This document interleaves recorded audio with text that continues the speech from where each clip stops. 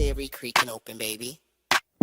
Yo, welcome to the screen where the plot gets bent. Julie B deep dives, not just for content. She don't react, she dissects those threads from the lens, catching clues y'all missed when the credits end. What you know about freeze framing frames and while you blinking, she building an evidence drum. Got a notebook bigger than the lore itself, and a chat full of nerds with the mental health shelf. Yeah, she sees the glitch, peep the double cross. You just watching TV, she talk to the boss. Every theory and thesis, no throwaway guess. While y'all on season 1, she in season X. Said rewind and slow it, zoom in enhance. Julie B caught the symbol in the window glance. While you tweeting what just happened like a clown, she already made a flow chart, color-coded breakdown. They don't die like us, they don't vibe like us. They binge and they bounce, we revive that trust. They skip intros, we wear frame.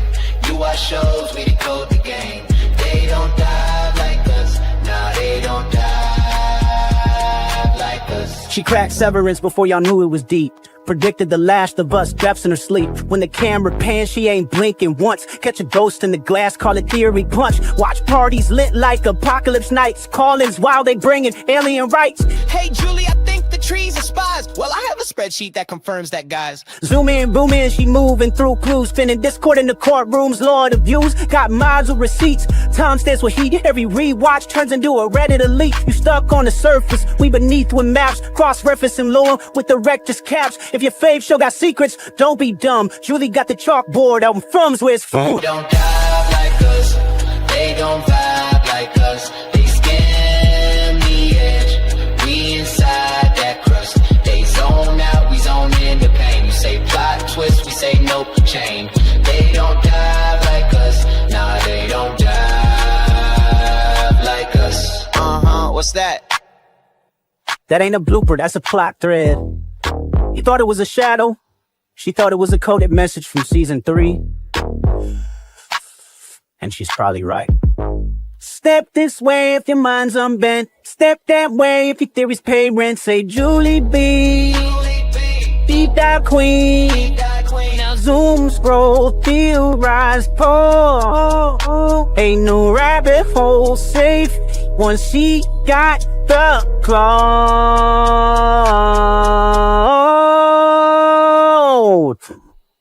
They don't die like us.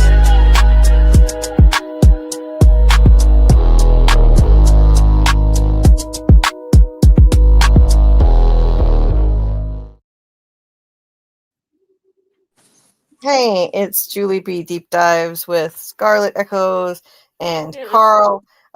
Finally going to break down the first 3 episodes of Pluribus. This is not a show that I planned on covering, and I don't think it was on a lot of people's radar unless you are a big channel who gets screeners, and you knew this was going to be something right up your alley.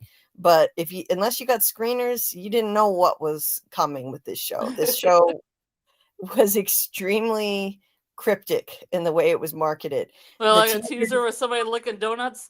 Yes. The teaser was basically just somebody licking donuts. That's it.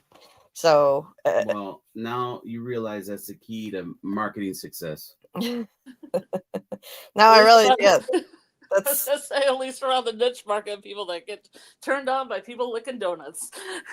Yeah, you see that? I guess you could assume it's going to be TV gold in the future. So, just yeah. I mean, I've noticed that a few other small channels, small-ish. I wouldn't say small. A few other channels that are not gigantic. Channels that are kind of medium-sized who don't get screeners jumped on this show after the first couple episodes premiered, because the first 2 episodes dropped at once, and then they were like, oh shit, this is a great show, I gotta make room in my schedule for this. And I had the same reaction. It just took me a little bit longer than the others for self-care reasons. I haven't been doing well. But I had to try and carve out some time and space to talk about this show. It's too unique and just, sparks so much thought. It sparks so much, intellectual and philosophical thought, and also just fun, silly kind of dialogue too, that you know it doesn't have to even be intellectual. Like you can take it to fun places too. Like I mean, what would you do if you had the entire world at your disposal, who could just show up at your door at any moment and take you anywhere you wanted? Like, would you have a whole harem of celebrities at your beck and call, like your personal Yes. hookers? Yes. I mean, what? Like, I mean, would you do that or not? Like, I wouldn't. I mean, I wouldn't be like the dude on the Air Force One, but you know, everybody's different. I'd be getting all sorts of different types of food, Julie, Yeah. in different countries. Yeah. It's like this show is in many ways more than just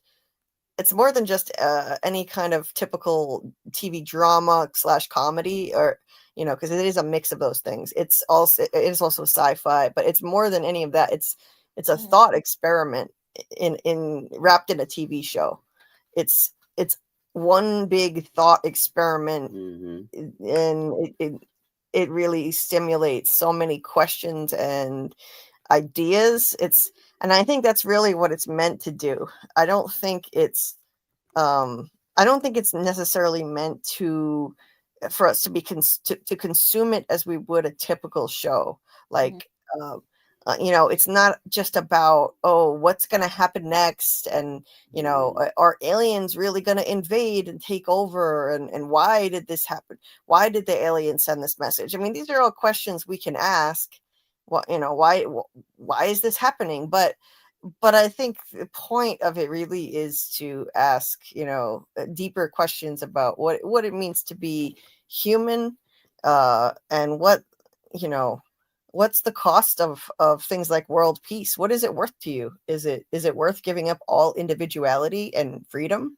And everyone can see themselves kind of in that position. You can ask yourself, what would I do? You know, it's like if Superman's on a planet by himself, you don't necessarily say, well, no, right? But everyone can see themselves in Carol and be like, what would I do if that happened to me? You know? Right. And I think that's also, you know, helps lead into all those questions that you're talking about. Right. Everyone can ask that. Yeah.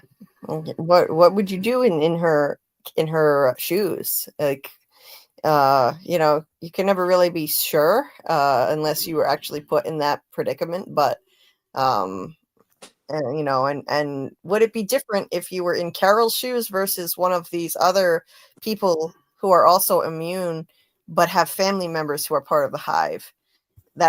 Why is it different for them? Well, they have loved ones they can actually see and touch and talk to, who seem happy and at peace. So they're not as apt to fight against all this. They're willing to accept it more. Carol lost her only loved one. As far as we know, she doesn't have anyone else she cares about. So she has no reason to go along with them. Her grief is her tether to her humanity and her individuality. Her grief and her sadness, that's her tether, so that she's holding on to. And they can't get through to her as a result of that. They can send the pirate lady in because she looks like a female version of her own character from her book, the version who she would have wanted to write about, a female, not a male. You know, like they can pull all the tricks they want like that to try to earn her sympathy with the hive mind and make her connect with someone in the hive mind, because that's the whole point of that. They did that to try to emotionally manipulate her, because what's the difference between her and the others who are immune? Again, they have loved ones. They all have loved ones who are part of the hive mind, so they have an emotional attachment to it. I was gonna say, a lot of them love cats. Yeah. Horses. That Yeah, might be a point. They do. But you know, they threw Zoja at her for a reason. But and you could say that it worked a little bit. Like, it may be kind of making a little bit of an impact on her, but I don't know. I don't think so. You could say since she's letting Zoja stick around and she didn't let Zoja go off on the plane with the dude who's going to Vegas. I forget his name. She didn't let her go. You could say, oh, maybe they're making an impact after all. She needs companionship after all. She's forging some sort of emotional bond with someone from the hive mind, but I don't think so. I think she saw maybe she saw a way that she could possibly erode that sense of that uniform sense of the hive mind where they can't make any personal choice whatsoever. They have no humanity left. They have no emotions. She saw Zoja had no choice but to, like, she forced Zoja into choosing one over the other. She didn't give her blessing one way or the other for her to go off to Vegas. So Zoja had to choose, and she went with the guy, but she was conflicted, and that's a flicker of humanity. As she was getting on the plane, she looked back at Carol on her own plane, and so I think Carol saw a flicker of humanity there. So maybe she thought, oh, this is something I can work with. Maybe it's possible these people can be turned back to human somehow. The odds are stacked against her, but even a 1% chance is better than zero. So you feel like the virus is something that could be changed back, and I'm of similar thought. I think it's possible. Because they're calling it like an entity on other channels, and I feel like the virus, you could call it an it, but I don't feel like it's an entity per se. You know? Right. I feel like it's a virus that's making them that way. Right. Like, in a sense, they're all the virus. You know, they're all the hive mind. There's not a, something outside of it. Right. And, right. And there may be a little clue in Carol's favorite show. As she's watching the Golden Girls. She's so golden. Because she has a yellow jacket in the pilot episode too, and she's watching the Golden Girls, and it's all part of Vince Gilligan's color theory stuff. Oh, that's appropriate so then. Golden. Yeah. And as she's like watching everything that she has too is like yellow and orange, like golden sunshine colors. Yes. Yeah, that's true. That's true. It fits with her yellow motif. Golden shower, all that. Yeah, she's not like sunshiny, which is interesting. Yeah, it clashes with her actual nature, which is not sunny and not happy. Yellow is generally associated with happiness, sunshine. But maybe that's just, it's meant to be ironic, I think. And but her as she's watching the Golden Girls, you hear Betty White saying something about how a smile is just a frown turned upside down. And but now that sounds like a silly cliche that we've all heard, but maybe that they put that in there as a clue that it's possible to turn these people's smiles upside down, that it is possible to undo the virus, that it can be cured. And how can it be cured? Well, maybe Carol needs to ask the right questions, and Carol doesn't need to get an atom bomb. Yeah, but maybe she needs to make the right demands and say, hey, what would really make me happy? I want you to get me the cure for this virus right now, and if you don't have one, you need to assemble every scientist on Earth, which is basically like literally anyone, because everyone has anybody. like literally everyone has all the knowledge of every scientist on Earth. So assemble as many people as possible so that there are people working around the clock. No one is ever off duty. Like an army of people who have all the knowledge of science on Earth, because every human on Earth has every bit of knowledge that everyone else has. And don't stop until you find a cure for this virus. I mean, would they say have no? to sleep, don't they? The hive mind people sleep. They just go to sleep all at the same time, or a good number of them. I don't know. Well, at Well, night, with the time zones, I would assume they maybe in stages, but yeah. Yeah. yeah.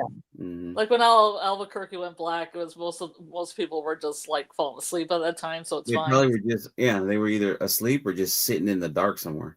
Yeah. Sitting in the dark, smiling. Creeps. Bunch of creeps. I like how Karl, Food though, eating some vegetables. I like how Karl calls them a bunch of ghouls and grave robbers and Oh, and Oh, Maniacs is my favorite one. When she was just like when she Zosha came to her house with a grenade, and she's like, "Do you maniacs drink?" yeah, The first three. you grave robbing ghouls. Yeah, she's funny. Yeah. I like Karl. Mhm. But Yeah, I think she's doing. I forget the actress's name, but I think she's doing a great job, like Ray carrying the show. You know, Seaburn. what's her name? Scarlet.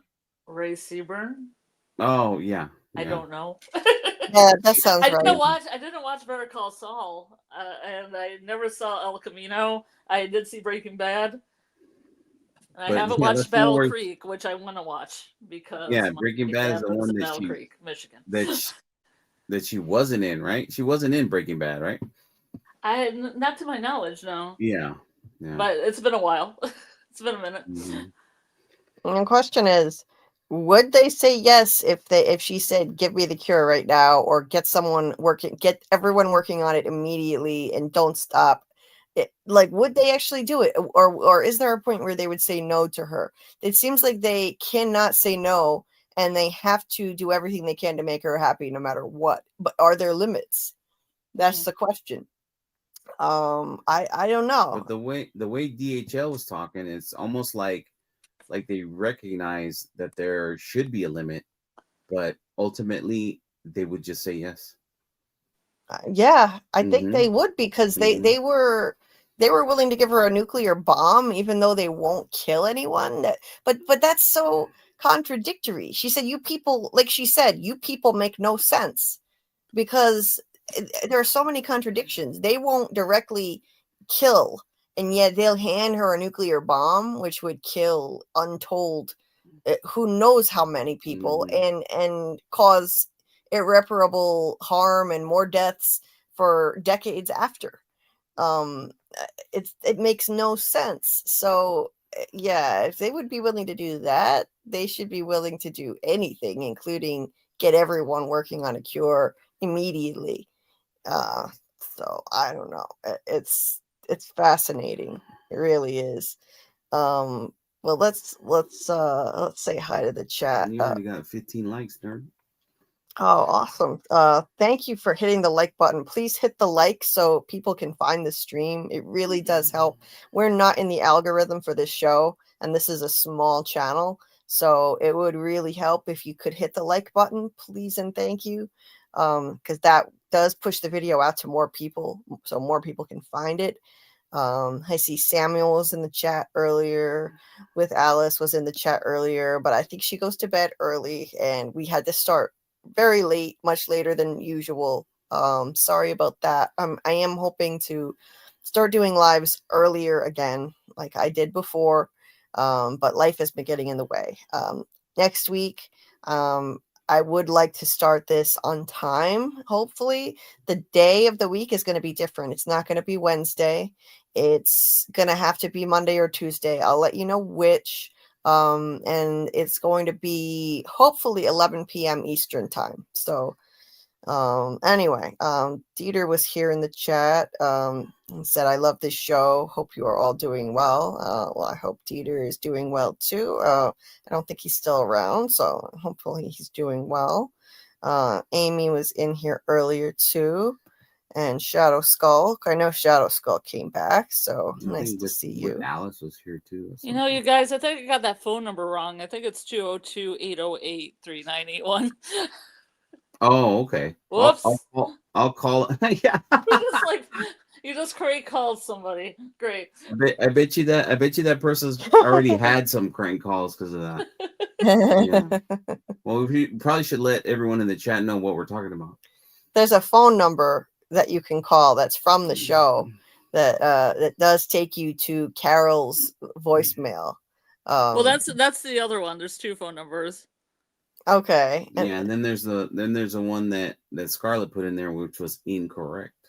Which was that's supposed to be a number 202-808-3981, and then the other one is that's supposed to be like the 505 call us for anything Carol number, right? 6933. What? Yeah, I think that's what it's supposed to be. We called the one. We got our answer machine. Yeah. Oh, that's great. I just saw it on the TV right now. I'm looking at clips, and it's the one that is from the government. So I guess you call that and you get some message from the hive mind, maybe? Yeah, I think I heard that you can call somewhere and you get a message back from the hive mind or something. Let's see. 202-808, right? 808, yeah. And 39 what? Sorry, person we called before. Yeah, 39 81. 81. Right. Let me see. 818.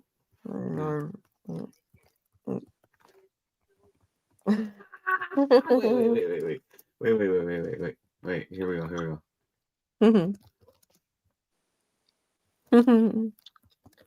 So glad you called. We can't wait for you to join us. Dial 0 and we'll get back to you. Here, I'll call it again.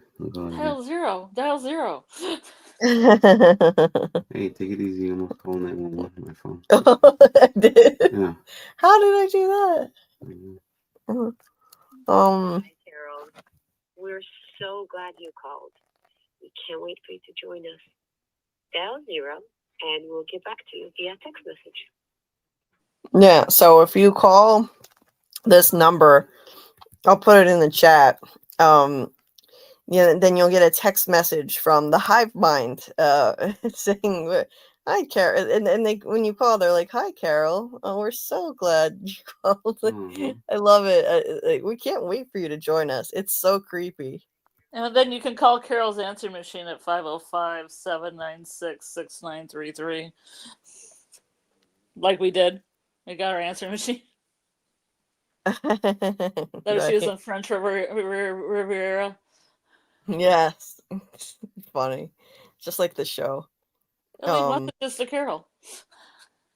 Yes. Tell them you're out there. Tell them you're normal. The virus hasn't reached you yet. Yep. Just Me was here earlier. Would love to hear the live, but getting sleepy. You might have to watch the replay. Well, we understand. And shout out to Just Me listening on the replay. And hi to Kelly. And Amy also had to get to bed. Appreciate the kind words, Shadow Skulk.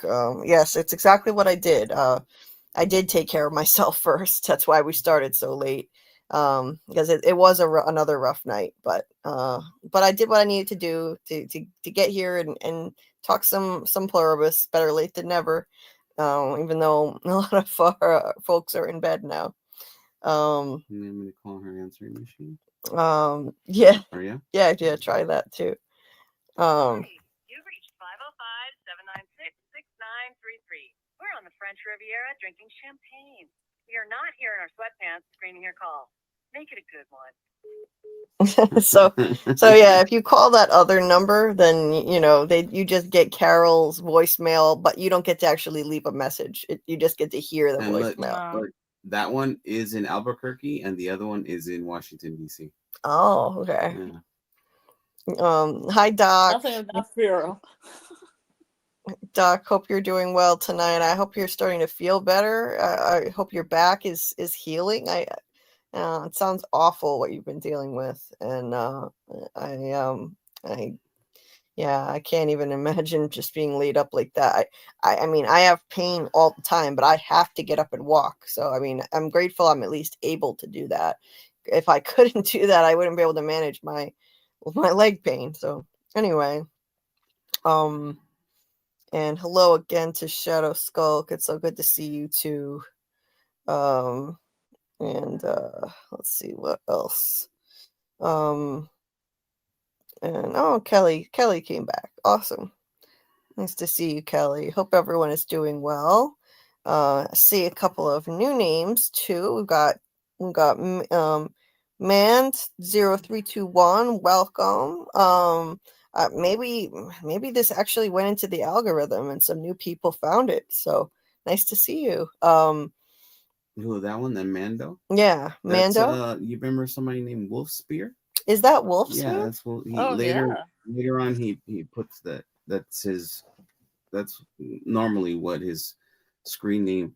And I'm telling you, we need to look that up. Maybe that's a setting, because I Oh, wonder if okay. people are in other chats and that doesn't happen. Mm-hmm. You know what I mean? Because remember, wasn't there some kind of YouTube update not that long ago? Yes. Yeah. So maybe that's maybe we Mhm. need to switch something. Right, because I've seen Wolf Spear in another chat, and it still said Wolf Spear. Yeah. So hey, Wolf Spear, Ms. Honey, let us know if you're someone we know too, because I don't remember your name. But welcome and hi. She says hi from Chicago. Very cool. It's cool to see where folks are from. Mike Durant said greetings from Bronx, New York. Very cool.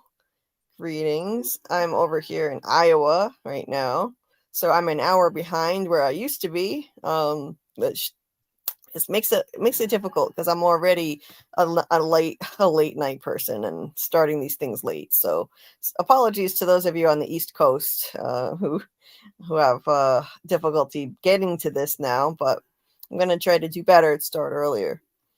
Because I am still struggling to get used to this. I'm used to East Coast time my whole life. I always lived in Rhode Island from the time I was born. So this is all new to me. Yeah, it was nice to see. I liked that little clip with Betty White, Mike. I did like that. Let's see. I think I missed a comment from Doc. Doc said it would be interesting if the psychic glue gets disrupted and they all snap out of it, and see how people react to that. See who misses it and who doesn't. Yeah, that would be really interesting, Ooh, Doc. I like that. maybe like a I disruption have a. Oh, just for I'm like a sorry. little Go. bit. Yeah. Wouldn't that be funny? People look like, what happened? And then they go back. You know? Yeah, just Yeah, I don't know. temporarily. Or have like Carol be part of the hive mind for a little bit and see it from that view, Yeah. if it's good or not. Yeah. What that feels like from a Yeah. Oh, okay. Miss Honey says last time I was in here was for a From Deep Dive a year ago. Wow. It's been a while. We still do them. You should show up. We still do them. Well, welcome back. Fridays. Welcome back. Yeah, we're still covering From, and Yeah. on Fridays we still talk From Academy Live, where we dive into a different topic related to From, sometimes kind of diving down different rabbit holes, a little deeper than the average channel. But as soon as we get a teaser for From, we'll dive into doing lives discussing that. We'll do lives on the teaser, we'll do lives on the trailer when it drops for season 4. So you won't want to miss that. Make sure you come back around for that, and the rewatch. We're going to get back into the rewatch soon. Probably, I would say next month. We'll jump back into that. We're in the middle of season 2. That's where we left off. So we're gonna do that. We'll do rewatch parties in the Discord too for From. Also, so if you're not in the Discord and you want to do some rewatch parties with us when season 4 gets closer, we'll do that. So anyway, let's see, where did I leave off here? Yes, I think Carol hasn't asked the right questions yet. I think so, Miss Honey. I think she needs to ask a lot more probing questions than she's actually doing. She needs to do a little less moping around. I know she's grieving the loss of her partner, Helen, but she needs to do a little less laying on the couch, getting wasted, watching the Golden Girls, and a little more asking some questions, grilling these people, because they tell her pretty much anything she wants to know. Ms. Honey, yeah, she said, I'd be constantly asking Zosia about her life prior to the virus. Keep her focused on her individuality. That's really interesting. It's a great point. Yeah, that's a great idea. Yeah, because she still has all those memories in there. So maybe there's some vestige of humanity in there. Who knows? One of the biggest philosophical questions in the show is, what makes us human? What is it that makes us human?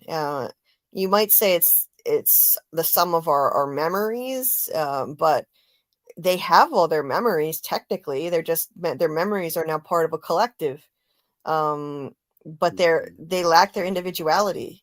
They lack personal freedom, personal choice, individual traits, and a normal range of emotions.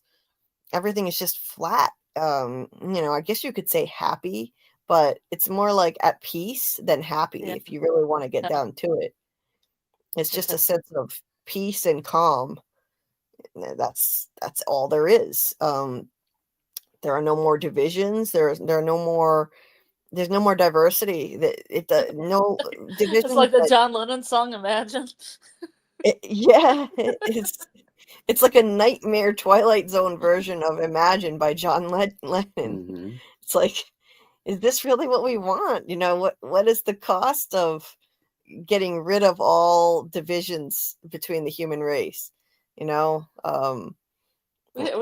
should watch that Third from the Sun, Twilight Zone. Oh yeah. That's a great one. Yeah, the Third from the Sun Twilight Zone episode is connected to this series. Mm-hmm. There's one video that goes really far down a rabbit hole with it. I know, I love it. It's I a love little the theory. It's a little out there for me. Yeah, but I mean, But it shares a lot. The characters in Twilight Zone share last name with Karl, stuff like that. As a Twilight Zone fan, I enjoyed the theory.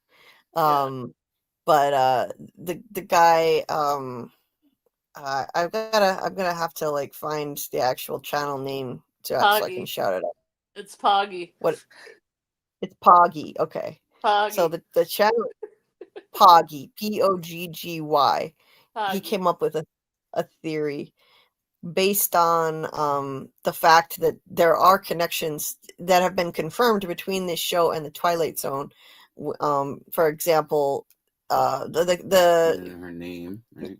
Yeah. Scarlet. Yeah, the guy who wrote and directed this show, he's a huge fan of the Twilight Zone. What's his name again? Terry Gilliam. Terry Gilligan? Is it Gillian? Vince Gilligan, not Terry Gilliam. Yeah, Vince, sorry. Not Terry. Terry. Terry Gilliam. You're getting everything wrong.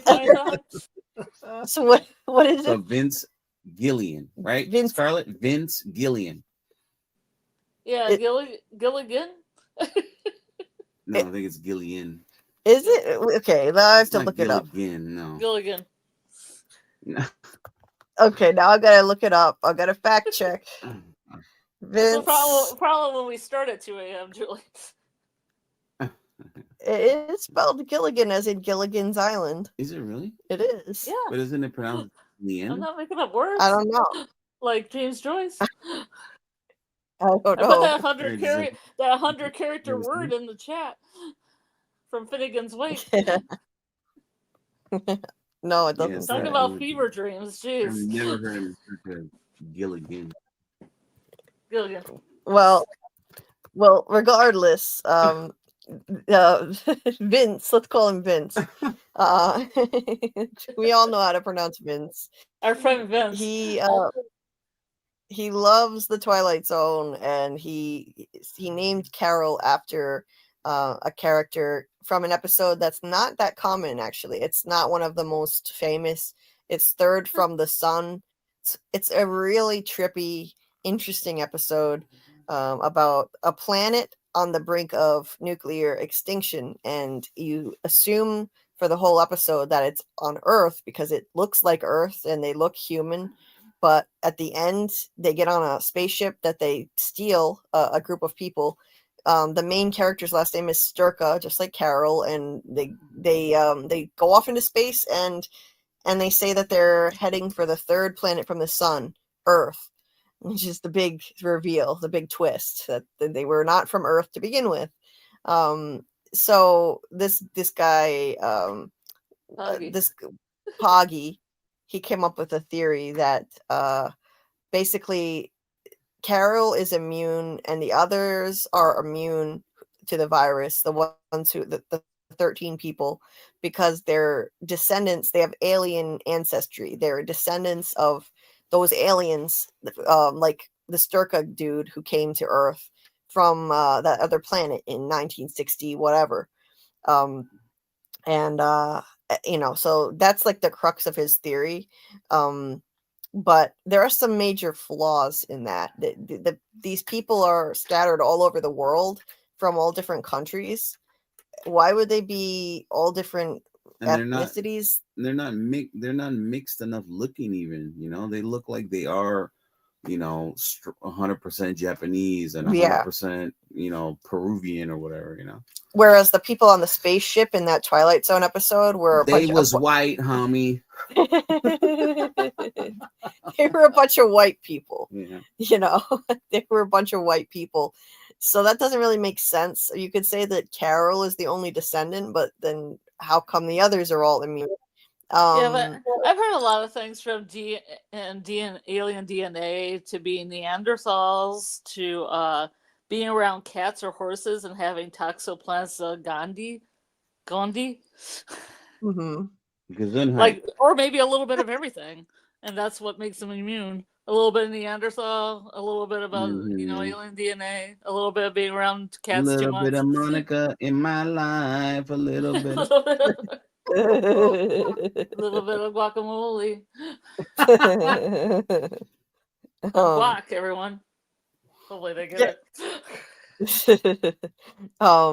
Here's the thing, though. The thing with the cat theories, that the theories out there about people who like multiple immune people love cats and stuff like that. Well, millions of people around the world, maybe billions, I don't know, love cats and spend time with cats. So it's got to be a little mix of lady things. would have been there, That could be one part of the mix of things that makes them immune. Maybe. Yeah, maybe it's like one piece of a larger puzzle. Yeah. That could be. It could be like a mixture of things.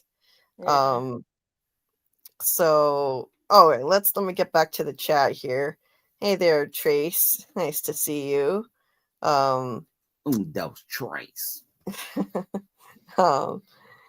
And I've never seen Breaking Bad or Better Call Saul, Trace. I think I'm missing out. I'll definitely give them a try. Starting with Breaking Bad, of course.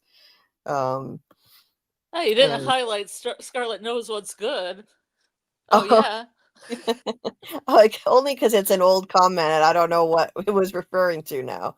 You're right. You're totally right. I know what's good. This is what he said. Scarlet knows what's good. Oh yeah. Yeah. But she does. Like, yeah, but why does it say message retracted on my end? I don't know. Look right there. That's that group right there, and that one's gone. Oh, that's weird. Maybe he changed his mind, Scarlet. It says message retracted now. Oh no. Jeter is listening. I can still see it. I can still see it. Me too. Hi Dieter. Dieter said, I'm listening in for a little bit. I hope you're doing well and taking care of yourself and your family. And we miss you, but you're doing the best thing I know for yourself and taking care of yourself, and that self-care always has to come first. And let's see. What else here? 17 likes. Awesome. Let's see if we can keep getting the likes up. If anybody who's listening right now, please hit the like button. And this is a show that really warrants some polls. I want to get some polls going and see what people think about various interesting questions related to this show. Hey, Martin, nice to see you. Said, I haven't heard of this show and I'm not afraid of spoilers. Maybe y'all can sell me it. Well, okay. Yeah, we can spoil away for you. It's a really interesting, creative, ingenious concept for a show. I've never seen anything like it. I've seen a lot of post-apocalyptic dramas, And obviously, there have been plenty of shows and movies about pandemics and so, this also, it kind of blends the apocalypse with a pandemic situation. But it's nothing, it's like nothing I have ever seen. It's extremely creative, and it has a really interesting blend of sci-fi, drama, and comedy, dark comedy. Dieter said, looking forward to the next episode. Curious how they're going to keep it original. Yeah, I am Yeah, kind of curious about episode 4 and where it's going to go. Where is it going to go? yeah, It could go anywhere. yeah. One of the first things I said as I was watching this show, actually, one of my first concerns about it, as brilliant as I think it is, I just think that they may be writing themselves into a corner in terms of longevity. How is this going to work in terms of the show having legs? They have said they want to do roughly 3 seasons. That's the goal right now. Interesting. Which seems reasonable. This doesn't seem like a show that can go on for as long as your typical show. Let's face it, How many episodes a season for this one? How many episodes a season? This one is going to have 9 episodes. Okay, 9. Okay. Yeah, and it's so, think about it. We only really have one character right now who's actually like someone we can work with. Like she's the only one who has any humanity and any fight left in her. The other immune people who we've met are useless. I'm sure. Maybe they could start out the second season with that guy in Paraguay. Well, I don't think we're gonna have to wait that long. I bet you we will meet him. I would be willing to bet money we'll meet him in the next episode. It's gonna be Take Me to Paraguay. Is that what you think? Yes, I either that or I think more likely he's gonna come find her. Yeah. Because she yelled at him. I mean, she swore at him in Spanish. So about his mom. After he cussed her out, she cussed him out, and he'll stop and say to himself, "Wait, she couldn't be part of the hive mind. They don't." Yeah. And he'll want to talk to another sane person like himself. That's what I'm thinking. So I think they have to introduce him because as much as Carol is an entertaining, funny character, she can't carry the whole show on her back alone against this hive mind. It's for 3 seasons. And even with the introduction of this guy from Paraguay, I worry that it's still not going to be enough long term. That they're they have a guy from Turkey too. There's a guy from Turkey. There's a bunch of other people. They just don't know the languages. Yeah, there's the language. One of them barrier. was like a 9-year-old. Yeah, one of them is a little girl. What sort of? Yeah. I mean, sure, she could bring a great idea to the table, but she got no life experience, so that one's kind of useless in a sense. All of the ones who can't speak English, other than the guy from Paraguay, because she can at least speak enough Spanish to talk to him. Who knows? Maybe she only knows swearing, though. Maybe. But the other ones are pretty much useless because they don't speak English. They're useless in terms of this show, that is. And so it's like... Subtitle? Yeah, but they'd have to have it would be very clunky. They would need a translator constantly, and and then you wouldn't trust a translator because it would be a hive mind, That's why I think Karl keeps refusing a translator to talk to these people. And so the focus of the show is very narrow. It's very Last Man on Earth kind of scenario. And that's great for a Twilight Zone episode or a Black Mirror episode. But to build an entire series off of it, I worry about that. And, other than that, it's a fantastic show. I just don't know how long they can keep this going unless it's possible to start turning some of these people to eventually, not right away, but eventually, if it becomes possible to turn any of these people, or we find out there are more people they don't know about yet, which is another possibility. That's More what I was immediate. That thinking. how was it that they weren't aware of this guy? How is that even possible? Right. Because it's not like he was a hermit or whatever. He's a fucking manager of a public storage or something. Right. So he should have been known. How is it that he was not known? There's a Well, I mean, not only that, but when this kind of scenario happens, don't a lot of rich people go to their private islands and stuff too? Like they're really isolated. right. So if some guy that works at public storage or a Peruvian or Paraguayan version of it, and he's the manager, there's no way that people didn't know who he was. Right. So if the collective brain, how could the collective brain forget about somebody? So there's something there. There's something there that I'm sure it'll be like you might find other people hidden somewhere. Right. They didn't know about him right away, which seems, it seems unlikely that there would be anyone they don't know about because they've absorbed the consciousness of everyone on Earth, including the millions who died. Because even if they died when they were part of the joining, they were briefly, even if just for a few moments, part of the hive mind, including Helen, her girlfriend. So like they have all of that knowledge, so they know about pretty much everyone on Earth, and it would be very hard to hide from them. Now maybe there we'll find like a bunker of some like crazy survivalists or something, like some preppers who've been living underground, or like there could be people somewhere that we don't know about. So that's another way that we could expand the scope of the show, which I think is going to be necessary in the long term.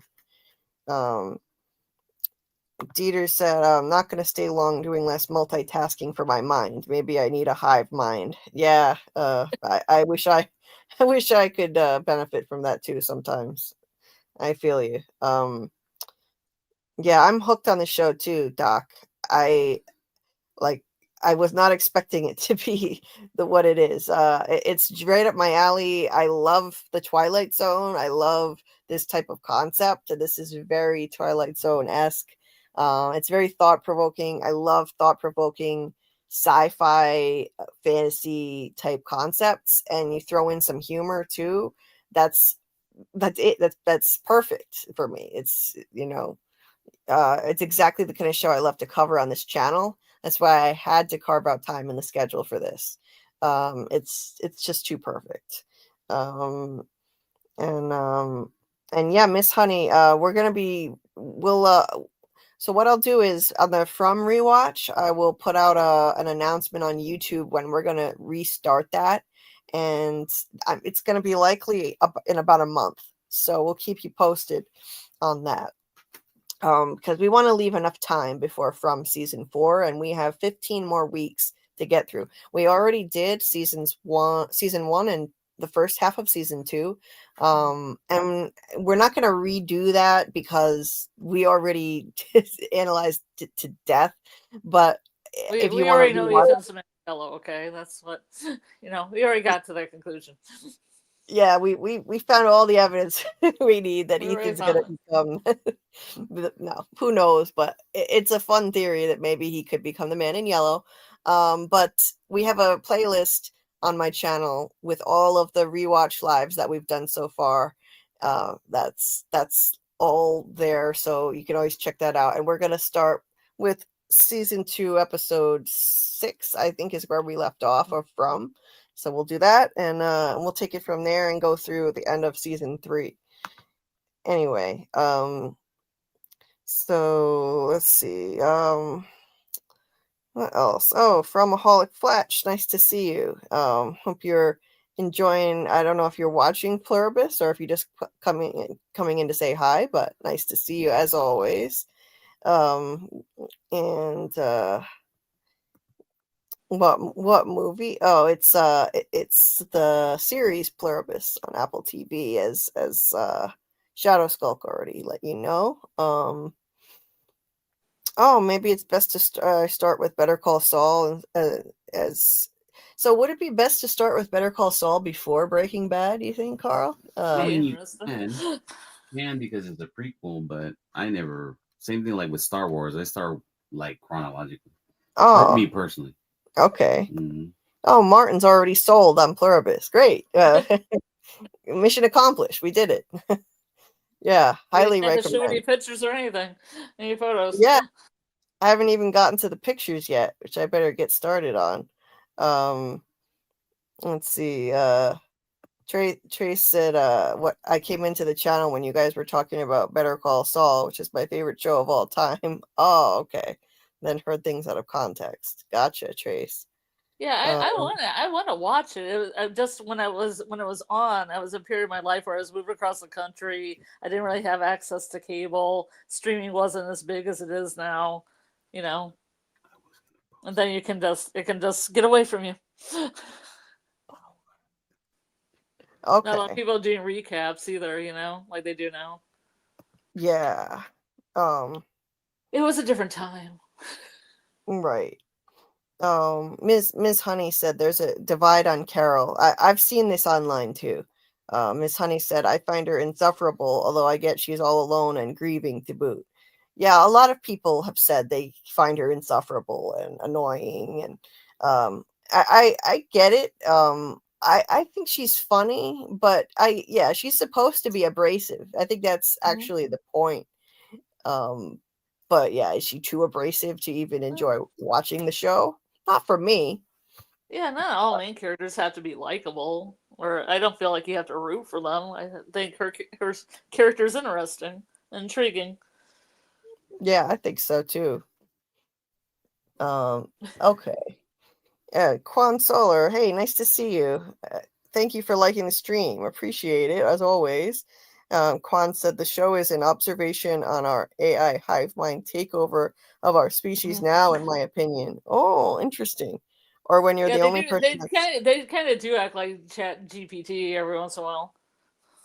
Yeah, they do. They're Or eager when to please, or when you're the only person that's not religious around a bunch of religious family members. Oh, Yeah, that could be an awkward situation for sure. Like, or anyone who's ever felt like an outsider, the odd one out. This is that taken to an extreme, of course.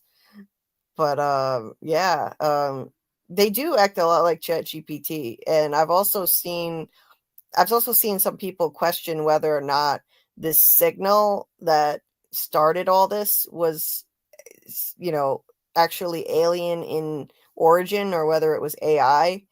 I think we should just take it as it was told to us, which is that it came from outer space. I don't know how that could be AI. We received it from outer space, and we were told that it was sent. It may have been coming from who knows where, from 600 light years away, for eons, since before humans even existed on Earth. So AI didn't it was exist. the guac from outer space. Yeah. AI didn't exist then. But Well, quant not on this planet. but right. But yeah, so yeah, I mean it could be AI from another planet if you want to go that route. But Maybe it's the Battlestar Galactica AI. It's the Cylons. yeah, maybe Could it's be. AI from another planet. That's another possibility. It definitely functions like AI, because it has all the knowledge that humanity possesses all at once. You ask it See, something, and see it gives that gets to my theory about the time machine by H.G. Wells. Like the signal is sent by some race that is going to use people for food, like in the time machine where they have the one race that became really docile, and they used to be the leading race, and they had utopia, but then they got docile, so the other race that lived underground that took care of them decided to eat them. Oh, yeah, And yeah. that to me feels like maybe they're grooming the planets for some cattle, some human cattle, making them docile. Hmm. Making them into like human cattle. Oh, Yeah. interesting. Yeah, Yeah, I like the Time like all Machine. the Highly cattle. recommend the Time Machine by H.G. Wells. yeah. Well, I think it's got to be the goal of this has got to be to make the human race docile for domination for some purpose, for sure. I mean, what better way to take them over than to, create this hive mind situation where they don't resist anything. They'll say yes to anything. They'll do whatever you demand of them. I mean, I think there must have been some alien some alien civilization that wanted to conquer them for whatever reason.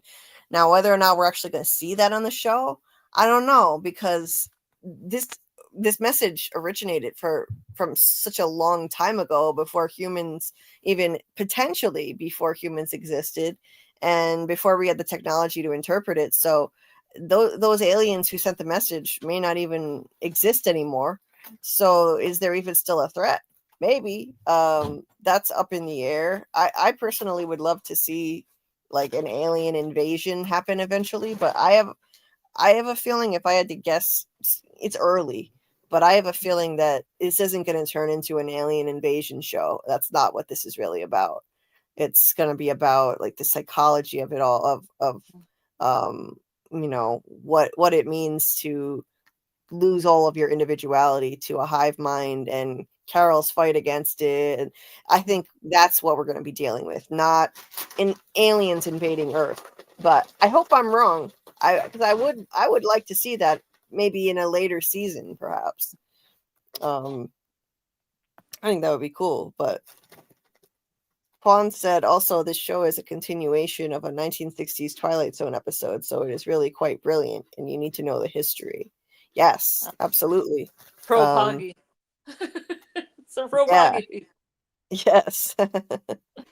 Yep. Yeah, it's a good video to watch. It's fun. It's a fun theory. Yeah, it is a fun theory. Literally, Vince Gilligan is paying tribute to an old Twilight Zone episode and continuing the show. It's quite brilliant. I agree, Quan. As a Twilight Zone fan, that made me really psyched about this and eager to watch the show. Shadow said, I wonder if the guy from Paraguay can speak English. Mayhaps no one knows. Probably not. I think it's just Spanish, and luckily Carol took Spanish in high school and can speak it enough to get by, I guess. Should get one of those translators. I mean, not a human translator, but a computer translator. Right. Yeah, I mean, if she doesn't trust a human. That's a good point. I mean, right now, none of the cell phone networks work, but she could do it at home. I mean, we don't know if their Wi-Fi works anymore, but because the cell phone networks are all down. But if the internet still works, she could use an internet translator. Or she could ask them to get on one of those old school things where you type in the words and it gives you the translation, and it's not connected to the internet. Right. Yeah, it's just a little dictionary. There's things that are called books that have translations as well. Like a dictionary. It's just not as easy, And bonus points to anybody who uses the word mayhap. Mayhaps. In text or anything. Yeah, that's what we don't hear much anymore. Kelly, yes, maybe some off-the-grid people could be. Quan said she's immune because of the old Twilight Zone episode, telling you why I think the episode is called Third Planet from the Sun. Maybe so. Quan missed some of the beginning of her. Yeah. Yeah, did. Martin, thanks. I enjoyed doing the From Rewatch lives, and we will get back to that soon. Promise. Quan said polar bears are the most intelligent. Oh wait, Polar Bears is the most intelligent show on television right now. I've never even heard of that show. Okay. No. There's a show called Polar Bears. I think that might be a misspell. Oh, okay. I think okay. It's an autocorrect of Pluribus, I'm guessing, right? Oh, yeah.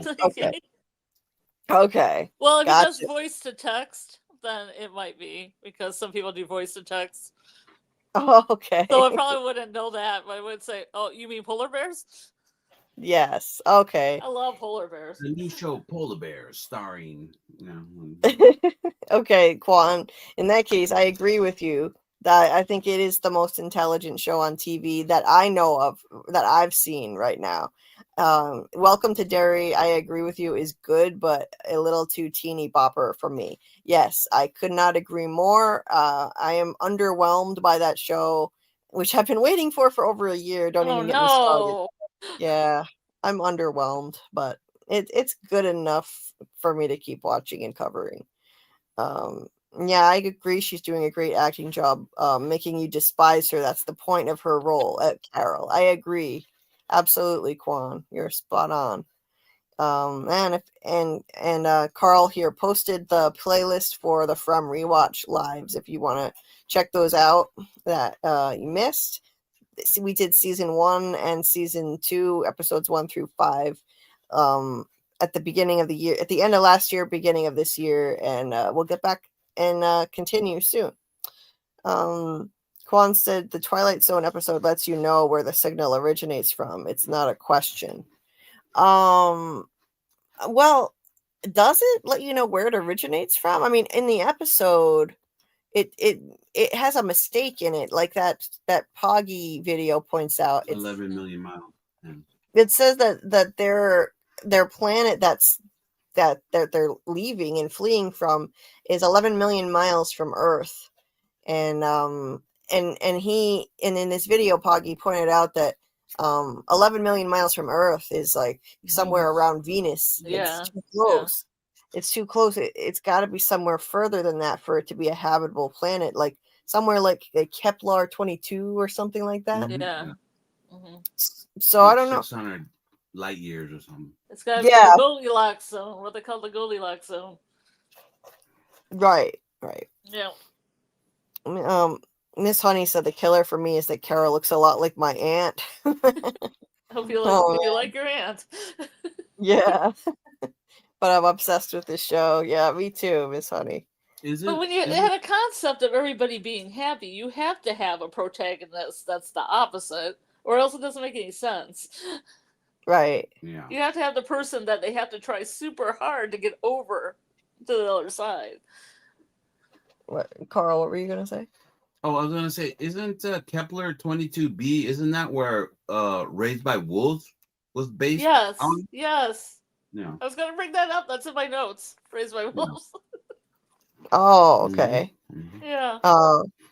Shadow said, I love Carol. She seems like someone I'd also get along with in real life, but I've had friends with similar personalities. I just don't take the grumpiness personal.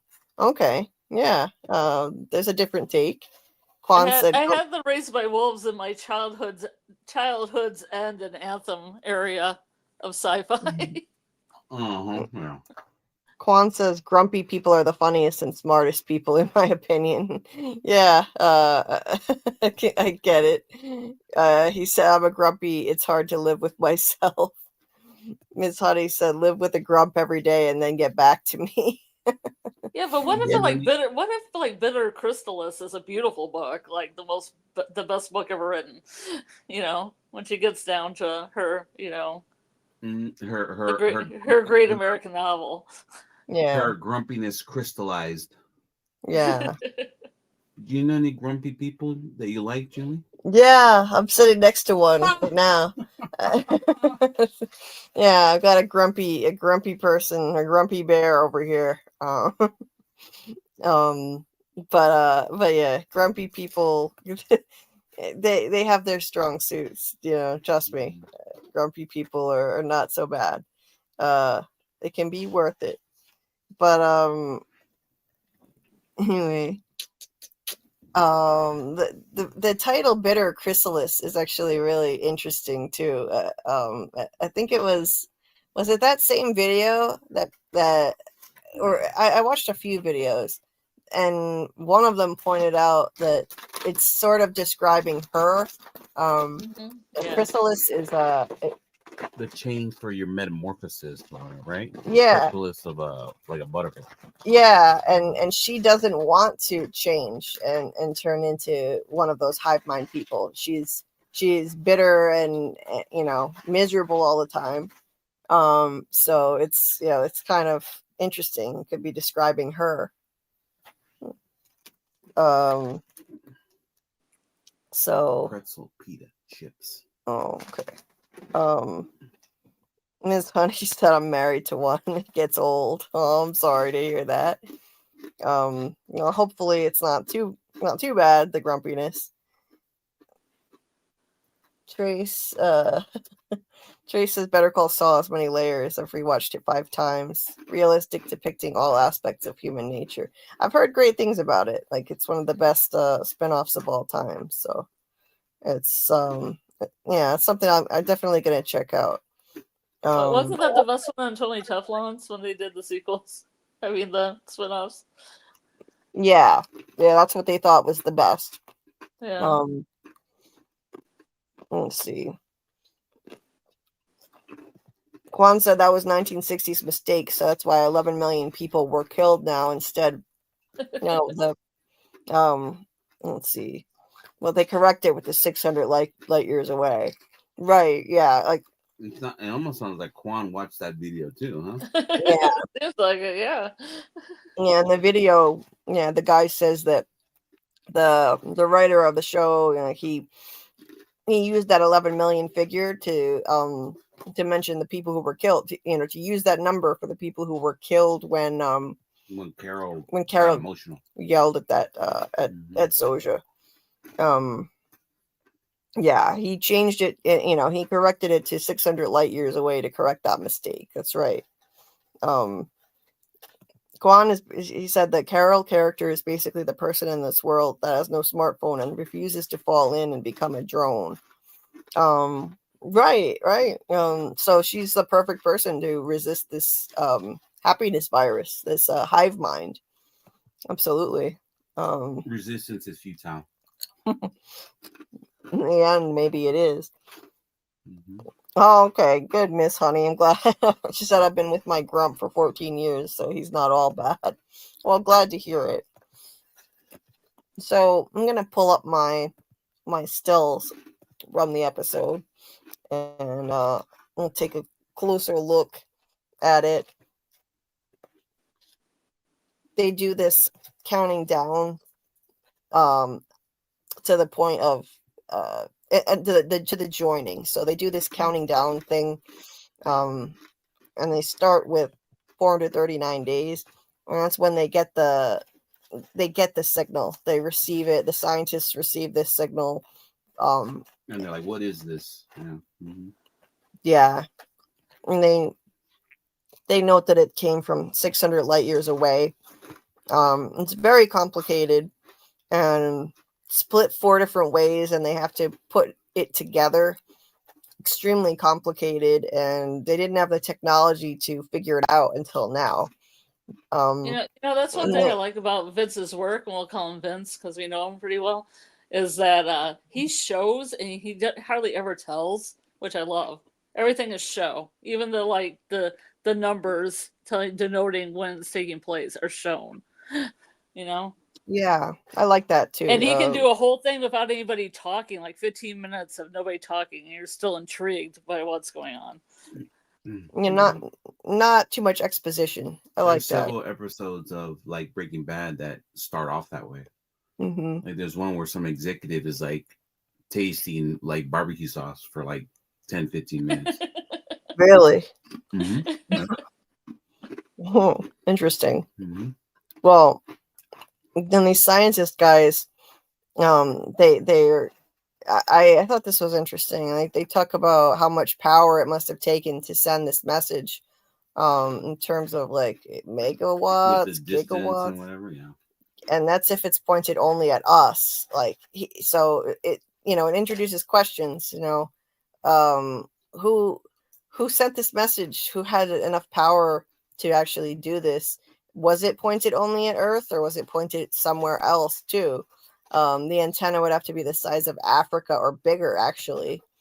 And you go to, and then they ask the question, or they pose this point. You go to all that trouble to send a message. It's got to be more than just hello. It's got to be significant, clearly, and it is. But why make it hard to understand? That's another thing they ask. Why is it so difficult? Why did they put it in code like this? That's another question to ponder. There's just infinite questions with this show. They want to take over intelligent species, not stupid species. Yeah, clearly. That's definitely got to be a goal. They taste better. Smarter people taste better. Right. Yeah, No. maybe that's what it is. It's interesting. Yeah, if they're going to take over, maybe they want it to be intelligent species. But I have a feeling though we can keep track of the myriad of questions we have about this, but I would be willing to bet this show isn't going to answer all of the questions. Mm-hmm. It's not. I don't think it's supposed to. I think it's going to be in the end. This show is going to be meant more as a thought experiment and meant to, stimulate dialogue and debate, and not necessarily to answer all our questions. So I'm not going to hold out hope that they're going to answer all of this. They realized, you cut to a year later, and they realized that this was some kind of sequence, an RNA sequence, which tells your DNA how to, it allows your DNA to function, tells it what to do. So they have a bunch of scientists putting the RNA sequence together. And that one guy, that's why he's like, wait a minute. He figured out, he's like, I know why it's in 4 parts. And then right, it was that. Yeah, because it was that's why they sent it in 4 parts. It turns out it's RNA formula. So then they get to work on that and experimenting, implanting it into animals. Of course, they can't resist. They have to do that. Yep. There can be nothing that will go wrong with this. No, what could possibly go wrong? We should just do this. Yeah. What could possibly go wrong in planting it into mice and then handling the mice? And it couldn't possibly jump to humans. I mean, the sad thing is that if this happened in real life, scientists would absolutely do this. They would absolutely infect animals with it, and then it would jump to humans. And we can hear Jeff Goldblum's words. Instead of asking whether you could, you should have asked whether you should do it. All right. Oh, sorry, that's my Goldblum. Sorry, guys. Yeah. I remember he was in that movie for 2 minutes, but it was nice. Yeah. Yeah. And he spoke the truth. Right. Here's why Carol. do we keep doing this? Because it's on the 6th movie. Why do we keep doing this? Because we can. Here's Carol. We get introduced to Carol Sturgis at her book signing. And she's reading from her latest piece of mindless crap, as she herself. There's the crazy twins, the twins in purple. Book. Those twins in purple. You see them?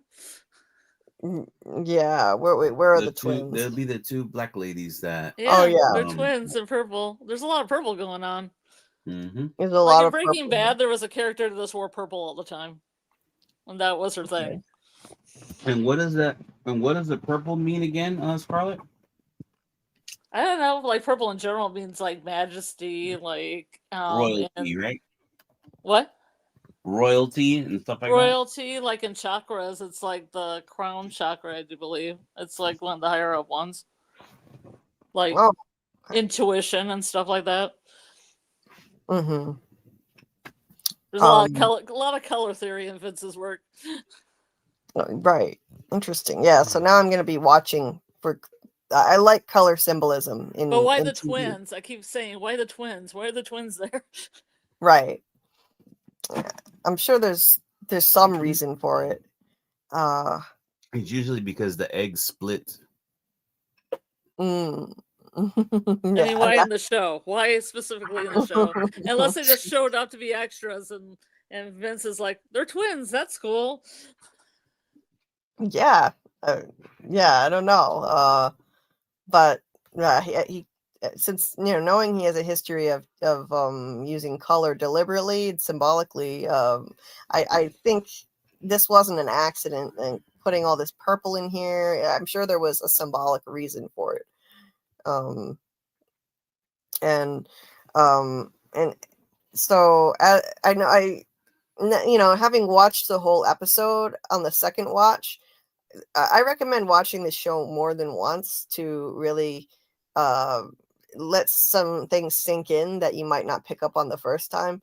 Because like on the first watch, you don't know enough to notice the significance of certain things. I do like that, like, with that Raven, proud, haughty Raven.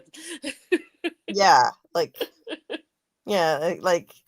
as she's reading that line, you see her girlfriend standing there, and now, having watched the whole thing, we know that she based the romantic leading man in her book on her girlfriend, essentially, like not literally her, not physically, but not physically her, but like the idea of her, because she's actually not interested in men.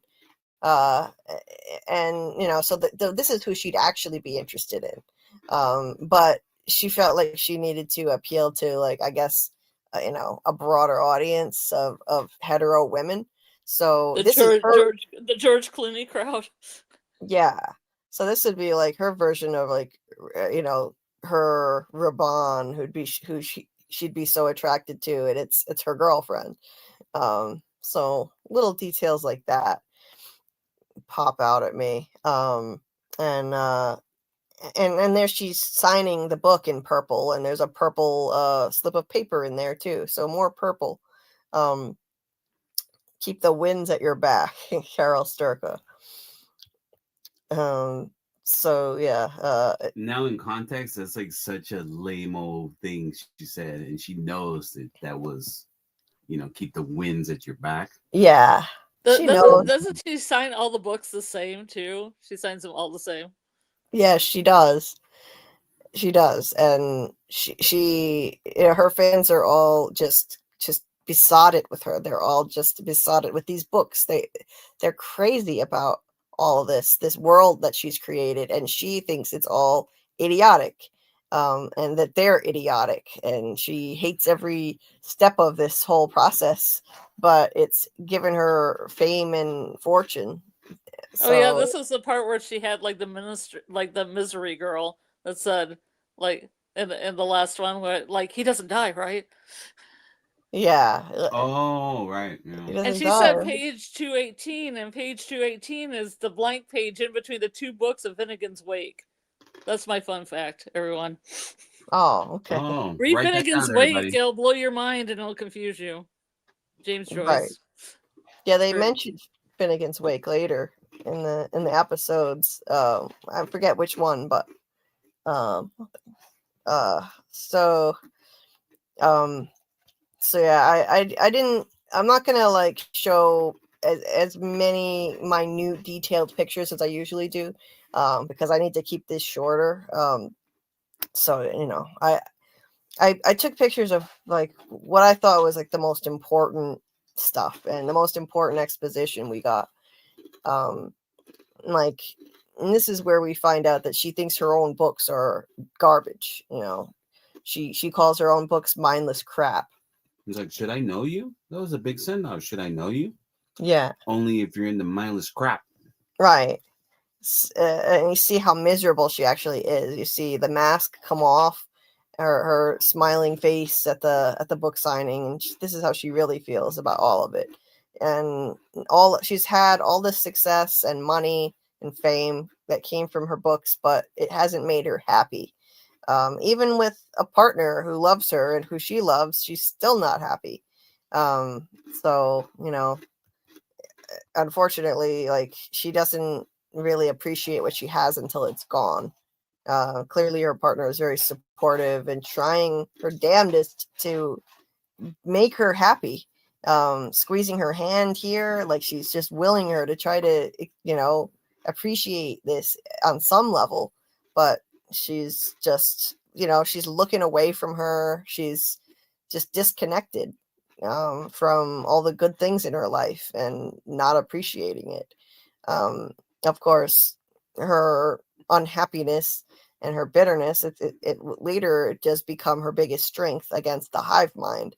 But for now, it's, you know, her own worst enemy. She's her own worst enemy. It's standing in the way of her own happiness, essentially. Now, okay, so I skipped ahead here to this duo of scientists who you know, they basically start off the process of infecting the human race unintentionally, of course. If they find a mouse that appears to be dead among all the test rats, a rat rather. They take him out, and she's like, he looks pretty dead to me. I can't feel, but she's trying to feel for a pulse, and she can't feel anything with her gloves on. So she takes him off, and the thing bites her. She felt a vigorous heartbeat. There was nothing wrong with that rat. A strong heartbeat. Mm-hmm. Because she was like, if I didn't know any better, I think, and then bam, she got bit. Yeah, it's like she was about to say he's playing dead, because that's what he was doing. Yep. If I didn't know better, I think he's playing dead, and then he bites her. And why? Because the rat I think had that same biological imperative that the humans have when they're infected. It had to infect her. It couldn't resist. So it literally it was somehow smart enough to play dead to get her to take it out, check for a pulse, because she'd have to take her gloves off to do that. Then it bit her. It did that on purpose. So the rat's part of the hive mind then? You think the animals are part of the hive mind? I think the rats created their own hive mind, their own psychic glue with each other, and they pulled enough IQ points together to say, hey, one of you needs to play dead and try and bite somebody. Yeah. Like, that's all they could think of, you know? Yeah. Mm-hmm. Yeah, they were compelled to do it, you know, just like, you know, you see the animal kingdom do all kinds of things from biological impulse. They don't have to know why they're doing it, you know, like their whole reproduction process and taking care of their babies, and they know they need to do it. So this virus, it's like this virus kind of programs itself into its victim, that it needs to infect others. So they don't even have to know why they're doing it. They just do it. It's an instinct. Mm-hmm. Yeah. It's an instinct. So I think the rats have their own hive mind. I don't think it's the same as the humans. I don't think that the humans somehow have like the rats' memories. Like, or that'd be something, huh? It was like, I remember the first time I ate cheese. Yeah. It would be interesting if the humans also had a mind meld with a rat. And they're like, and then they have like, I don't like peanut butter because the last time I tasted it, I died. You know, I swear the woman that gets bit by the rat made rat noises, because I had the volume up and I thought she was making rat noises. Really? When she was connecting with the rat. Oh. Wow. I had to rewatch that because I was like, that was weird, because she was like getting in touch with her inner rat. Maybe. So that's an interesting question as to like, how does this work? Are the rats also part of the human hive mind, or do they have their own? But I definitely think they're part of some kind of infected hive of their own. They might have their own network, you know. Yeah, I think so. What's the password? Yeah. Jeez. Yeah. Yeah, because it definitely knew what it was doing. Anyway, like it had that imperative to infect her. It may not have known why it was doing it. It was just an impulse, an instinct, because it didn't have the intellectual capacity to think about it. But look, I mean, once these people turn into essentially like pod people, do they know why they're doing it?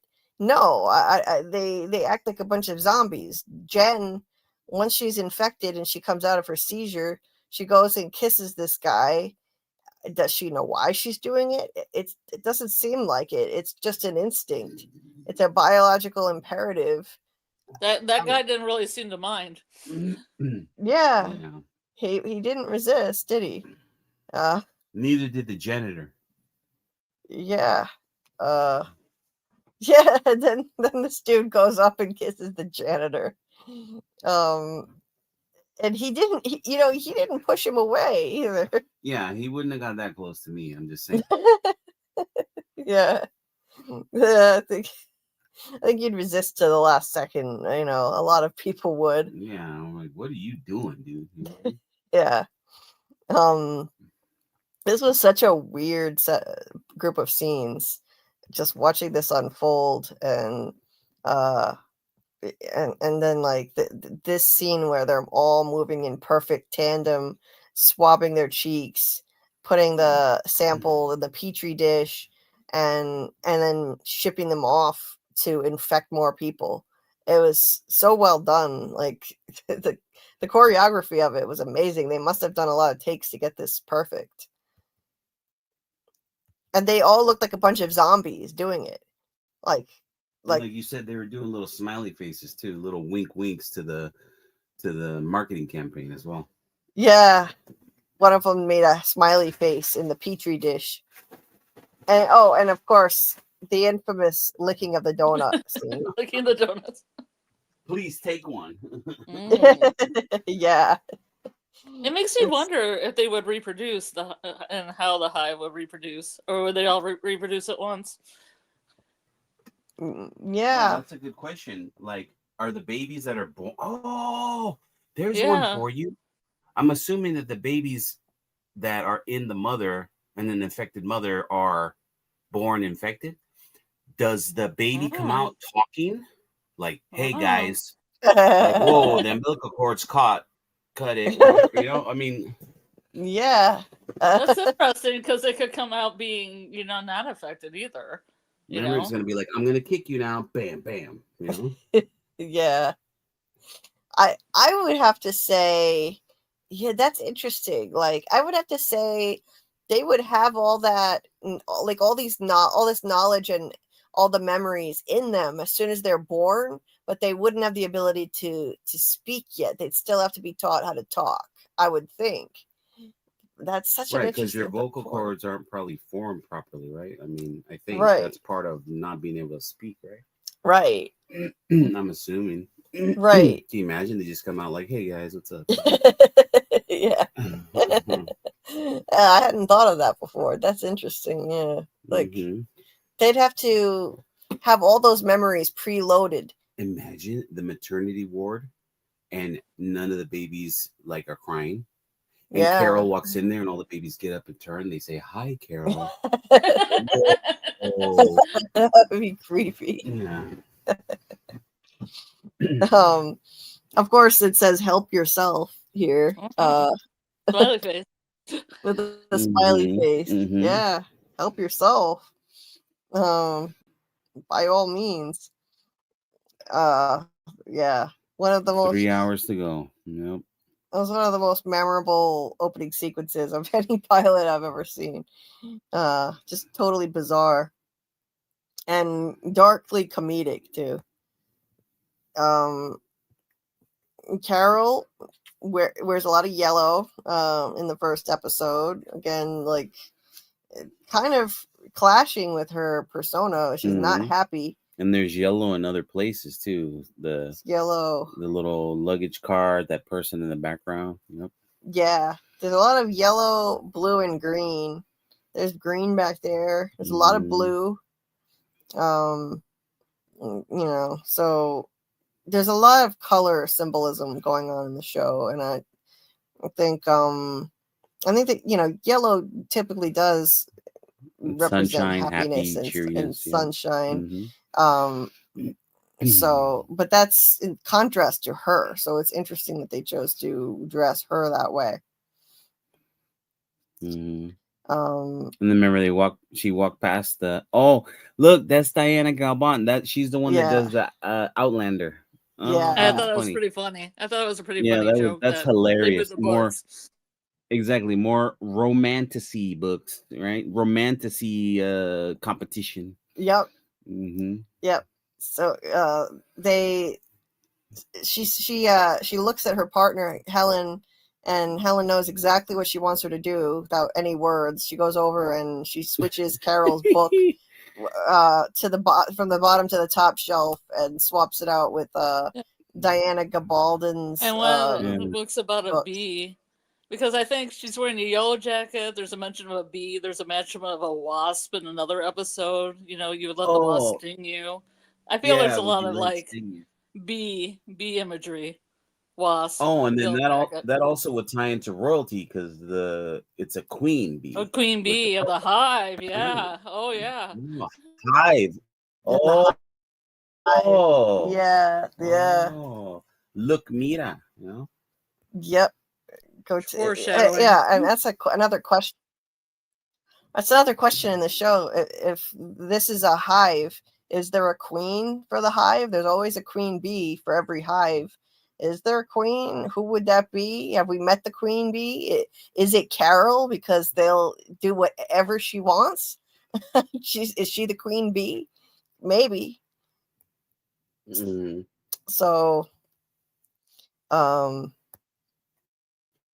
So anyway, oh, that's right, huh? How Carol could be like all these people are drones, and Carol eventually might have them doing her bidding like a queen bee, right? Yeah, because Yeah.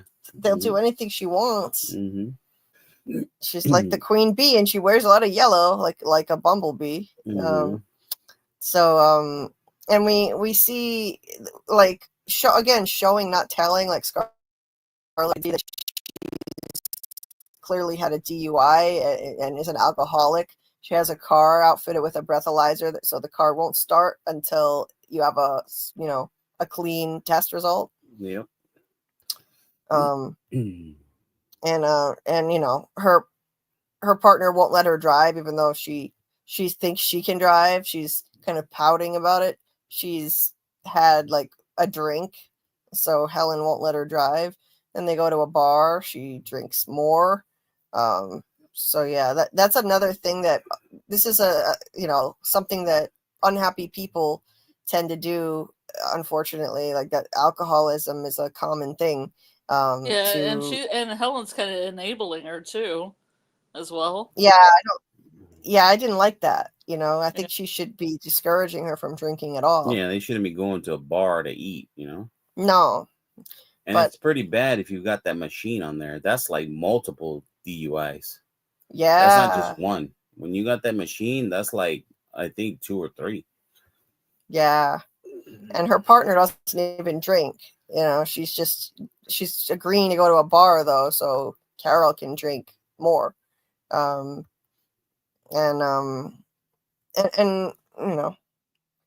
partner doesn't understand. She's trying to call her out on how she can't ever just be happy. But she's complaining so much, like, oh, I hate all those paying customers showering me with love and respect. What am I going to do with all this money? Yeah. Why do I have to make so much money? How do you bear it? She is kind of insufferable. Like, I mean, imagine being her partner and just hearing her complain about so much when she's got so many privileges in her life. Never satisfied. That would be insufferable in a relationship. I can't stand that. Someone who can never be satisfied with anything. I've had to deal with people like that before, and it is a nightmare. Just saying. But her partner is like a saint for dealing with her. And I think it's I think it's funny how like the ship in her book sails on purple sand, and also again the colors again. We have purple mentioned. A ship that sails on purple sand? Yes, sand. Purple sand. Like purple's her ideal, but yellow is her reality. Yeah. Oh, yeah. Interesting. Purple is like a regal royal color, and maybe and if she's the queen bee, if purple is her ideal, that would make sense too. Oh yeah, yeah. And once again, she's shitting on her own book. She's like, she's thinking that her book is just, useless to the world, essentially. She's also insulting all her readers who like it too. She does insult all her own readers. And she has her serious book that she's been working on for 5 years, which Helen encourages her to continue really pursuing, but she keeps dragging her feet on it. She's having trouble actually getting that done. It's easier to just write this drivel, and she's struggling with that for some reason. She's like, it just needs polishing, maybe, I think because if you think about it, she's never satisfied with anything. Nothing ever makes her happy. Well, then her own work wouldn't either. So she's just not satisfied with anything that she's writing. And so she's, as someone who's cursed with a perfectionism issue, I can understand that. So it's like, if you can't do something 110%, you don't want to do it at all, and you procrastinate and you put it off. And that's what she's doing with this book. So I've been there. I could completely relate to that. And she calls it bitter chrysalis, which is again fitting. Helen says, just take some time off. I'll buy you more time before you have to write your next Waikaro, her fantasy book series. And like, Helen says she thinks people will love bitter chrysalis, and I really liked this point she made here. She said, "You ever read Finnegan's Wake? I tried to in grad school. It's probably great. I don't know. All I know is it made me miserable." It's just a big mess, is what it is. Oh yeah, she says, "All I know is it made me miserable trying to get through it. I figure you even make even one person happy. Maybe that's not art, but it's something." So even her what do you call it, Waikaro books, she may not think that they're art. She may think that they're mindless crap, but it's making people happy. Unlike Finnegan's Wake, which made Helen miserable. So she's trying It's a great to book to speak aloud. I mean, that 100-letter word is great when you're like, in front of people just rambling on. I mean, the whole book sounds like a drunken Irish person is dictating it to you. Okay. Yeah, I've never read it. I don't think it has a discernible plot. Right. And, so it's like, well, the juxtaposition is the whole point. So I really liked her point that, at least these books, these Waikaro books, are making people happy, and that's doing something positive for the world. So she'd do well to actually listen to Helen. Oh, I just thought of something. What? Eventually, one of these zombies, one of these drones is going to tell her what people actually think of her Waikaro books. Oh. And that might be a moment of realization for her. Oh. I didn't even think about that. Yeah, they could do that like too. People, most people, they're going to watch. Bet. Yeah. Bet. They could definitely do that. Well, I wondered if there wasn't a theory in which, like, you didn't watch Riverdale, but Jughead had an alternate universe, had to write like the history of kept having to write stories, and I thought, well, maybe she'll become like the author that has to keep writing stories because the hive mind needs new data and new ideas. Mm-hmm. And she would have to provide them because they already know everything, but they don't know the next book she's going to write. So maybe they're all excited about that next book. Right. Yeah, maybe. Miss Honey said, "Oh, good one, Karl." So they notice the planes are flying. Chemtrails. Yeah, they're flying in parallel lines and leaving trails, chemtrails. So this is where the planes It's all true. The conspiracy's true. This is where the Pleiades are dumping the happiness virus on everyone. They're expediting things, and so this is where everything comes to a screeching halt at this point, the turning point in this episode now in the whole series.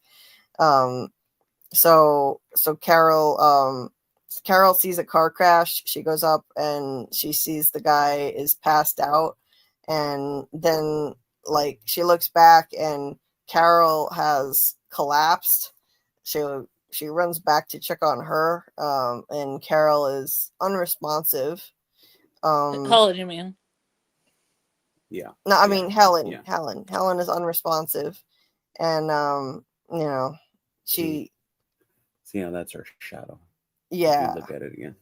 Yeah. Mm-hmm. So, it appears that when she fell, she hit the concrete. So she may have died of a head injury. There's no blood that we can see, but there may be internal bleeding. So the problem is it doesn't seem like the virus actually kills people when they're infected, but many people died during this mass infection event, the joining, because they were doing all kinds of things in the middle of it, driving cars, planes. flying planes. And in this case, she lost her balance and fell. Maybe she hit her head and died as a result of that. So, they couldn't do things slowly and carefully anymore, and this is what happened. I think this speaks to Scarlett's point about Vince showing, not telling, because in the restaurant they show us a dude who hit his head and is bleeding, right, without telling us that, hey, a bunch of people probably died this way, so that maybe we can infer that Helen died because of that too, Yeah. Yeah, they show us right this there. guy. This guy hit his head, and you clearly see a big puddle of blood. So that's how some people have died, just getting hurt in this mass joining event. I like how you've incorporated that term, the joining. Yeah. Yeah. I liked how they called it that, the joining. Carol tries to call for help. None of the cell phones work. She tries a landline, and she just gets a recorded message putting her on hold for the police in Albuquerque. So she can't wait around. So she has to take off, and she can't drive her car. She can't drive her partner in her car because she's had too much alcohol, and the car won't start. So she shoves the guy. He's like, fuck. So she pushes the guy in the truck out of the way and drags Helen. I thought this was such a smart move that she improvised and grabbed the sign. I was like, wow, that is a cool move. That is thinking on your feet. It was. It was not easy. She didn't have anyone to help her yet. She didn't This have the whole looks world like Blade Runner outside. Like Blade Runner. Yeah, when she could see the whole skyline, it's pretty crazy that there are fires everywhere from, I'm sure, many car wrecks, all kinds of havoc, and accidents everywhere. There's an ambulance that took out a telephone pole. And when she goes into the hospital, this is the one that says "Join us" above his head. Yeah, I was just about to say that. You're in my head. You can see join us. Hive mind. You can see. That's why I took this particular hive mind. Yeah, you got the JulieBDeepDives hive mind. Yes. That's why I took this one because it says join us. So I thought that was. Oh, is it on Thursday too? Join us Thursday. On Apple TV. Yeah. Tries to say Apple in this shot. Right. Yeah, it's the joining event, and they're gonna eventually want Carol to join them. So that's foreshadowing right there. She can't get this doctor to respond though, because everyone in the hospital is also in the middle of a seizure, just like in the bar. And they don't, like Karl pointed out, they don't show us the baby in this baby carrier. He pointed that out to me earlier, which was interesting. I guess it would be too difficult. Like they can't have a baby pretend to have a seizure, so they're not gonna. They get a stuffed baby. They could use AI, but it might be a little disturbing watching a baby have a seizure. So we should have got. Well, this way, I don't have to hire an actor. So there you go. You should have got one of those Chucky dolls to be shaken in there. Yeah, right. Now I liked this overhead view because you see more of the use of color. Look at all the blue, and the ambulance. The stretcher is yellow and the top is blue. So yeah, blue and yellow is what you got there. Yep. More yellow and blue. Even the little nightstand-ish kind of stuff is yellowish. Even those look yellowish. Yeah, a little bit. So more of that use of color. And she's comically knocking people over to get the stretcher out. Yeah. I really enjoyed the dark humor in this. And when she goes out to Helen smiles at her, but the sad thing is this is not really Helen smiling at her as her partner. That's her joining the hive mind, as we find out later, because even though she was dying, she already was part of the hive mind, and therefore happy. She was smiling. She did say she did call her baby. So, part of her was still in there. Her memories are still in there.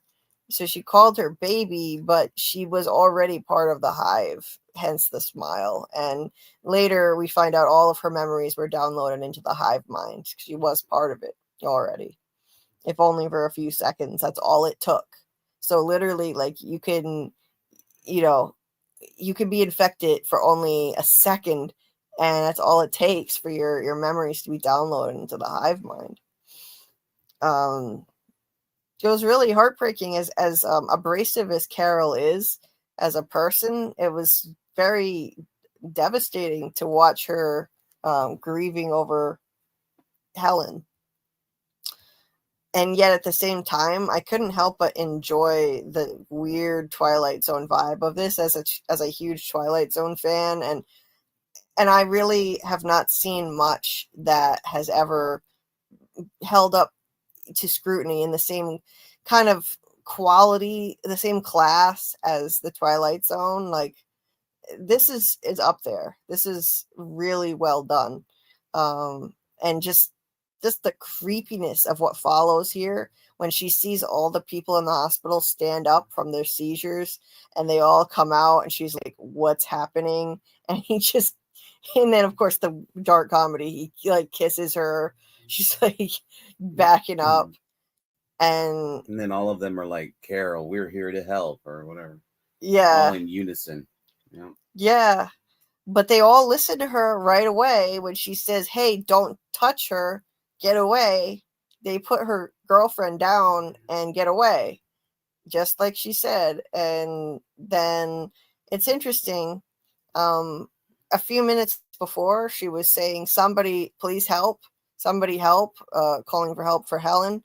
And what is the first thing they say to her as part of the hive mind? They all say, we just want to help, Carol.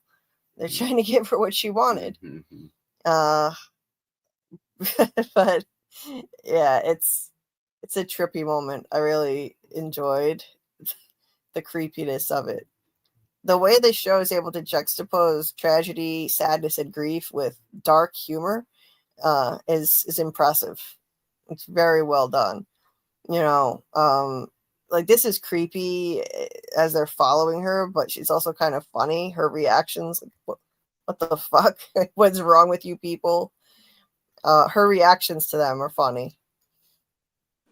They're like, and then the crowd keeps like growing, following her as she's driving home. Just more and more people. All these people with birthday shirts. It's like somebody's 50th birthday.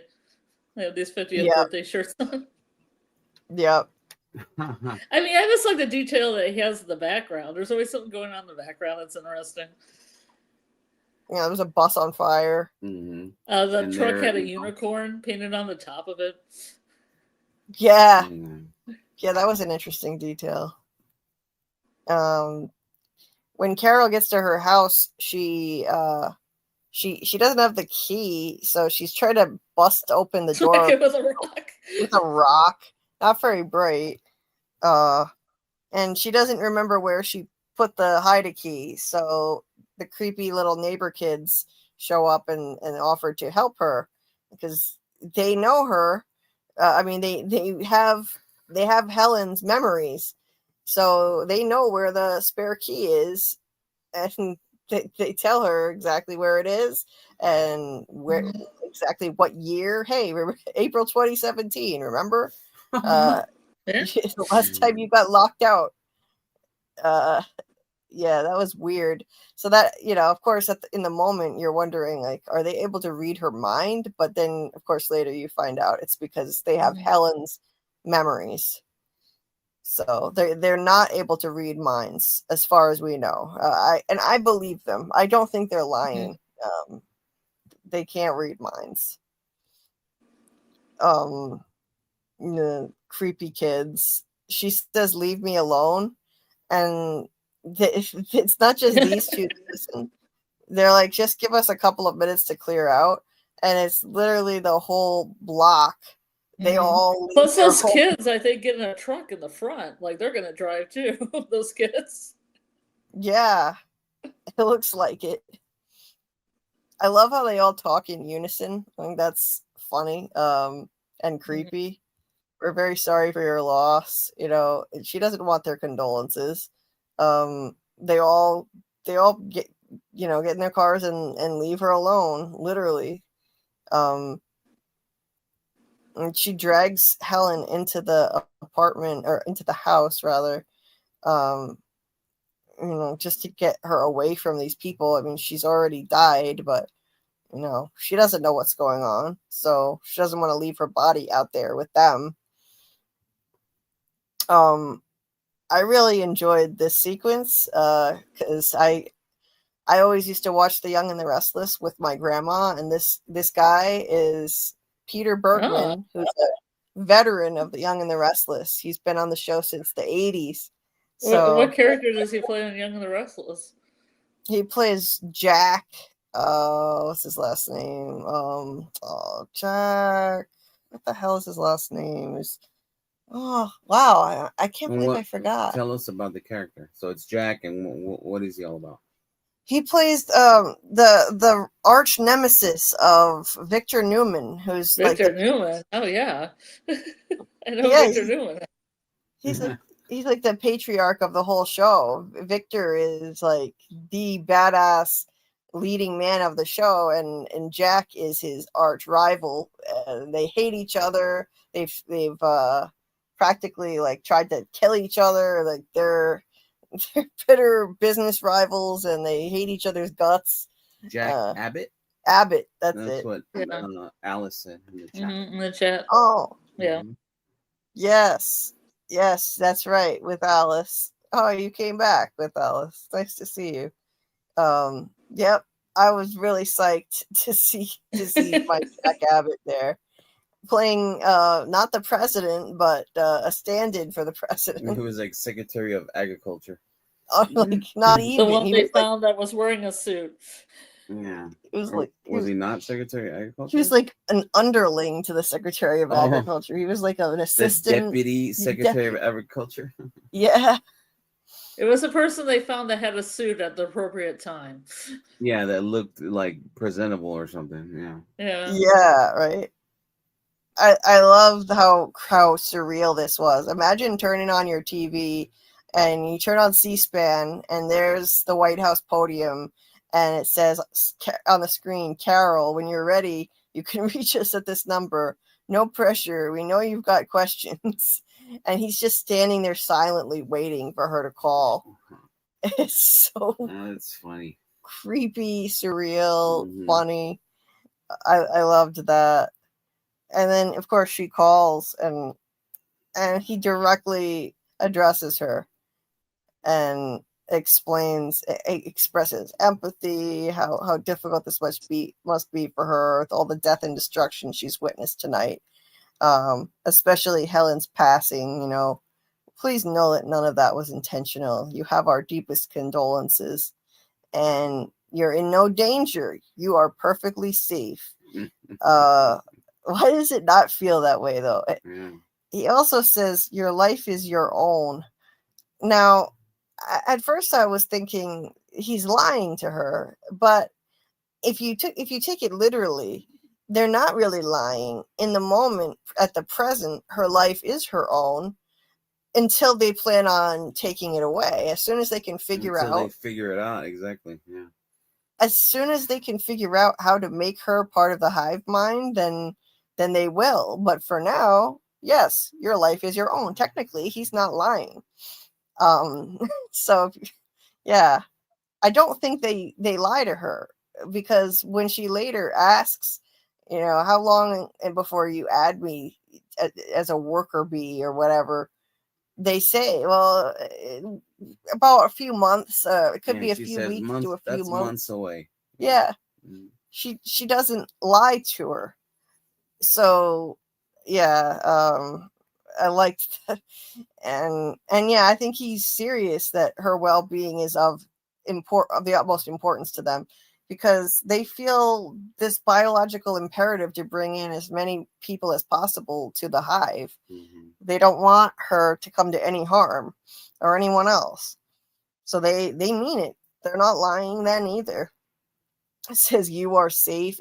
This comes across like such creepy propaganda though. Like giving her this illusion that she's in control and she has her freedom and individuality and she's safe. But it's so not the case. He warns her to stay home for the next few days because they have a lot of cleanup to do. It says your life is your own. Again, it looks like political propaganda, but they aren't technically lying, because literally it is still her own life for the present anyway. They got to clean up that what was it, 862 million bodies. Right? Yeah, a lot of people died during the joining. Yeah, he offers to be of assistance with Helen's remains, deliver food, medicine, or whatever else she needs, and just dial 0 day or night. So she can have anything she wants. All she has to do is dial 0, and literally almost the entire world is at her disposal. Imagine. And he points out that the cell networks are all down, so she's got to use landlines. I wonder why that is. They don't really explain that. And he asks her if she's got any questions. Ooh, maybe the cell phones are down. Are they always down? Does anybody else have a cell phone? No, I think they're all down. Weren't they out there saying that like the 5G affects like bees and beehives? Oh yeah. Maybe the cell phone signals affect their connection, and so that's why they took it out. Yeah, maybe. And I thought they were just doing it to conserve, because their big thing is conservation, so they wouldn't, Right. Maybe just with the landlines. Maybe the microondas, the microwaves of the cell phone towers, fucks with psychic connection. Maybe. Mm-hmm. Conservation is important to them too, so that could be part of it. A little bit of A, B. Mm-hmm. The thing is, they're not in a good position for the human race to survive very long the way that they are living. Though they're big on conservation, and oh, this is so great, we have world peace, no one's killing each other anymore, but you're gonna slowly starve to death, because the way that you're living, you won't kill anything, so you won't kill any animals for food. You can't, if you're dead set on conservation and you won't harm anything, that means you also can't harm bugs, you can't use pesticides, you can't do industrial farming, So you can't even farm things that you need to feed the world properly. You can't do that either on a global scale. So the world will slowly starve to death. This is not good for long-term survival of the human race at all. The way that they're doing things. Just saying. Yeah, but all you need is one, Julie. All you need is one to carry on the hive mind. Yeah, that's why I saw a video. I can't remember which one it was I was watching, where somebody theorized that they don't even care, like, if a lot of their numbers dwindle, and they could wind up with just one of them left and they'd be all right with it. The show is called Pluribus, but there's a 1 in the title instead of an I. It's a 1. So it's like, many to one, out of many, one. Yeah. And if it goes e pluribus unum is the phrase that means out of many, one. It's on our currency, on our US currency, and that's where they got the title from the show. So they may not mind if their numbers dwindle quite a bit. It can be one out of the many. Because all of their hive consciousness exists in everyone. So and what can be more conservative than that? Just to have one person. Right. Anyway, she asks, is it an alien invasion? And like, how, you're talking to me from my TV. You know my name, you know Helen's name. And what's with everybody's, and then she does this funny little like shuffle with her arms, like how happy go lucky they are, and then how they were shaking. I think it was kind of make it well. And how they were, they're convulsing. And those 2 weird neighbor kids next door. How did they know where her key was? Are you reading my mind? And he says, no, we couldn't do that if we wanted to. And I believe him. I don't think I like how this sorry, Julie. I just love how when they say we can't read minds and it comes up on the screen. Yeah, we can't read minds. Just the sense, we can't read minds. Yep. Just like on real TV news, that as someone's talking, like they start putting up talking points on the screen. She says, who is we? Why is everybody suddenly we? And well, that's the crux of all of this, isn't it? And he's like, we is us. That's the title of this episode. We is us. So there is no more I. There is no more individual. As far as the hive mind, it's just a collective now. And so no more individuality. That's what it reminded me of Ayn Rand's book Anthem, which I don't know if anybody's read, but it's really slim compared to The Fountainhead and other works. But there's a collective we in that too. It's written by, like, it's just we do this, we do that throughout the novel. Right. Like a hive mind. So that's reminded me a lot of Anthem when I first watched this. Interesting. Yeah. Oh, the guac. This is how the guac is made. Yeah. Oh yeah, the guac. Yeah, the four tones from the signal represent these things, and it spells guac, which makes up the nucleotide sequence, RNA. That's what created this virus. It's not exactly a virus. It's more, he describes it as a psychic glue capable of binding us all together.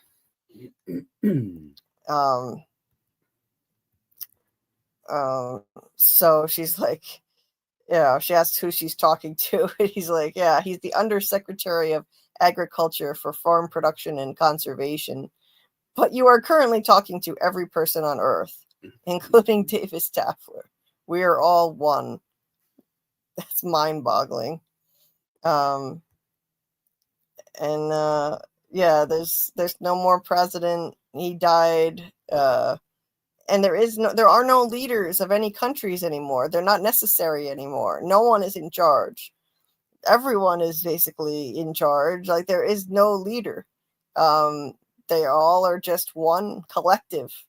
It's essentially anarchy, in a way, but it's not. And in a way, it's not, because they all work together. When something needs to be done, they work. It's not just chaos at all. But there is no more government. No more government, no more wars, no more borders, and there is no point in any divisions anymore based on race, religion, or anything else. Even though people may still look different on the inside, they're all the same.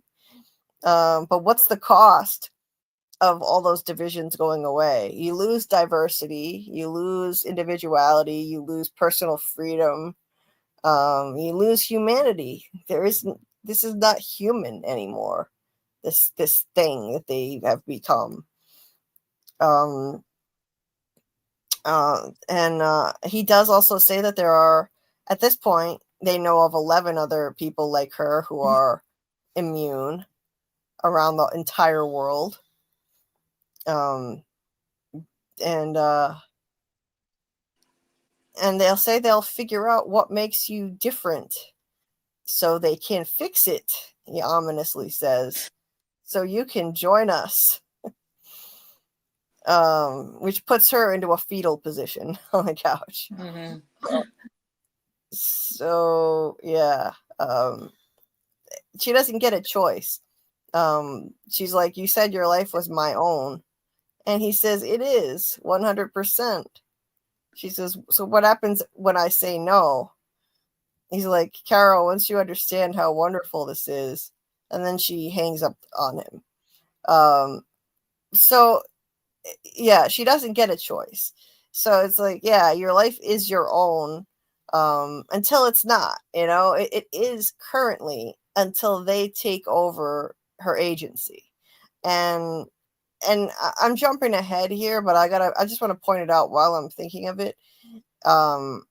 Later in the let's see, which episode is it? The second or the third? It's either the second or the third episode where she's talking to Zoja, and Zoja, like, she basically brings this up to Zoja, like, you're not going to give me a choice. You're just going to take away my right to make this decision for myself, basically.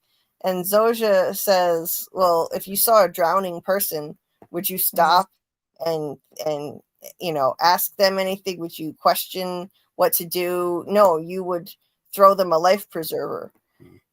And it's similar to a philosophical point that I think John Locke discussed.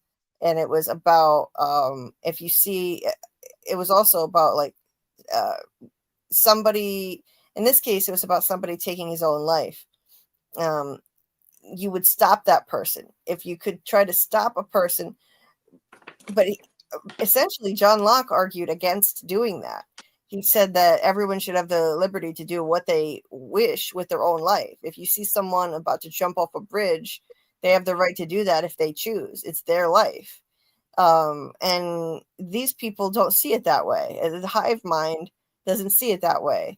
They see Carol as a person who's drowning, or like someone who's about to jump off a bridge, if she, if you compare that to refusing to join them. And the hive thinks it's living its best life. And they think they're saving her.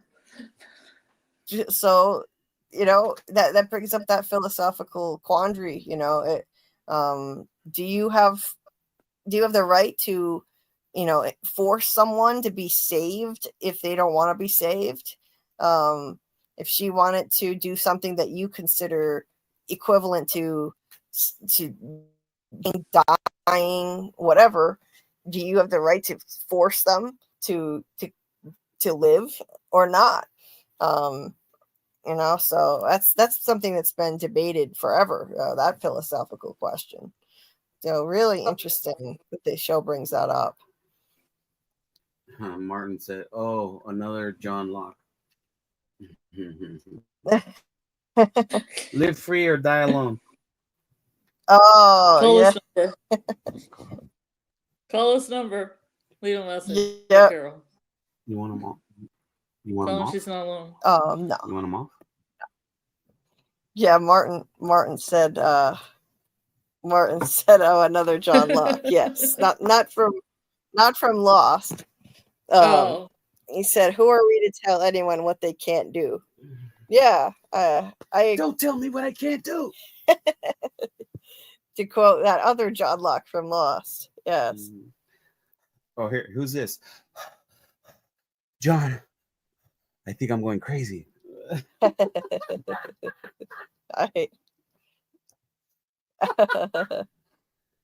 Without who was that? I don't remember. That was always every scene John with Locke Jack. He was always parallels them. breathing hard. Oh. And Family Guy made fun of that where he's breathing hard and he picks up a brown bag, and Kate goes, "That's my poop," and he's like, "Yeah, I know." You never saw that, did you? No. He breathes into it. And she's like, "That's my poop." She's like, "I know." Without says, Carol is being carried away like the yellow luggage in the airport sign she stood under earlier. Oh, nice. Tying it into the colors, the symbolic colors. Oh, and as soon as she hangs up on him, the hive mind,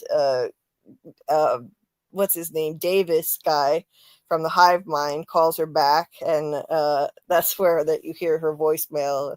"We're on the French Riviera drinking champagne. We are not here in our sweatpants screening your call." And he's like, "Carol, hello, it's us.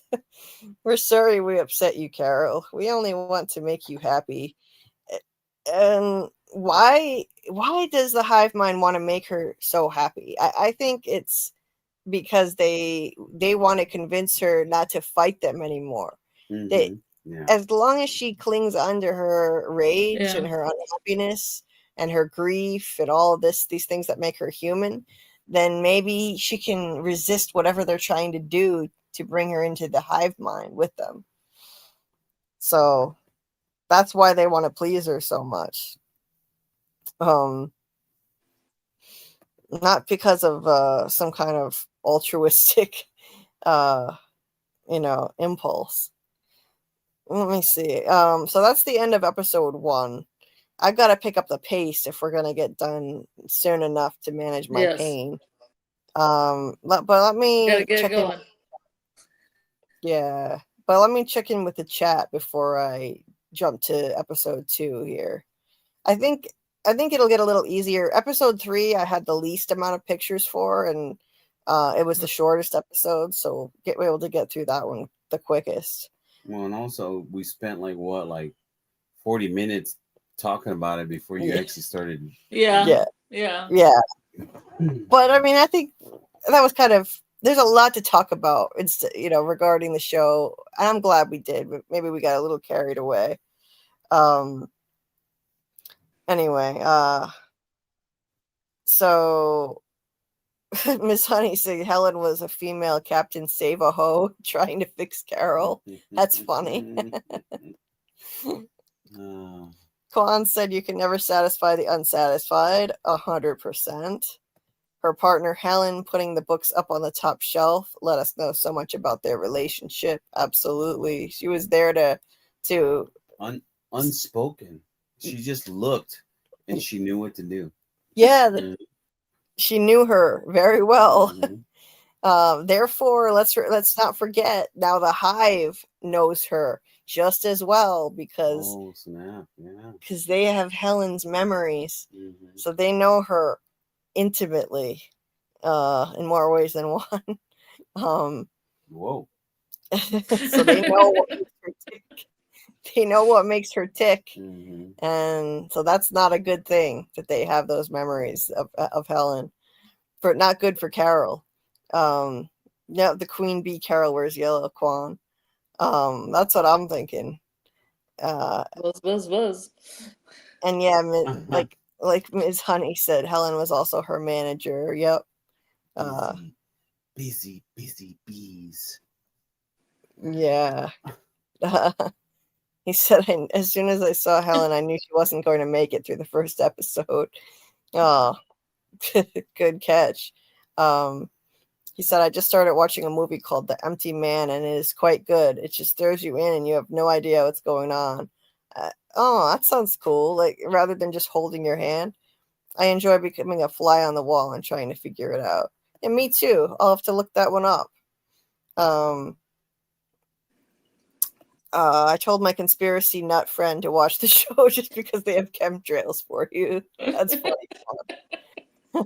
My conspiracy not friend.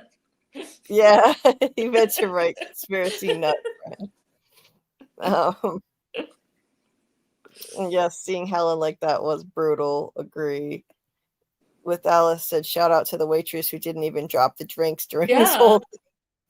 I noticed that. I was like, that's commitment. That was impressive. Mm-hmm. Brilliant storytelling. Agree, Quan. Miss Honey said 866 million plus died. Yeah, during the joining. That's right. During that whole episode.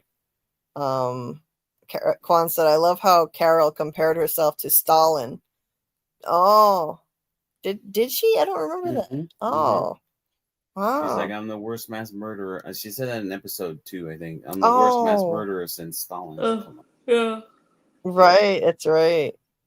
Dystopia outside your evening window. Straight comedy. This had me dying. Yeah, there was a lot of comedy in this. Carol's family has been a problem for this virus. Yes, I don't think a hive mind baby would cry unless Carol upset it. Yeah, probably not. I bet they wouldn't cry. Yeah. Miss Honey. When they're born, they kind of just drop out and then Yep. have a smile on their face. Yeah, probably. Miss Honey said the baby wasn't crying though. That's right. And she said, can you imagine tiny 6-month-old babies having a full-on adult convo? Crazy. Yeah, that would be funny. The babies will be murmuring and moving their limbs and then finally talking, getting up and moving and trying to touch you. That would be creepy, Quan. Oh, can you imagine the baby crawling towards you trying to inject you? Yeah. Oh. They would too. Mm-hmm. Quan said it would be great to see some 3-year-olds saying the same thing and saying the same and acting like the adults within the hive mind. That would be so much creepier, indeed. And they were watching, with Alice. They were watching with drones, watching Carol. I want real life Chuckies in Pluribus. Yeah, Quan, I would enjoy that too. 4-year-olds performing surgery in flying planes. That would be hilarious. Oh, yeah. If you want to know the answers to the universe, check the chat. Any chat anywhere knows all. Quan. Yeah, the chat does have a lot of amazing ideas, that's for sure. I agree the TV scene was the best. That was my favorite of the whole episode, easily. Bees and agriculture go together. Mm-hmm. I thought that was a good point. Yeah. That it was a secretary or undersecretary of agriculture, but once again, bees. Right, and the hive. Bees to agriculture, essential. And the hive mind, yeah. So that's fitting. Yeah, with Alice. Quan said the thing with the hive mind is, unlike bees, is I don't know if it's into humans or anything that it infects reproducing. I think this virus is all about killing any intelligent species. Other than rocks or anything on a planet that can destroy it. So let the rocks live and let the sentient beings infected with the virus die. Yeah, it seems like it's definitely targeting intelligent species. That's why it was so difficult to decipher. Good point, you know? Yeah. Because it's not like, they're like, oh, we won't kill animals. Well, without animals, a whole bunch of people are going to die. Right. Yeah. Let's with Alice, so they spread their agenda nicely, sweetly like honey. Quan, the truth is life has to live off of life. Yep. Cell phones and cell towers kill bees. The signal got here and infected humanity with all of our cell phones and electricity working. I think that was knocked out because of us getting infected. Yeah. I think so. I mean, and they're knocking out the electricity on purpose, of course, at night to conserve resources. Right. Let's see. It's on C-SPAN. It's official, damn it. Yeah, that was a great scene. It's a hive that doesn't reproduce. It's perfect but flawed. Oh, a honey-colored sofa. Didn't catch that with Alice. Yeah. Do you think they are immune because they are related to Carol, Julie? So yeah, I don't think that goes back to that theory of the stuck descendants or whatever. I don't strike descendants. Yeah, I don't think they're related to her. I don't think so. Just because they made a point to show these people came from all over the world, all different countries. So I doubt they're related. Personally, It seems kind of far-fetched, especially with the diversity involved. Yeah. Martin said, I was going to reference Lost earlier too, and you said that person couldn't unlock something and it wasn't bright. I was going to say it sounds like someone trying to pick the lock on a Halliburton. Okay. I'm always down for Lost references. So anyway, the next episode, I think these next two will be a little easier to get through because, like, for example, the whole first 10 minutes of this, I don't need to dissect all of this. Basically, that's like what me and Scarlet were saying about a long intro with no words. Right. That's exactly what happened at the beginning of that one. There's not a lot that you have to dissect here. You have the character we come to know as Zosha waking up all dirty and all immediately getting to work as part of the hive, pulling a body out of a car, helping to get him loaded onto a vehicle with other bodies. Refrigerated vehicle. Yeah. And you see more destruction all in the background, like fires everywhere. So a similar kind of event over there. Must be somewhere on the other side of the world. And it was probably at the same Tunisia. I think it's Tunisia. Tunisia. Yeah, I think they say where it is at some point, but yeah. There's a sign that says Tunisia somewhere in the sequence. So similar destruction when the joining event happened. Lots of people driving and doing other things that caused them to die when it happened. So pretty brutal scenes here. And but the hive buzzes on. They just there's no mourning or crying or struggling with any of it. They just go about their business. She gets onto this motorcycle or motorbike and goes on her way. She proceeds to a plane and just automatically knows how to fly it because she has the knowledge and skills of everyone else on Earth. She flies this gigantic plane. That's a C-130. A C-130. And meanwhile, Carol is busy getting wasted out of her mind. And now she's wearing blue. She's taken off her yellow. She's like in full mourning depression state, mourning her partner and the human race. Maybe the blue is fitting then. She wraps her partner in this quilt. And she gets ready to try to bury her. And then we see Zosha landing, and just some regular dude is there to help her land. Just some rando. smiling, of course. She goes in and showers, and I'm not going to show the sequence, but Oh, why not? because I don't want to get kicked off of YouTube. Oh, okay. But she has no. We see that the Ooh la people. la. After dark. Yeah, Nothing like a dirty ass. yeah, yeah. If you like that sort of thing, Mm-hmm. we see that these people She's so in the dirty. hive have no. They have no like shame. Like they don't need to say hi to each other or anything either, too. No, they Mhm, don't. That mhm. because they're all the same. So Yeah. they don't have to say hi, they don't have to greet each other, and they have no shame about nudity at all because they're all the same. So why taking your clothes off in front of someone else? It's like taking your clothes off when you're by yourself in front of a mirror or something. It's no different to them.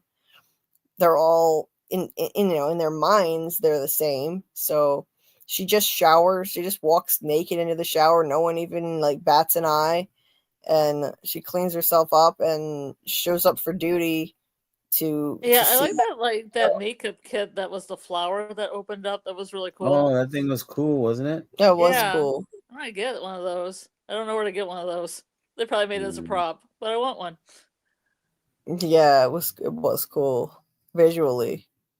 And when she shows up, she accuses them of spying on her, but Zosha says that they have an MQ-9 Reaper Air Force drone watching her overhead. And she's like, "Don't worry, it's not even armed." Yeah, it's way up at 40,000 feet, so it's fine.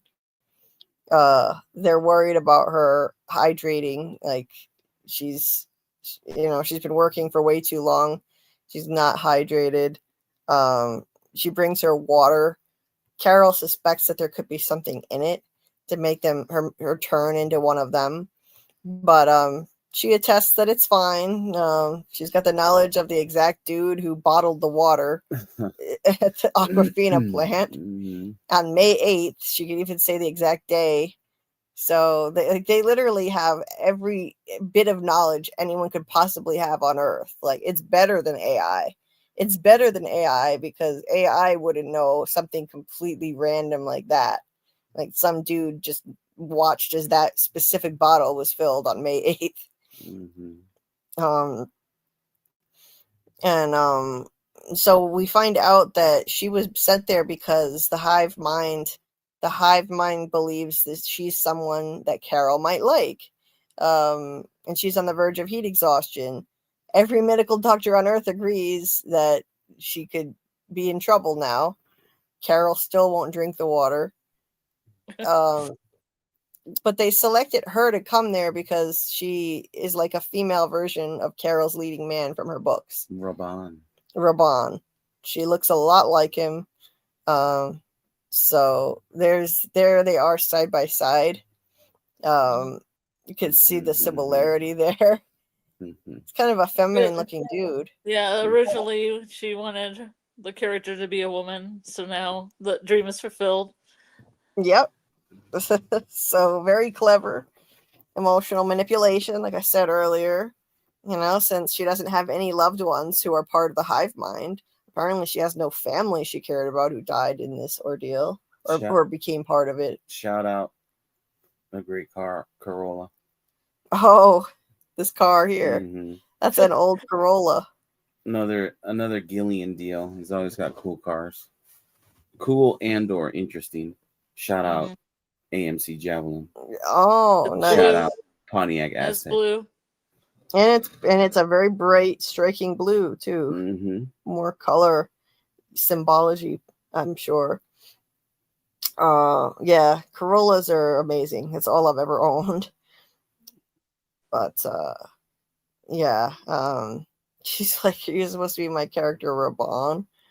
But yeah, she's like, we just want you to be happy. Yeah. They just want her to form an emotional bond with one of them. That's what they're doing. She doesn't have a loved one who's joined the hive, so she has no emotional connection to any of them, and so she can resist them more easily. And but she's like, so this is where she finds out Helen is part of the hive mind, because no one but she and Helen knew that the original version of Raban was a woman.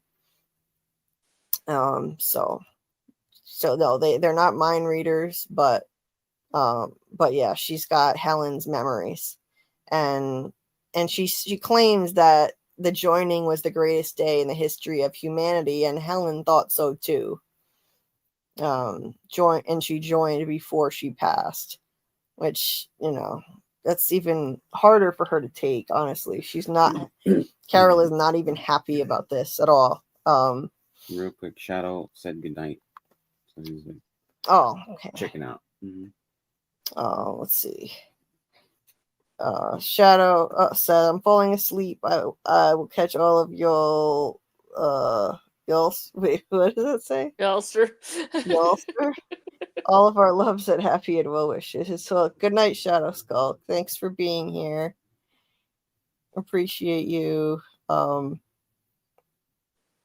With Alice said, I meant the hive or bee members are like the queen bee's drones. They listen to Carol and try to comfort her, the queen bee. Oh, I completely agree. Absolutely. And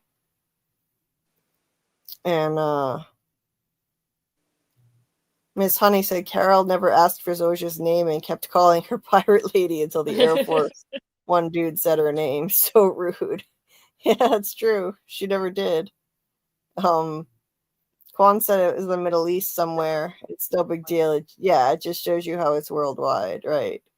And yeah, I agree. That was awesome acting and synchronicity, showing you how the hive works worldwide, and that anyone can just assume any role at any time. No words even need to be spoken between them. They all know what to do because they all are connected in one consciousness. It's pretty wild. Anyway, so Helen says that, it's Freudian slip. Zosia says that Helen is gone, but all of her thoughts and memories are right there. Should we tell you how much she loved you? I mean, this just feels like such a violation. Yeah. Carol, I like that double image. That's really nice. Another 20. Oh, that's a cool shot. That's a cool shot. Carol says, you bunch of ghouls, you're a goddamn bunch of grave robbing psychopaths. I like that. Yeah, I agree.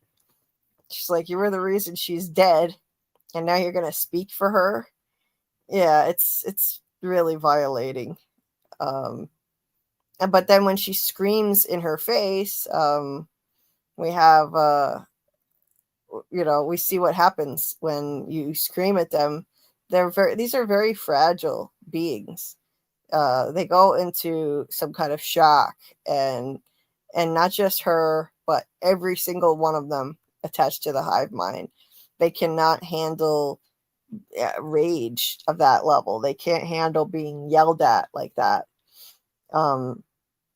So they all just go into shock, collapse, and like she finds out later that a bunch of them died. There's this guy hanging up there. She tries to help. She still has this urge to help these people, of course, even though they're part of the hive mind now. She still has this, she still sees them as human. I think that's interesting. Like, she still cares when she finds out that she caused all of these deaths. She still cares. She still sees them as human, even though she calls them ghouls and psychopaths and freaks. And, they are, in a way. Are they even human anymore? They're part of a hive mind consciousness now. But she still mourns the fact that she killed these people with her outburst. She still feels guilt for it. So, I found that interesting. The guy is like hanging up there. This is kind of funny. Just like, yeah, thank you. We're all right. Yeah, no problem. He's just like hanging there, in shock, but no problem. And there you see the unicorn on the hood of the truck that she's been driving around.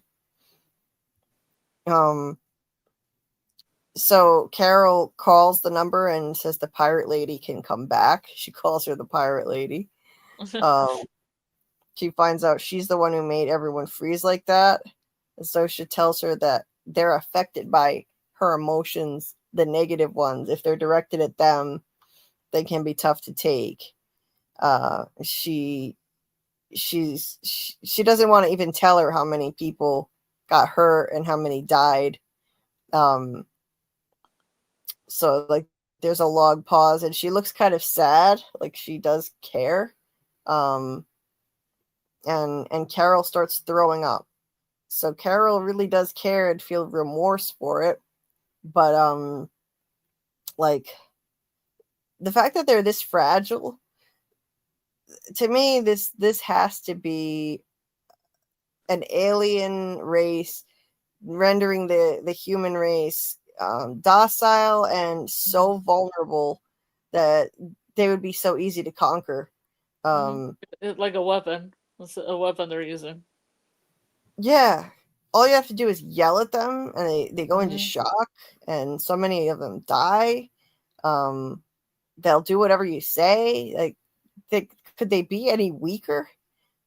They are just so incredibly fragile. So Carol goes back to burying Helen, and they have a, like, within moments they're able to get like this construction digger thing dropped via helicopter in the yard. So then they use that instead. And she finds out some more information. Like, Carol needs to ask a lot more questions like this. She asks about the astronauts in the space station, the people at the South Pole and on nuclear subs. Are they all like her? Area 51, missile silos. And so she's told that they made a point of reaching them early on and getting them into the hive early. Now, and she says now there are 12 people in addition to her. So there are 13 people like her in the world. 12 apostles. Oh, yeah. Interesting. Yeah, excited. Yeah. So there could be more, because it went from 11 to 12, so there could technically be more. There could still be more. There could. They just became aware of a man in Paraguay that morning. So that's interesting. And only 5 speak English as a second or third language. Carol wants to meet them, and she doesn't want translators for the rest of them. She just wants to meet the English speakers. She doesn't trust the hive mind, clearly. I think it's so creepy and cool how she's able to immediately get an answer, because she, like, the hive finds people to ask those other immune people immediately for permission to whether they'll meet with her. And so she just kind of freezes for a few seconds, and Carol's like, "Oh no, shit, are you okay?" She's like, "Oh, we can hear you. All 5 say yes." But she thought she, like, screwed her up again. She's like, "We can hear you. All 5 say yes." It's like asking Siri or Alexa something. You just got an answer right away.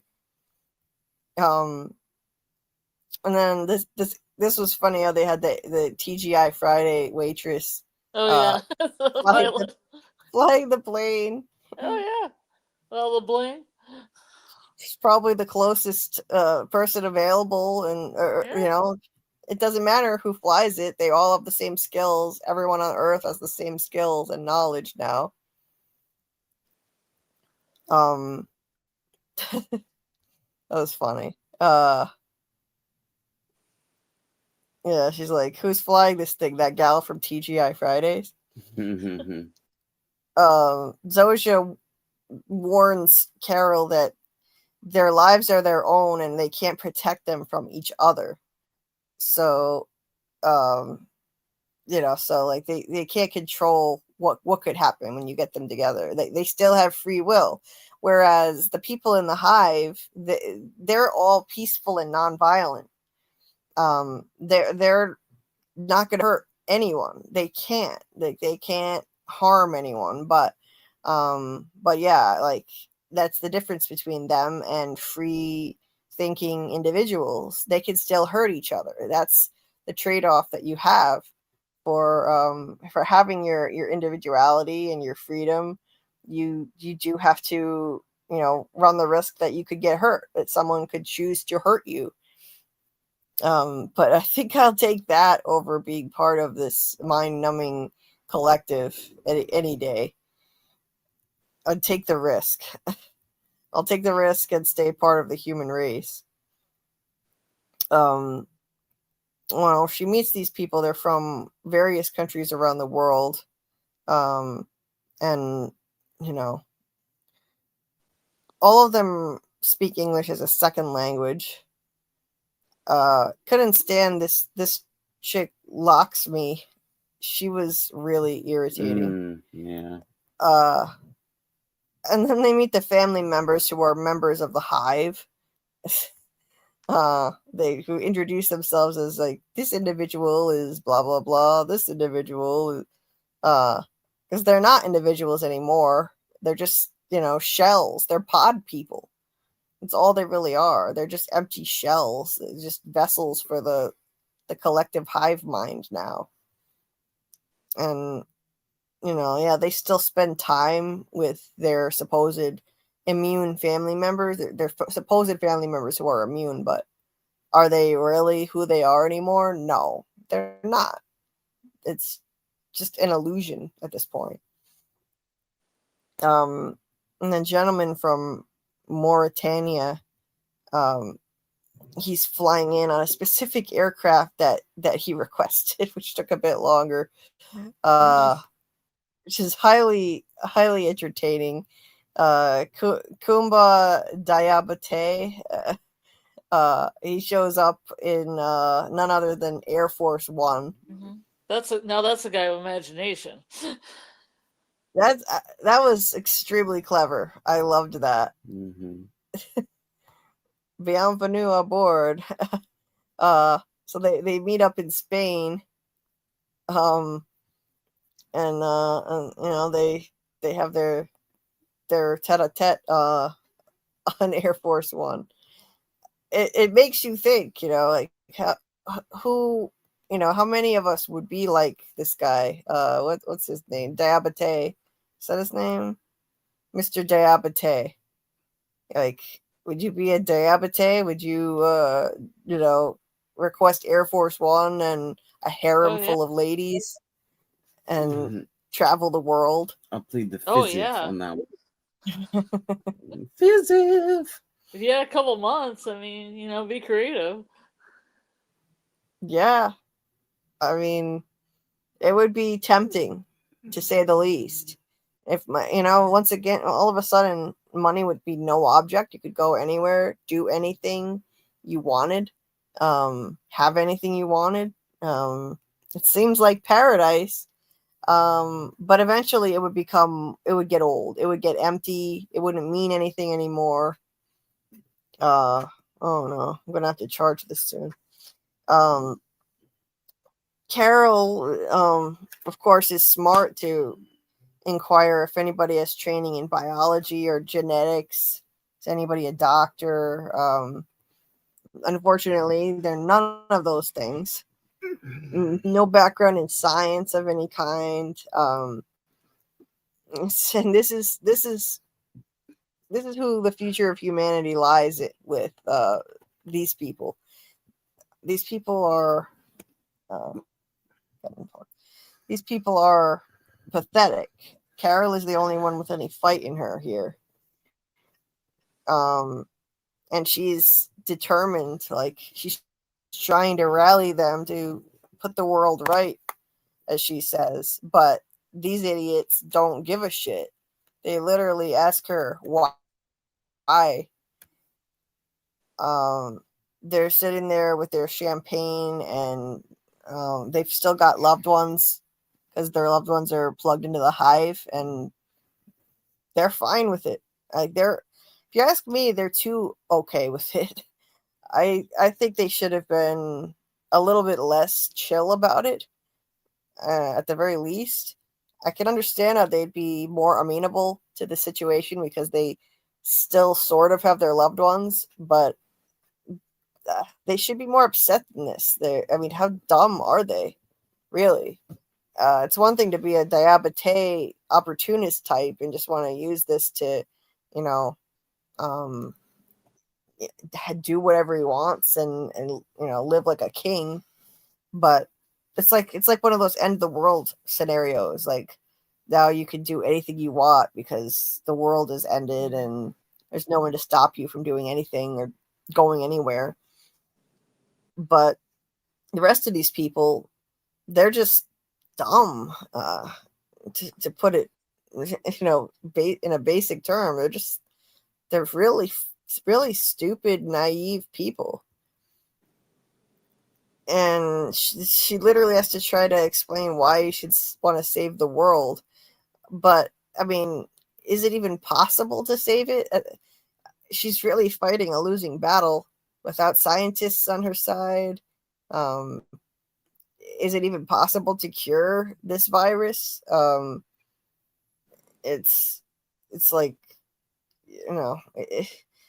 should she just like resign herself to the fact that there's nothing that she can do, that she doesn't have enough people on her side to try to fight, or the scientific skills to fight with? So might as well just live life to the fullest and just be a diabete, but maybe not quite as creepy, with a harem of people. Like, Supermodels.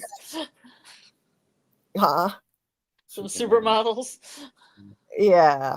I mean, you could just live life to the fullest, travel wherever you want, and just make your peace with the inevitable.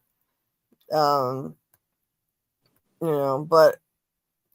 and also, if there is no cure for any of this, and they're the only ones left, is humanity even worth saving anymore? Is life still worth living if there's nobody else to spend your life with other than these people who she's never going to connect with?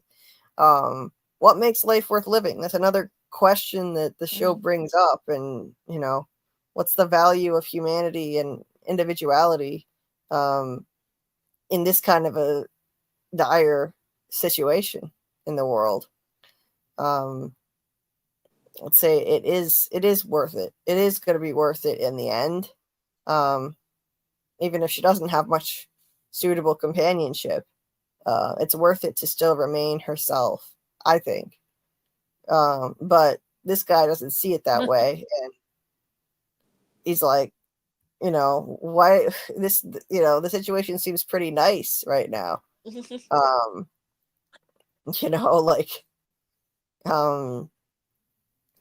But yeah, never mind that the whole world is full of pod people, and but yeah. Yeah, I like how she's like,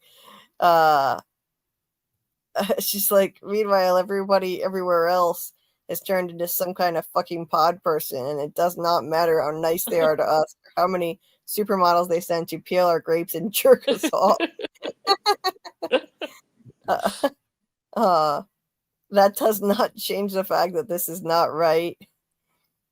She's right. She's like, I've seen this movie. We've all seen this movie, and we know it does not end well. Then they call her out on the fact that she's the one who lost her temper and made them all freeze and killed a bunch of people, including this lady's grandfather who was driving. And she was in the car crash with him. So, yeah, that's an awkward moment. And like she feels really bad about it. But she tries to point out that this lady's also lost the rest of her family too, even though it seems like they're still alive. They're not who they are anymore. But these idiots are in denial, complete and utter denial. Like that's that little kid, like Carol says, he can perform open heart surgery and fly the space shuttle. He's not a normal little kid. That's not her son anymore. And he's also your prime minister, some guy you dated in high school, your gynecologist. Think about that. Oh, there's a head scratcher. Gross. Oh my god. It's like, yeah, that pap smear stuff is brought up later. yeah. It's just With the disturbing. kid. Oh my god. Yeah, that made it even grosser and funnier. Yeah. But yeah, they kind of, yeah, the lady calls her a horrible person, and Carol still is imploring them they've got to do something. But Mr. Diabete, he makes a case for the other side. There's no more robbery or murder going on as we speak. No one is in prison. The color of one's skin, by all accounts, is now meaningless. All zoos are empty. All dogs are off their chains. Peace on earth. It sounds like paradise, right? Well, at what cost? At what cost? Okay, there's no more racism. That's amazing. No one's in prison anymore. No one's being robbed. No one's being murdered. Animals are no longer in captivity. But, and there's peace. No one's killing each other anymore. No one's going to war. But you're losing your souls. You're losing your individuality, what makes you truly human.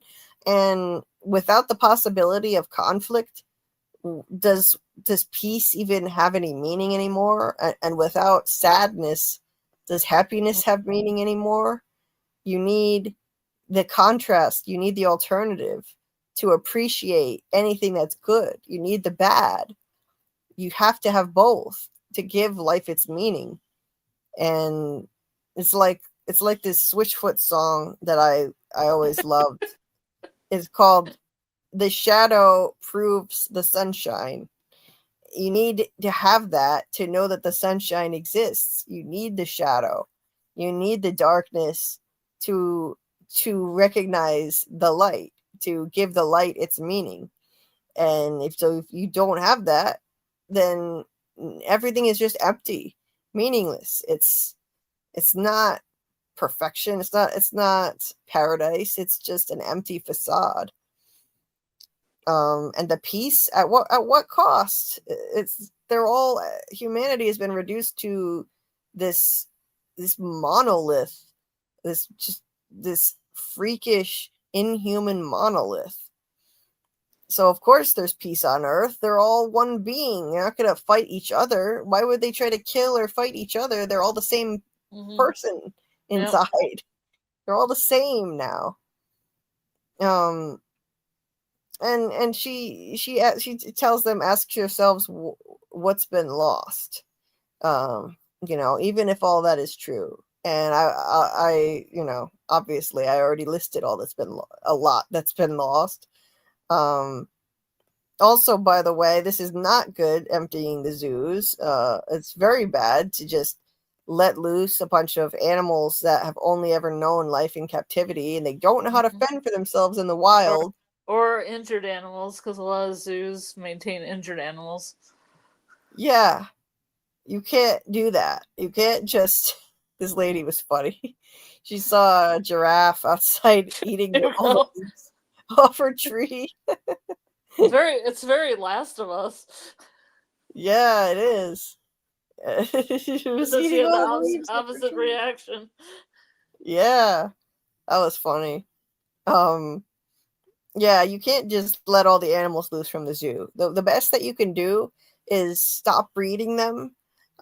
Stop breeding them in the zoo, so then no more animals will be living in captivity. You could do that, although But that's are all the animals hive minds now? Like all giraffes, or they have a hive mind?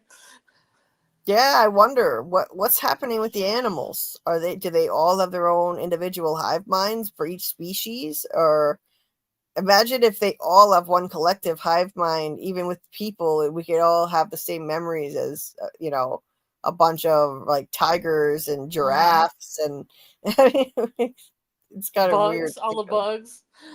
The bugs. Yeah. Bug's life. You'd really get to know a bug's life for Yeah. real. I doubt it. I think if anything, they'd have their own separate hive for each species, maybe. Or they could just be carriers for the disease rather than being actually infected by it. Also, you can't just let all the dogs free either from captivity. That's not the chain. That's bad too. Dogs don't know how to take care of themselves in the wild. They're domesticated. What the fuck? You don't think they're just gonna become wolves? They're domesticated. Yes, they're just gonna go back to being wolves. And even cats. Cats are domesticated. They're not supposed to be let loose either. Are any of these carnivores still eating meat too, or are they vegetarians now? Yeah, I wonder. Yeah, so they're actually, they say that they can't hurt anyone, but they're hurting these animals by letting them loose. But they're definitely hurting them. And the lions and tigers are mauling people, according to this guy. Because of course they are. Yeah. So freedom. So maybe they're mauling. Maybe they're doing all this mauling because they're trying to spread the virus by mauling. Yeah, maybe. Like the rat bit that lady. Yeah. And then Carol says, what's going to happen when they figure out how to turn us into them? But this young woman surprises her by saying she wants to be with her aunt and cousin. Yeah. It's kind of like, it reminds me of people who are actually like wanting to die so that they can be reunited with their deceased family members in the afterlife. But well, it is a certain kind of level of immortality being in the hive, right? There is, so it is kind of like heaven and paradise in a way. In a way, you're one with all things and whatnot. You have this kind of omniscience. And here, this is kind of ironic right here, because she is advocating for free will, free choice, individuality, and then she's telling this young woman what she actually thinks and wants. She's like, no, you don't want that. You may think you do, but you don't. Like, you just got done advocating for the individual and you're telling her what to think and what she actually wants. So that's a little contradictory. She also says, everything about you that's you, everything that's personal and individual and special, if we let this happen, you won't have that anymore. Which is true. But the woman responds that she'll still have it. She'll just share it with everyone. Yeah. So Carol asks what they told her and what promises they made. And she's like, no promise. She said, you don't think they only tell me what it's like. You don't think it sounds wonderful? And apparently, out of all these people, Carol's the only one who didn't ask them what it's like to be part of the hive. And she is telling them what they have to do, but she didn't ask that question and educate herself. Like, what is it like? So that lady, she's like, why should we listen to you? But I liked Carol's response to this. Carol had the comeback because I'm smart enough to know you don't ask a drug dealer to describe their heroin. You know, that she has a point. They're gonna just try to sell you on it, try to sell you how wonderful it is, so you'll want to do this, you'll want to join them.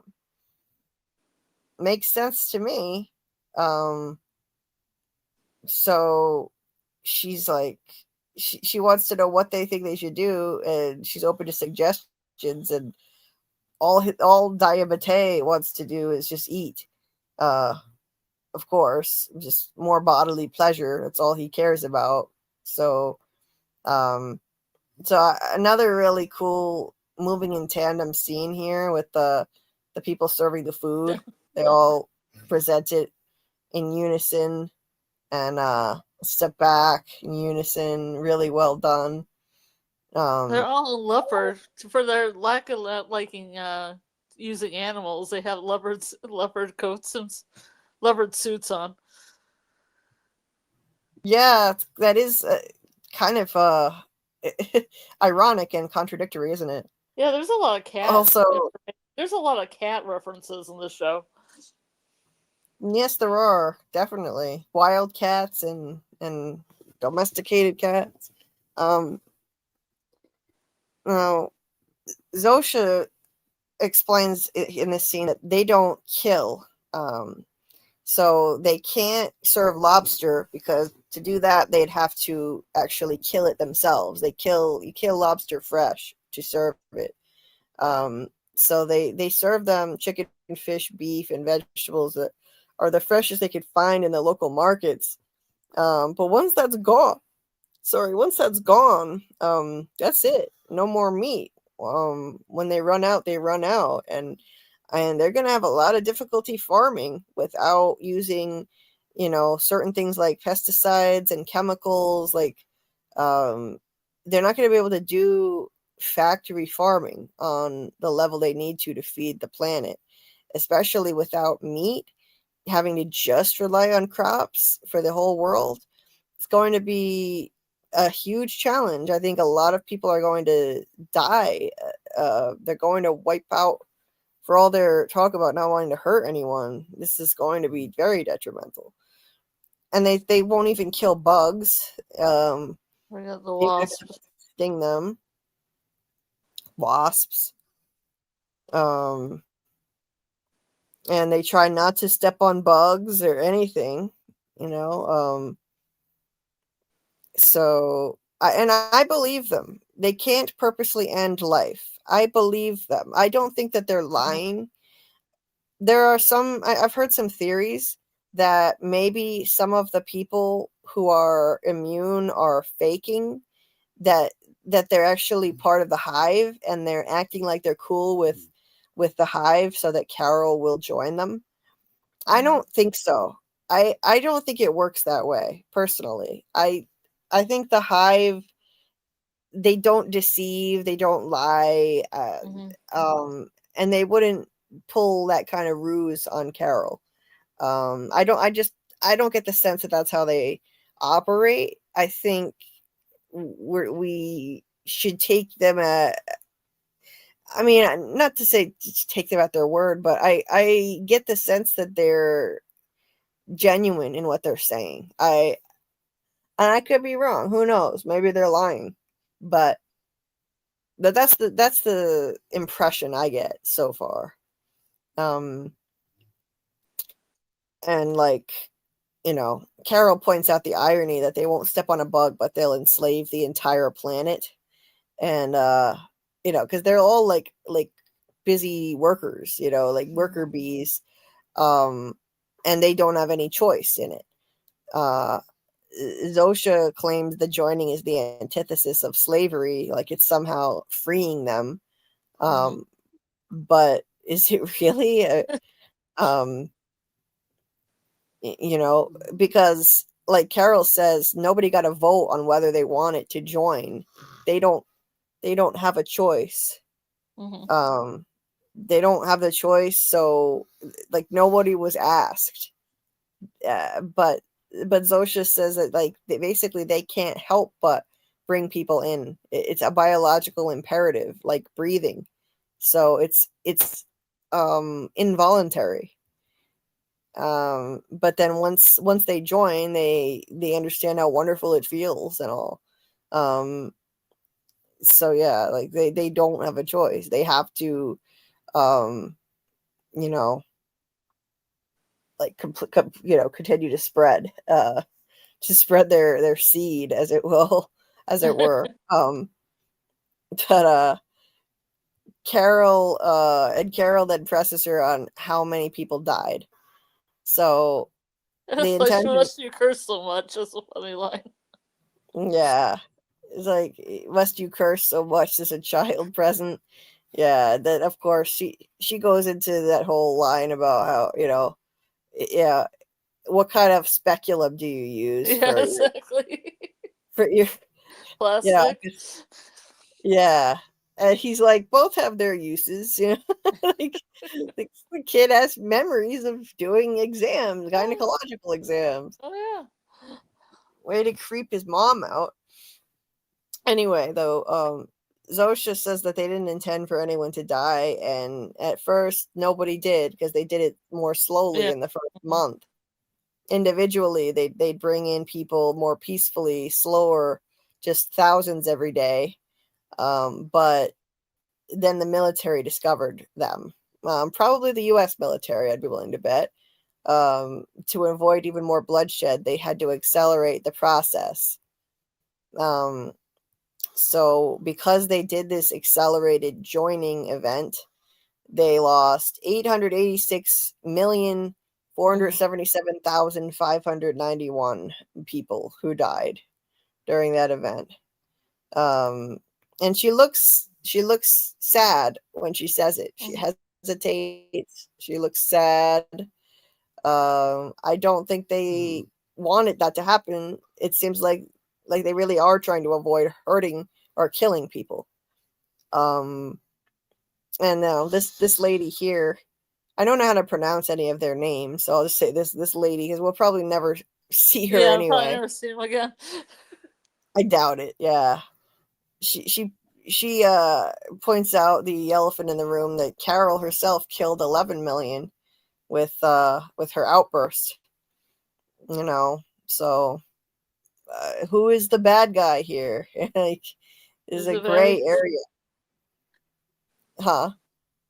Oh, who's the baddie? Yeah, it's kind of a gray area. Is the hive mind? Well, this is one of my favorite lines too, because I feel like this guy is just gonna just start killing all the animals they let out of the zoo and then have people cook them. Yeah. Like, I wonder what giraffe tastes like. I wonder what elephant tastes like.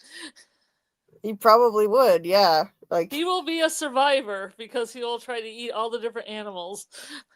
Yeah, he definitely would. I could totally see this guy doing that. And as long as they don't have to kill the animals, like, they would cook them. So Yeah. he's willing to do the dirty work and kill the animals, apparently, and these people will prepare it for them. And then they're gonna so now the hive mind, the hive is gonna take them on a tour of the Guggenheim, and Carol has no interest in it. She just basically, she's had it with these people. She just tells them off. Go ahead, eat, drink, and be merry. It's that whole Epicurean lifestyle that they're living here. Eat, drink, and be merry. For tomorrow we may die. Become part of the hive mind. Yep. Instead of dying, you'll just become part of the hive mind. Yeah. Just in the meantime, just enjoy it. That's their outlook. Just go with the flow. Carol is not going to do that. But she says, go ahead and do this. Go wherever you want. Go to Disneyland Paris and the Guggenheim and whatever. But know this: you are traitors to the human race. I liked that line. Traitors to the human race, and they really are. I'm on Carol's side. I'm with her on this. Yeah.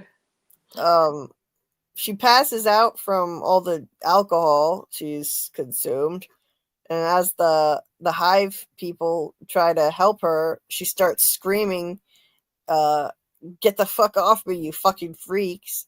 Which causes another incident. Yet another one. And Zosha is. It's an interesting aerial shot. It is, isn't it? They all go into this, this like, I guess like sort of seizure kind of thing. Yeah, get the shakes. Yep. So it happened again, and incidentally, the counter is counting up. It has been counting up ever since the mass joining event. So, what is it counting up towards now? Maybe it's counting up towards the point where Karl, where they figure out how to make Karl part of the hive. Or she gets the cure and fixes them, fixes the people. Right, maybe. So,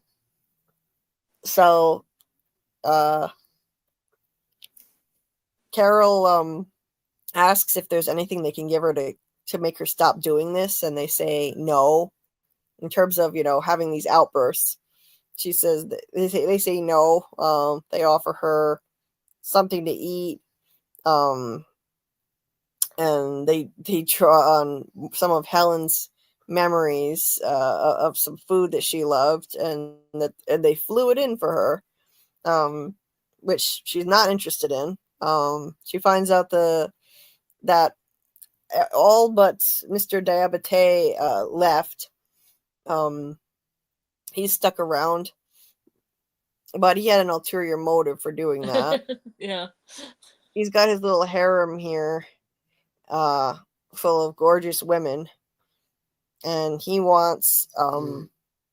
He's heading to Vegas. He's gonna stay in Elvis Presley's penthouse. He wants to see if it's really haunted by his ghost, like they say, and he wants Karl's blessing because Zosha, feels she needs Karl's blessing to have her go with him, because he wants her too, as part of his little twisted harem. But Karl thinks that's, of course, disgusting, and he's she's like, they're a bunch of brain dead incompetents, but you keep sticking your dick in them.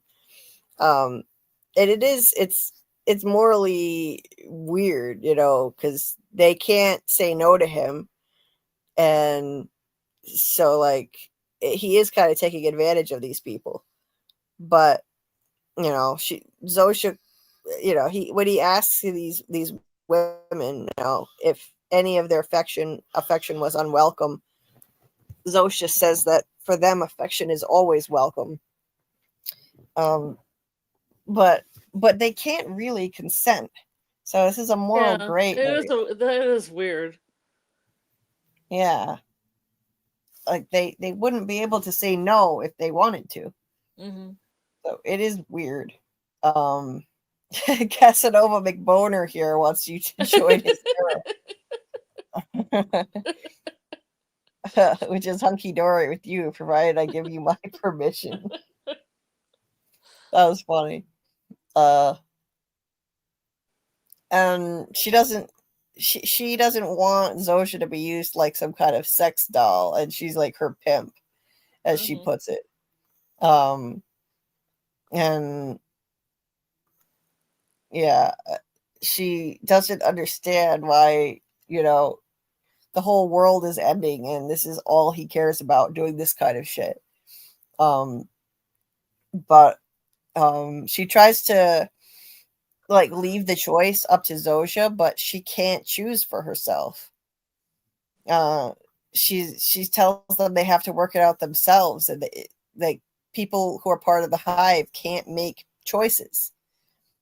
So she's put in a really difficult spot here. because it would hurt one of them emotionally. So they can't even emotionally hurt people. And so yeah, like I think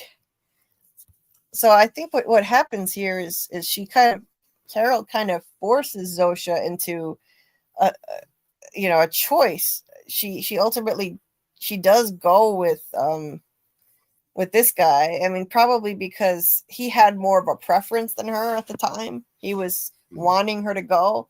Carol was not really expressing an opinion one way or the other. So Zosha made the choice to go with him, but that kind of does show a glimmer of humanity in having to actually sort of make a choice. So maybe that's why when Carol is sitting on the plane here, she changes her mind and stops Zosha. And as she looks out the window, Zosha turns back and looks at her before she's about to get on the plane. She stops and looks. And could that be a flicker of regret? Or is this just a manipulative tactic? Yeah. It's most likely just a manipulative tactic. Trying to get Carol to sympathize with her and have an emotional bond with her so that they can win her over. They want her to connect emotionally with someone who's part of the hive. But Carol maybe sees an opportunity here, because then she goes running in front of the plane to stop it before it can take off. Is it possible? Maybe she thinks that Zosha, there's some sort of hope that if she continues to try to put Zosha, put her in, a position where she'd have to make choices and act more like a human being, she could kind of wake her up eventually. Like it might be possible to turn her back to a human again. But whatever the reason, like we don't get an answer. Episode 3 doesn't tell us. I kind of wish they would have made it a bit clearer. At least give us some kind of hint as to what her thinking was, but and it could just be that she's lonely and this is her closest thing that she has to a companion left in this world. So there could be that too. And Zosha is, she looks a lot like the leading man in her book, just a female version. So like if she's going to have any attachment to any of these hive people, it would be Zosha. She's lonely, so it could just come down to that at the end of the day. And people have a basic, even this miserable person, Karol, the most miserable person on earth. Every human has a basic fundamental need for connection and human companionship. So that's episode 2. So 2 down, 1 to go. All right. We're getting there. The third one will be the quickest to get through. The shortest episode and the least amount of pictures, the least number. But let's see what the chat was saying first. That won't take long either. Let's see. Hey, Debbie. Nice to see you. I hope you're doing well tonight. Or this morning, I should say. Ms. Honey said, this is correct. All but one in the world will eventually die of starvation unless instructed by Karol to start farming at least. Indeed. Absolutely. Yes, she killed 11 million plus peeps. Yes, she did. All were from formerly more tight-knit cultures. Oh, interesting. Yeah, I didn't know that. I really, to be honest, I wasn't familiar with these countries that the other immune people were from. They're more obscure countries. Kumba is a G. Yeah. Let's see. 22 likes. Thank you. Please hit the like button, guys, if you haven't yet. It would help people find the stream. I mean, much appreciated. I'm not in the algorithm for this show, so it's hard for people to find this and see that I'm covering it and that we're doing these lives. So if you hit the like button, if you pass along the video, even if it's just to yourself, if you share it and email it to yourself, add it to a playlist. Comment. And after the stream is over, the regular comment section opens up. Oh, you can comment even when there's a live chat now. Oh, really? Yeah, there's a comment section. Oh, so if you leave a regular comment in the comment section, that also helps with the algorithm. Saving it. You can hype it. You can hype it. You can save it to a playlist. All of these things help push it out to more people and get me into the algorithm. Get this video into the algorithm. That would really help out. It's always an uphill battle covering a new show because YouTube doesn't recognize me, does not recognize this channel for this show. So it doesn't know who to show this to. Not yet, anyway. And hey, Messy Marty, that's Martin. That's Martin's channel, his channel that he recently created. So check that out. Check out Messy Marty's channel. Feel free to drop your link anytime, Martin. Check that out. Martin does gaming on his channel. Debbie said, I watched the episode of Twilight Zone today, Third from the Sun, that has the character Karl is named after. Quite interesting. Indeed. Very interesting episode. And I'll have to do a watch party for that in the Discord. No joy without suffering. In real life, that helps me cope and find my gratitude in tough times. Very wise, Debbie. I agree. Unfortunately, suffering lets us know we're still alive, and well, I guess I'm a little too alive for the amount of suffering that I do. But yeah, if we didn't have pain and sadness and suffering of all different kinds, then we wouldn't know how to appreciate all the positive things in life. So that's very true. That's what gives life its meaning, and that's what gives happiness its meaning. To have sadness is the counterpoint. The shadow proves the sunshine, like the song. Oh, nice, Martin. He says his latest short is actually blowing up. Oh, great job. Happy for you. With Alice says, no individuality means no art, music, poetry, culture. Great point. There's no creativity. That's absolutely right. You wouldn't have any of those things. And no real like creative sense of humor either. Good night, Doc. Sweet nightmares to you too. Thanks for being here. Debbie says, I'm scared that the contentment will lead to stagnation. If you know Serenity, Firefly, it reminds me of the pacts made to create peace. 90% just stopped living, 10% transformed into reavers.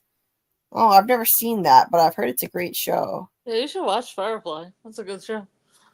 Okay. And it's only the one season, so it isn't like a ton of episodes either. Right. Yeah, I could see that how the contentment would lead to stagnation. I think it absolutely would, Debbie. Yeah, still going, Dieter. Just long enough to get through the last episode that we're covering, and then we're gonna pack it in. Yes, Debbie has some art videos on her channel. Absolutely. I'm not sure if I gave Debbie a wrench. I think I did. Debbie, you're free to anytime share your channel link in here so that people can check out your art. She does time-lapse videos showing how she creates her artwork on her channel. It's beautiful. So I'm always happy to support everyone who has a channel here and you want to share your content. Feel free to drop your links. And if you don't have a wrench, and I'll give you one so that you can do that. I'm just going to check and see if Debbie has a wrench. Let me see.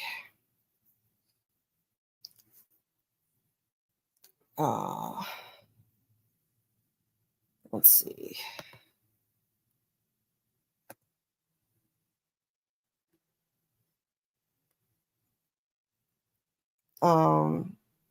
Debbie said that she has a new video. Oh, cool. Coming tomorrow that's different. A mixed media collage time lapse called Stephen King is so hot right now. That's cool. It's about symbolism in media and nice. And it's like a 70s sitcom, and the music is like a 70s sitcom theme song. Cool. That's awesome, Debbie. I'm pushing through Thanksgiving, Julie. Thanks. I hope you're doing well. Oh, well, thanks. I'm struggling a lot, a whole lot, but I'm hanging in there as best I can and trying to get out of a pain flare that just won't stop. Soon it'll be 2 months that it hasn't let up. Debbie said, I got 5 new subscribers after my last painting that made my whole week. Oh, congrats. That's awesome, Debbie. That's so cool. Right? You can relate about the suffering. I am so freaking alive right now. Yeah. Being a little less alive would be great, if you ask me. And you're welcome, Debbie. And you're welcome, Martin. Martin said, I didn't want to promote it till the end in case it took a viewer off. 8 likes and 60 plus likes. Well, thank you for thinking of that. I appreciate it. 8K views and 60 plus likes. I'm over the moon. That's amazing. Great job. Wow. Very impressive. Let's see. Trace, yeah, I'm struggling a lot, but again, trying to hang in there and get through. Oh, Debbie, I'll throw you a wrench right now. I'll throw you a wrench so that you can share your channel link in here.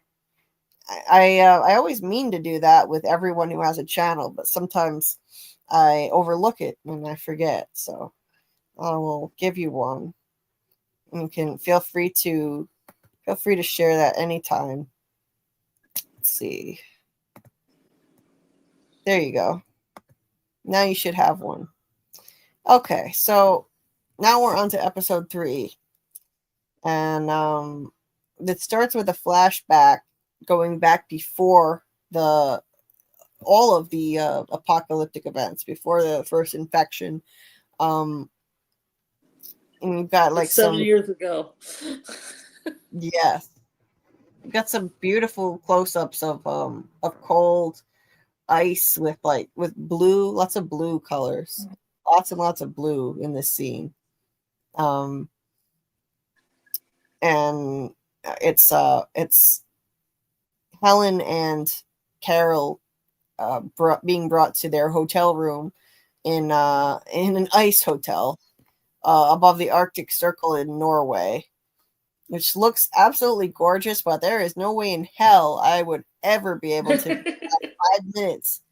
Okay, maybe 5 minutes, but I could never sleep in this place. I'm pretty sure it's a set because I don't see any cold breath.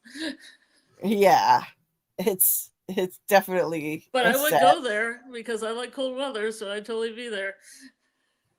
I would visit. I would go to one of those ice castles that you can tour and visit, but I could never sleep in this place. There's no way. Yeah, at first I thought they were in that ice bar in Las Vegas because they mentioned Las Vegas, and I thought, oh, maybe they're in that because there's an ice bar.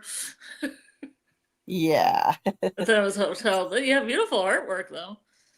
And there are real places like this too, Yeah. where you can spend the night. there are ice castles that they make in New Hampshire that you can tour. I always wanted to go, but I never got around to it. But as usual, Carol was miserable and Helen was trying to make the best of things and enjoying it. Like she's like the glass half full and Carol is the glass half empty, or Just all. enjoy this once in a lifetime experience that costs you $100,000 a night to stay there. Yeah, right. Yeah, Aurora Borealis looks like my screensaver. yeah, that would be amazing to see. Helen tells Carol, like, "Oh, this is totally your bag. Come on, you love feeling bad." It's like she enjoys being miserable, which is kind of an oxymoron, but yeah, it looks pretty miserable to me. I'd be with Carol on this one. I mean, in the furs. I mean, running around in the furs, loving this. Yeah. They talk about they said it was like 27 degrees in there. It's fine. It's awful. They talk about the her latest book at the time, and as much as she hates her own work and thinks it's garbage, she's clearly a perfectionist. Lots of unhappy people are perfectionists. I would know. I'm one of them. And so like she still wants the book to be, successful, and she wants to know where it is on the bestseller list now, and where is it in the top 20. Like, just knowing it's a bestseller and it's top 20 isn't good enough for her. She's just never satisfied. So yeah, that's typical Carol. Yeah, they could see the northern lights there. She's gorgeous. It kind of looks like a screensaver. That's Carol's reaction to the northern lights. That it kind of looks a screensaver. Like, that's what the most miserable person on earth would say about the northern lights. Like, how can you possibly have anything negative to say? Anything that's Helen's like, "Are you not moved?" She's yeah. Seriously. And she tries to warm her up. Come on. Okay. Isn't that warmer? And Carol, negative Nancy, warmer than what? Yeah, that's what the channel's actually called this. They called it Negative Nancy Goes to the Ice Cave. Oh, really? The Ice Hotel, yeah. Yeah. She's the ultimate negative Nancy. Seeing her kind of bathed in this blue light is really a really striking image. I'm sure, that use of color was deliberate. But it flashes back to the present where we're 3 days past the joining event. And so she's called Zosha back. So now she and Zosha are together again. And Carol has more questions. So she's met all the English speakers, but now she wants to know about the non-English speakers. And so essentially, there's one who's a 68-year-old candy vendor in Istanbul. He loves cats. In Bali, there's a woman who's 23, a contortionist and dancer. There's someone. Huh? Oh, I'm sorry. Just the thing. It's like she knows how to do these dances. It's quite exquisite. Yeah. There's a businessman in Sardinia, is 89 and retired. This is also another thing about that theory that all of the immune people are related to the Sturka guy from the 1960s Twilight Zone. That 89-year-old couldn't have been related because that the math doesn't work. So, but I don't think it works anyway. They're all over the world. I thought it was 600 years ago.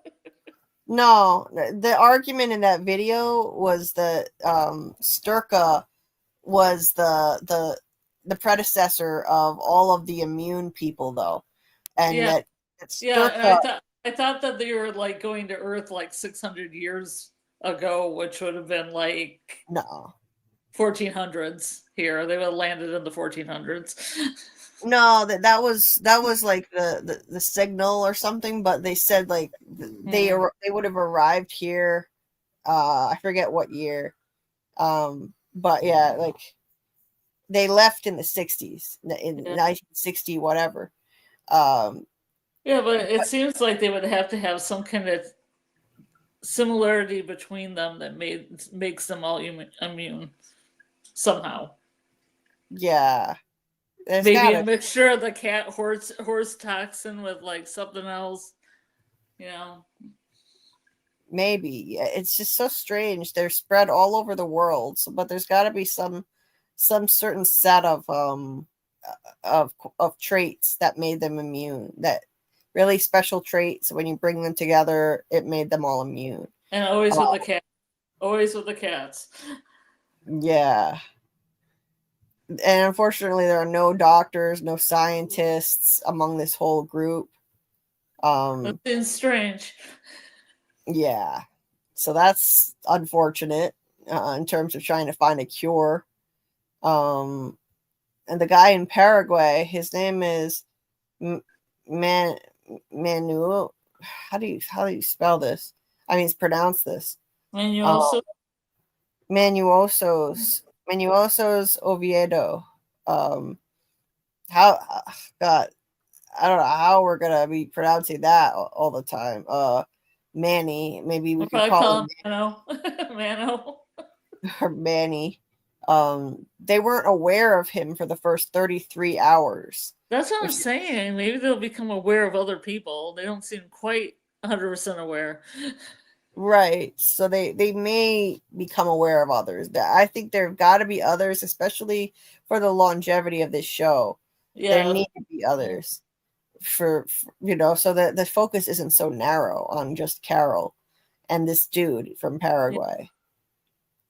He manages and they also have to find some way they can communicate too, like some kind of translation. Right. And like he manages like a dictionary or something, or lo-fi. Yeah, it's unclear if they have internet, so if they'd be able to use a computer to translate. So he manages. Well, they have those little machines too you can type into that have batteries and just have a dictionary on them. Old school. So he manages a self-storage facility, and he hasn't really communicated with them much. So yeah, he's a lot like Karl, I think, because he cussed her out on the phone, as we'll see. He's another one who's rocking the boat and not going with them. So Karl will finally have a comrade soon, I think. But he only speaks Spanish and a bit of Guarani.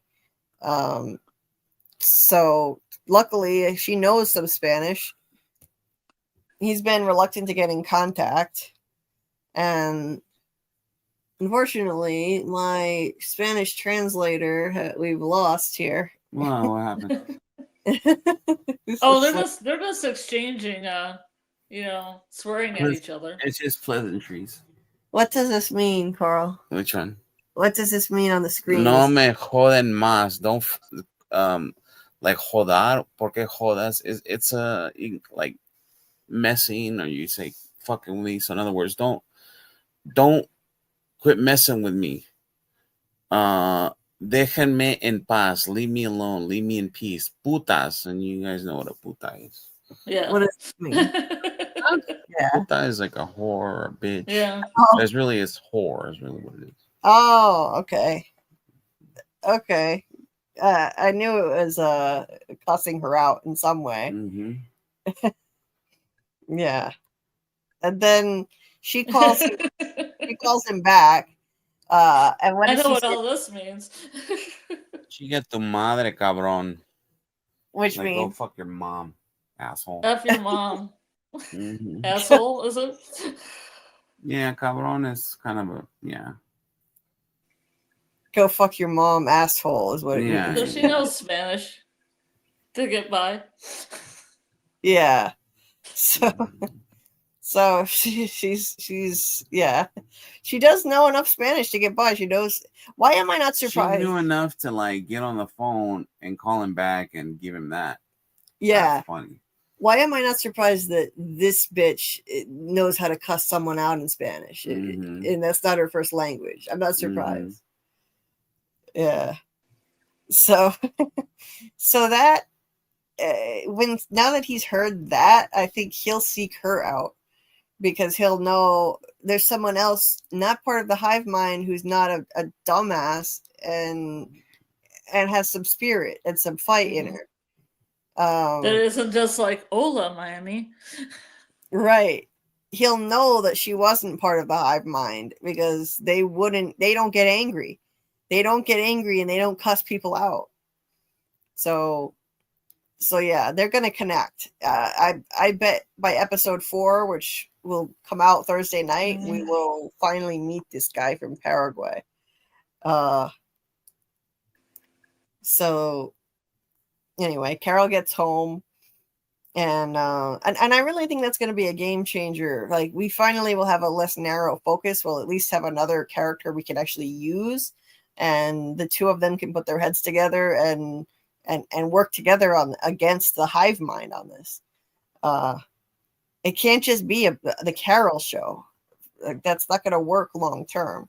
This isn't the Twilight Zone. That works for one-off individual episodes where that was just a, what do you call it?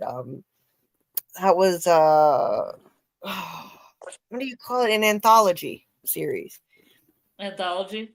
Yeah, it's an anthology series. So when Carol gets back, she gets all her mail that they saved for her, and there's a gift from Helen. And they know all about what the gift was about and everything because they have Helen's memories, which with Carol doesn't like, it doesn't appreciate. She wants them to forget every thought and memory they have on Helen and never mention her again, never think about her again. Only she gets to do that. Otherwise, it just feels like such a violation to her of her deceased partner, which I completely understand. You might say it could be comforting for her to still have access to her partner's memories, but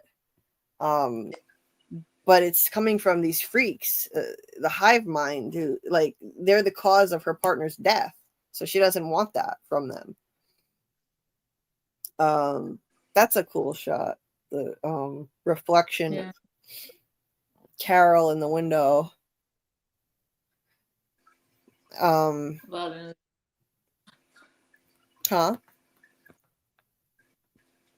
I'm just saying Helen buried in the other window. Oh, right. And then the orchid. Did she put the orchid?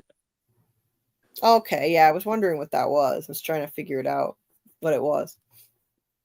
And then at the 4-day mark, she's just sacked out on the couch in full depression mode, taking, what is this? It looks like alprazolam. Wait, what is this? Alprazolam, which I think is, what is that? That's the generic form of.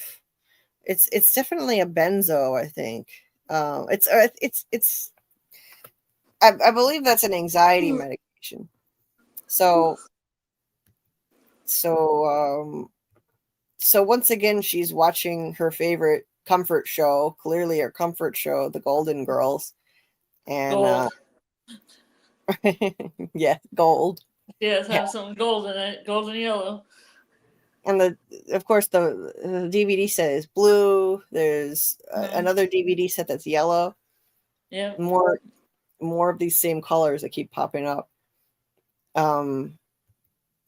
And she's still talking. It's another quote about frowning. One day I got up the courage to go up to mean old lady Hickenlooper and ask her why she always frowned. Well, she had been born with no smiling muscles. I pointed out that a frown is just a smile turned upside down. Now, that's Betty White saying that. And I pointed out early in the live that could be a hint to us, maybe, that it's possible to turn the hive mind people's smiles upside down, and maybe reverse this, maybe cure them of this happiness virus. So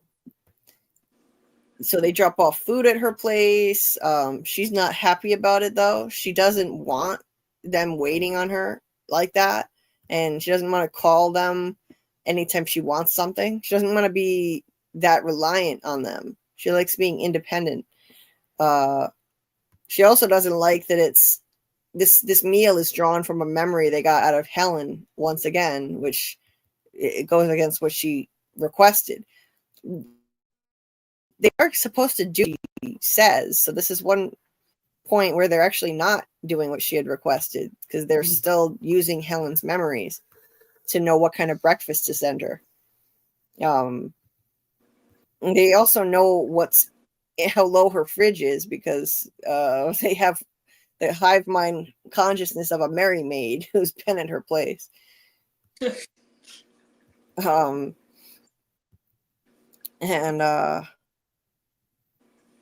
Yeah, she throws that away. She realizes she is low on food, and she drives to her favorite store, Sprouts, only to find that it's completely empty. I've never been to one. I've never been near one. Yeah, when I lived in California, they had some Sprouts. They like sell a lot of bulk foods, a lot of health foods. They have pretty good produce specials. I've heard they have really good meat specials too, but I never really bought meat there. Oh, okay.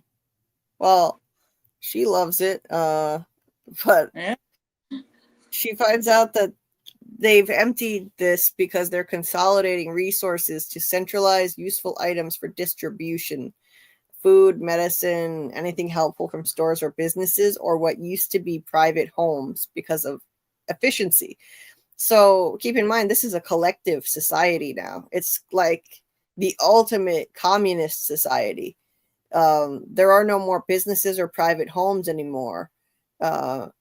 Everything is centralized now. They're consolidating resources, and everything is shared and distributed. No one owns anything. No one needs to. So she doesn't like that. Once again, she wants to hold on to her individualism versus the collectivism. She wants her grocery store put back the way it is, so she can fend for herself, or at least have the illusion that she's illusion of fending for herself. It's just it's the illusion of self-sufficiency. She doesn't want to call them anytime she needs something, so she wants her store back, and she expects it to take a couple days. They're like, we'll be there in a moment. And then all the trucks show up literally moments later. Unbelievable, because the whole human race is all connected. So they could literally just bring everything back at a moment's notice with whoever happens to be nearby to do the work, because they're all connected. They all are trained to do all the same things. So it doesn't matter. Whoever happens to be closest, that's who does it. Whatever needs to be done. I like the graffiti of the ice cubes. It kind of brings it back to the ice hotel. Oh, yeah. I didn't notice that. Good catch. Yeah, that was very comical. Then they all just show up. Mm-hmm. And they put the store back together. They all pitch in and work together like good worker bees. And within a very short amount of time. Yeah. Was it like 40 minutes or something? Yeah. The whole store is stocked again. And they all leave. This was really funny. they all just like finish each other's sentence. One of them's like, call us if there's something you want that's not here. And the next one continues, we'll get it to you toot sweet. They would just leave. So yeah, they need to kind of pick up the pace. This was a slower episode. I feel if they want to keep this going long term, they can only go on with this joke for so long. This running joke of the hive mind and Carol just fighting to live her normal mundane life. But for now, I'm enjoying the ride. It's a great watch. Mm-hmm. That night, Carol is watching her TV again when the thing shuts off, and then she watches as all the lights in the distance turn off, and she gets a call saying that was her place was a mistake. They turned her electric back on, and they said that they're conserving electricity everywhere else. They care about conservation that much. They don't work at night unless it's essential work like hospitals and stuff. So I think they were messing with her. You think what? I think they were messing with her because I don't think they had to turn everybody's lights off and then hers back on. I think they did it to make a point that they control everything. Yeah, that very well could be. A little bit of a flex. Yeah, just to show how powerful they are. Yeah, and they can turn off her Golden Girls anytime they want. Yeah, indeed. And they obviously care about conservation. Maybe this is like some alien race that just wants to stop humanity from destroying the earth, because these people are just going to die off before long. They're not going to last very long. They like care about when a planet gets to the point where it's going to be more destructive, little they beam some RNA over, it takes care of itself. Just clean house. Planet. Yeah, clean the universe. Yeah. They care about conservation, and they won't kill, they won't fight back. They'll be completely docile. They're not going to be able to do factory farming, and they're all going to die off this way. It's only a matter of time. But anyway, they say there's no crime to prevent. Crime is obliterated, so they don't need lights at night for that either. Just, yeah, it's a benefit, sure, but what are you losing in return for all this?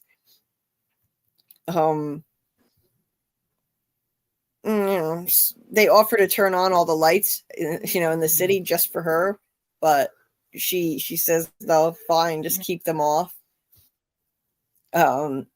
This is where she says facetiously, I'm fine. I'm so happy. There is nothing wrong with me that a fucking hand grenade wouldn't fix. They take this literally. She's like, you got one of those? Because I think that would be the perfect topper for the greatest week in human history. Yeah. She shouldn't have said that. They take that literally. And then Zosha turns up with an actual working hand grenade. Like, we thought you were probably being sarcastic, but we didn't want to take the chance. Were you being sarcastic? And she's like, okay, we'll just get rid of it. But Carol invites her in. Like, That's what she says. Does you maniacs drink?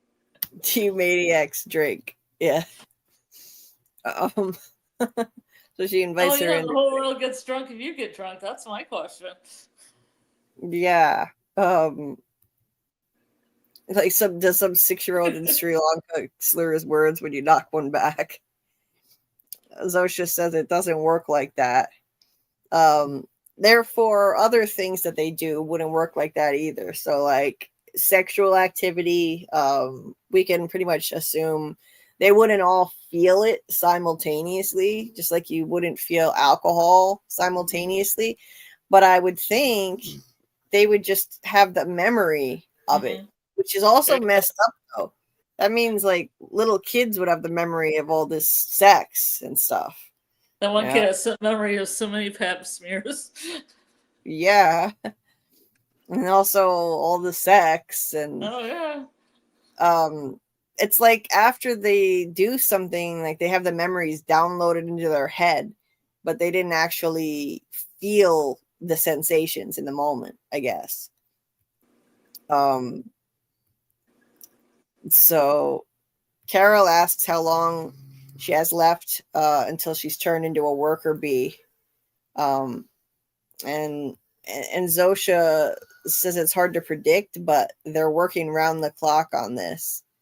And it could be as soon as a couple weeks, or it could take months or longer.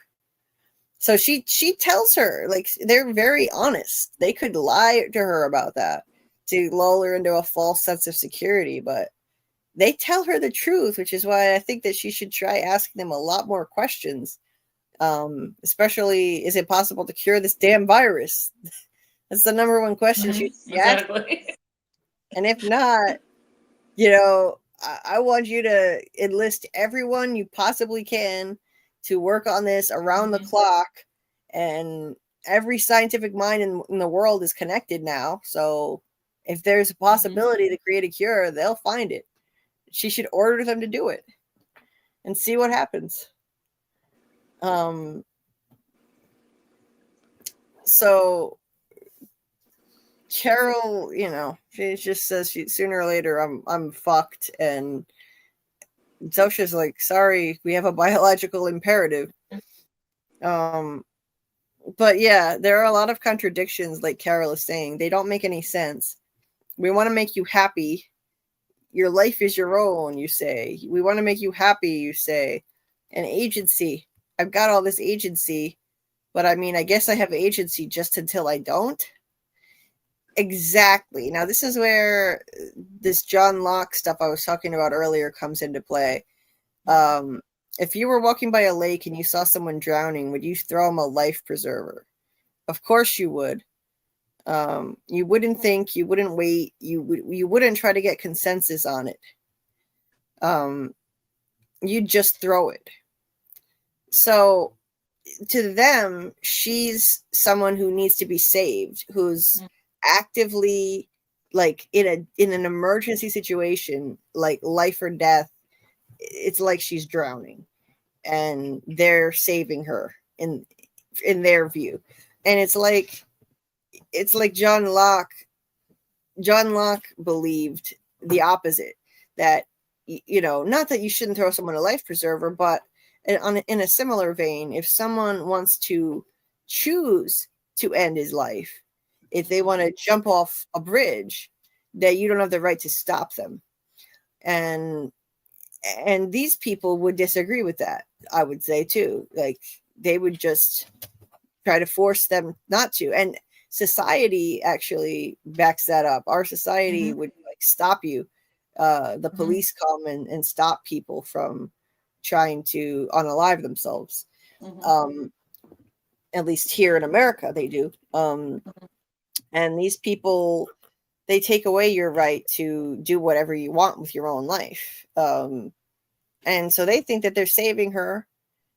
She's drowning. She just doesn't know it, according to Zosha. It's really interesting. So who is the bad guy here? Again, like, this is a gray area.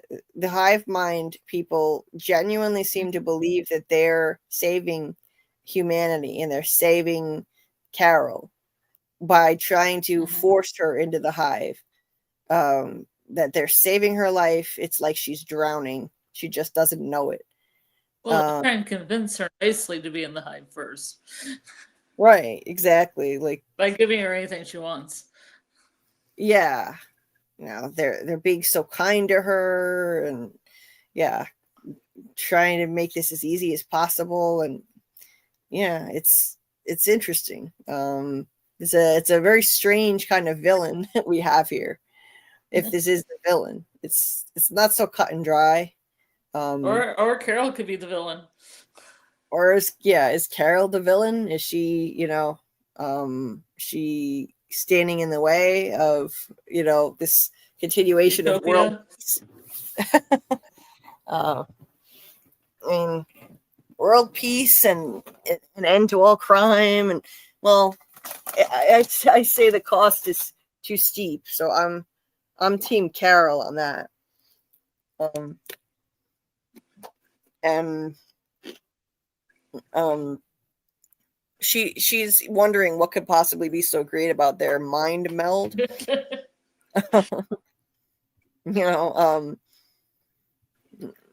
So she's starting to actually wonder what it's like. They, like, the other immune people wondered why she didn't ask, because they all asked what it was like. Now it seems like this is her starting to wonder finally what it's like, but she still won't ask, because it would be like asking a dealer, what their heroin is like. And she's right about that. But she's wondering, and she the rich Steves gets mentioned very often. Yeah, it's a callback to her time in the ice hotel with her girlfriend in the flashback, because they were visiting places featured in Rick Steves specials and like that. And I wouldn't be surprised if they visited these other kinds of places that she's describing too. Coffee on the canals in Amsterdam, and taking a walk at sunset on the most flawless beach in Croatia, or in Norway above the Arctic Circle, and Zosha finishes her sentence in a hotel made of ice. So she's still pulling from. This is one area where they're not respecting her wishes. Yeah. Mm-hmm.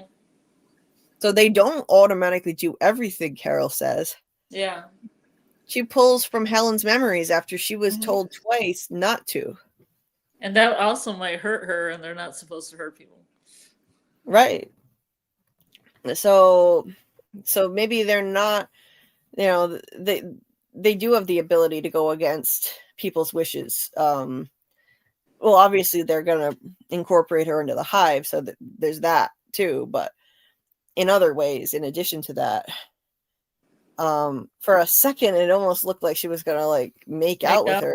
Yeah, I was going to say that's definitely kind of a lesbian couple picture. That's intense right there. Yeah, some some sexual tension. Right after Zosha invoked, a memory, an intimate memory that Carol shared with Helen, she gets right in Zosha's face like that. But she says, "I told you, Helen was off limits.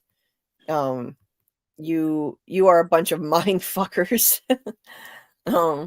So it's not romantic at all. And she pulls the pin on the hand grenade, thinking there's no way they'd give her a real hand grenade. But they did. Zosha. Yeah, and it sprung, the handle sprung off of it too. That was really nice. Nice addition.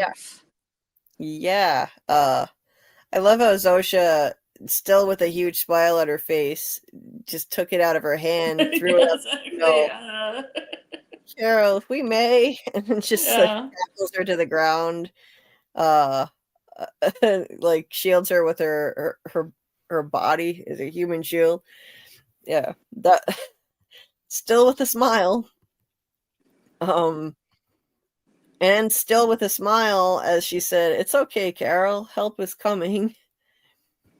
Nothing phases these people. She's still happy. She would die with that smile too if she had to. That's because I think there's a little thing between them.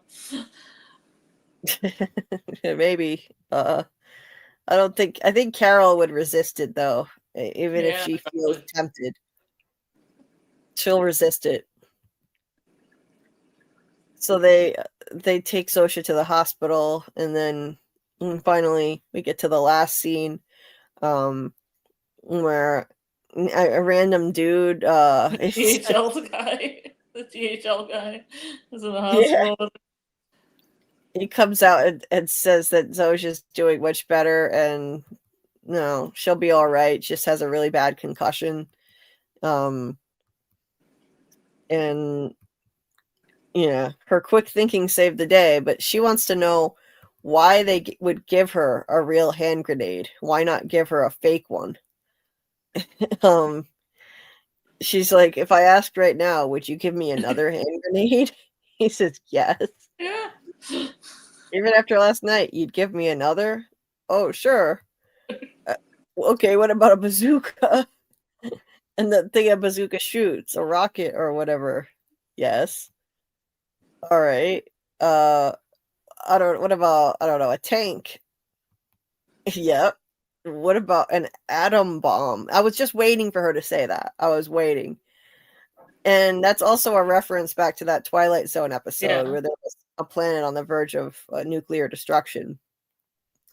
And he literally, like, this, he looks uncomfortable, but he's like, why would you want one? She says, I don't know, to blow shit up. You gave me a grenade, for fuck's sake. And he hesitates, and she's like, it would be okay to say no at this point. That would be sane. Like, she literally would feel better if they did, I think, say no, because anything else is batshit crazy. And he says, well, we'd weigh the pros and cons with you. If you truly wanted a nuclear weapon, we would explain that it would be very destructive. But she's like, yes or no. And ultimately, he says, yes, he would, like, that would be the end result. It would be yes, but they wouldn't necessarily feel good about it. We would move heaven and earth to make you happy, Carol. Well, atom bomb would move heaven and earth. What? I said an atomic bomb would move heaven and earth. Yeah, literally, it would. He's like, would you like an atom bomb? So yeah, she's like, I'm gonna have to get back to you on that or something. Like, she doesn't give him. So yeah, that's that's the batshit crazy conclusion of the third episode of Pluribus. Yeah, I'm not even sure where episode 4 is gonna go at this point. I know. I guess. I know. They literally would give her anything, including an atomic bomb. So she needs to, again, ask for the cure, and if there isn't one, they need to work around the clock on it. That's what I'm saying. I think maybe they would do it. I don't know. At some point, they would have to say no. They'd have to say no to that because they have their biological imperative. So maybe that's the one thing. They would probably just say it's against the biological imperative then. Right. I think that might be the one thing they'd have to say no to. But we'll see. Yeah. Let's see. I'll check in with the chat one more time. We just crossed the 4-hour mark, and I need to wrap this up. Debbie dropped the link to her let's see, is that the main channel link? Awesome. So check out Debbie's channel. She puts in awesome videos of her artwork, her creating her artwork. So definitely check that out. It's beautiful. And she said, And the crew in white. The crew is 2 white guys. There are 2 white wives and 1 teen daughter. Which I'm not sure which one. Oh yeah, in the Twilight Zone episode. Biggest connection is that in the Twilight Zone, they say they're 11 million miles from Earth, which is ridiculous. Mars is 10 times further than that. Right, Debbie, exactly. 11 million was to Carol's body count from her first fit, right? Oh yeah. So yeah, the guy from Paraguay basically says, "Leave me alone, bitches." And she says, "Fuck your mother, bastard." Yeah, I had to get Karl here to translate because he speaks Spanish fluently. He's my resident Spanish translator for everything now. We watch I Love Lucy, and I get him to translate everything that Ricky's yelling in Spanish all the time. Finally get to know what Ricky's actually saying. Debbie said, "I already love the prepper guy." Yeah, me too. She said, "I can't wait to see Carol shop at Sprouts again, and the food is rotting because there's no new food." Yeah, seriously. It's going to be rotting real soon. Something tells me Sprouts is probably one of those organic stores. Like, so that stuff is already practically rotting as soon as it gets to the store. It is? Mm-hmm. Yeah. It is an organic store. It sounds like it would the name of an organic store. So, yeah, that's not going to be good. So, yeah, I thought that was something like Xanax that she was taking. Right, okay. Like Debbie said. Yeah, and Samuel was quoting the Golden Girls theme song, which was playing on the TV. "Thank you for being a friend." Kind of sad and ironic since she has no more friends anymore. She's completely alone. Samuel, and hey Samuel, by the Oh way. yeah, they had that other part when she was watching. When she was This what? other part where she was watching Golden Girls, and it was about some. She had this other part where she was watching Golden Girls, and they had like some druids that were supposed to sacrifice a virgin in a volcano, and then Betty White said she was a virgin. It was a very odd part of the Golden Girls to be watching. I think she was referencing like reincarnation or one of those where she got hypnotized to talk about her past lives. I think that was the theme of that one.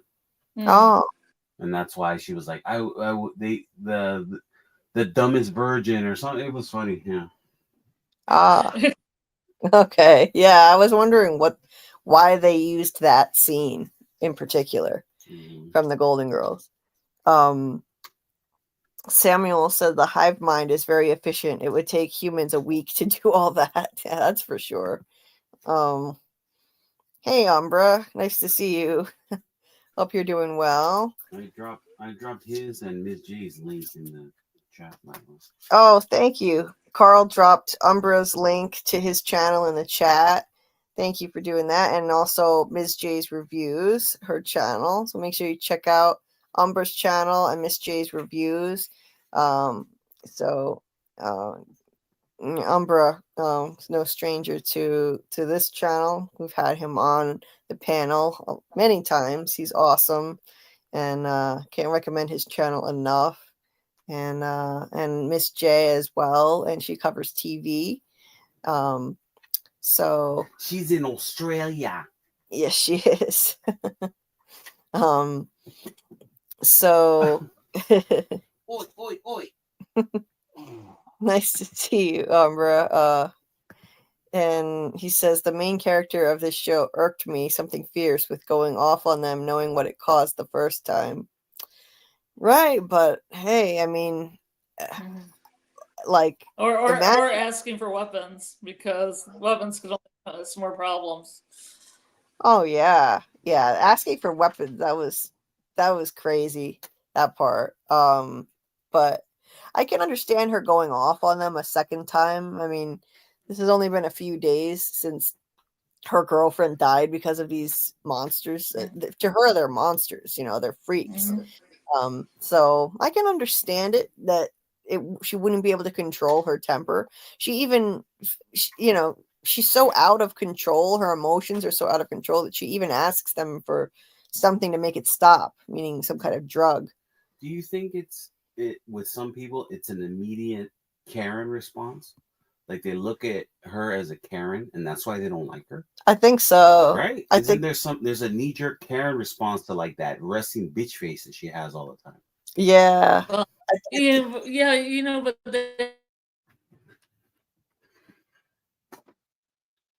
What was they also that had there? that Skylar. Communications, you dropped out there. You know, We couldn't hear we're you, not- Ghost. What, Scarlet? about Skylar and Breaking Bad Uh-huh. had the same problem. Can you hear Okay. me? Yes. Yeah, we Where heard that. people really, really hated Skylar just for the fact that Skylar didn't want a husband that was a drug dealer and a gangster. What a dumb bitch. No, Yeah, exactly. It's all her fault. So it might just be women characters, because if she was a male character, and I think Vince originally started with a male character, it probably would be different. Yeah, I think so too. That makes her more grating to people. There's some like anti-Karen stuff there, and there's some what do you call it? Some sexism too, and misogyny going on. Not saying that anyone who doesn't like her feels that way, but in I some got your cases, misogyny right here. some cases, I understand though she's a grating person. She is. She's annoying, and she's an abrasive personality. She's supposed to be, and she's entitled, and oh yeah, And she's entitled, and she makes a lot of money, and she's the hero. doesn't appreciate anything. And she's gonna be our salvation, guys. yeah. Deal with it. Yeah. Anti-hero. Anti-hero, indeed. She's the one gonna save us from happiness. From happiness. From ourselves. What For a happiness. synopsis. The show saying that the synopsis of the show says the most miserable person in the world must save the world from happiness. Like, that's all they told us about this show going into it. Like, that's But yet it fits now. so it fits. Yeah. It really does. It does. Samuel said they either want to preserve life or they want to neutralize a potential threat.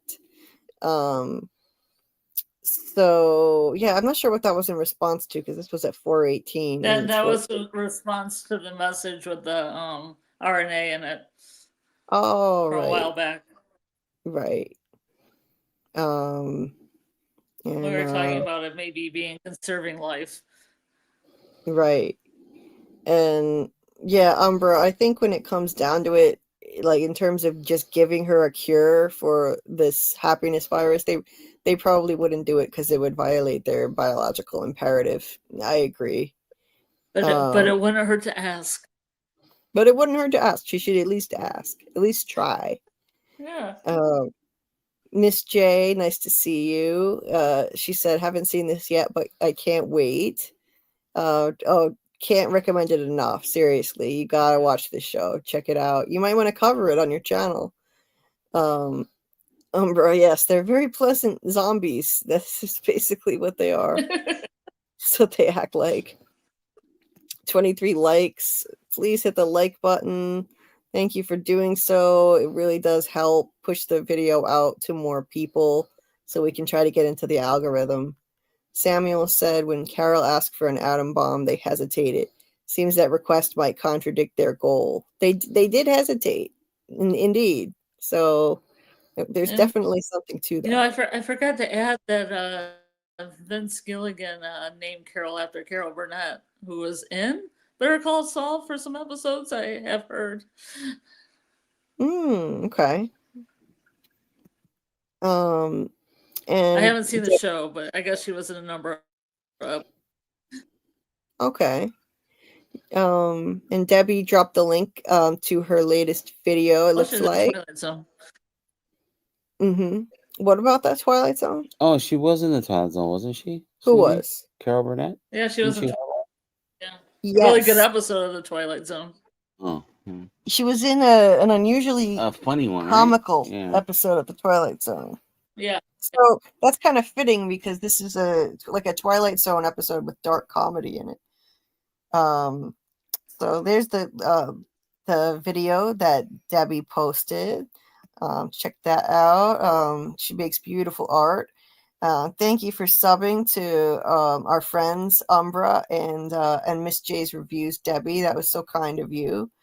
You're welcome for sharing the link and for the love, Umbra, anytime.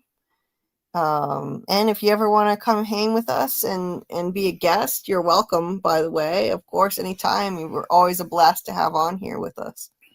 What were you going to say? Debbie said, I'm most intrigued by Carol's overuse of Star Trek technobabble. That and the, what is this? Cymatics of the intro are the most interesting. Cymatics of the intro are the most interesting. You know what the cymatics are?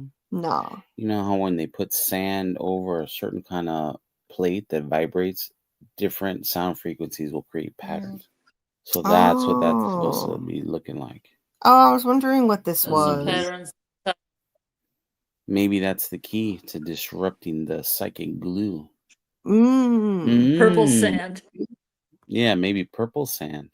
Yeah. Maybe that's why they don't like the cell phone towers. Could be. Yeah. Yeah, I love the look of that. It's so cool.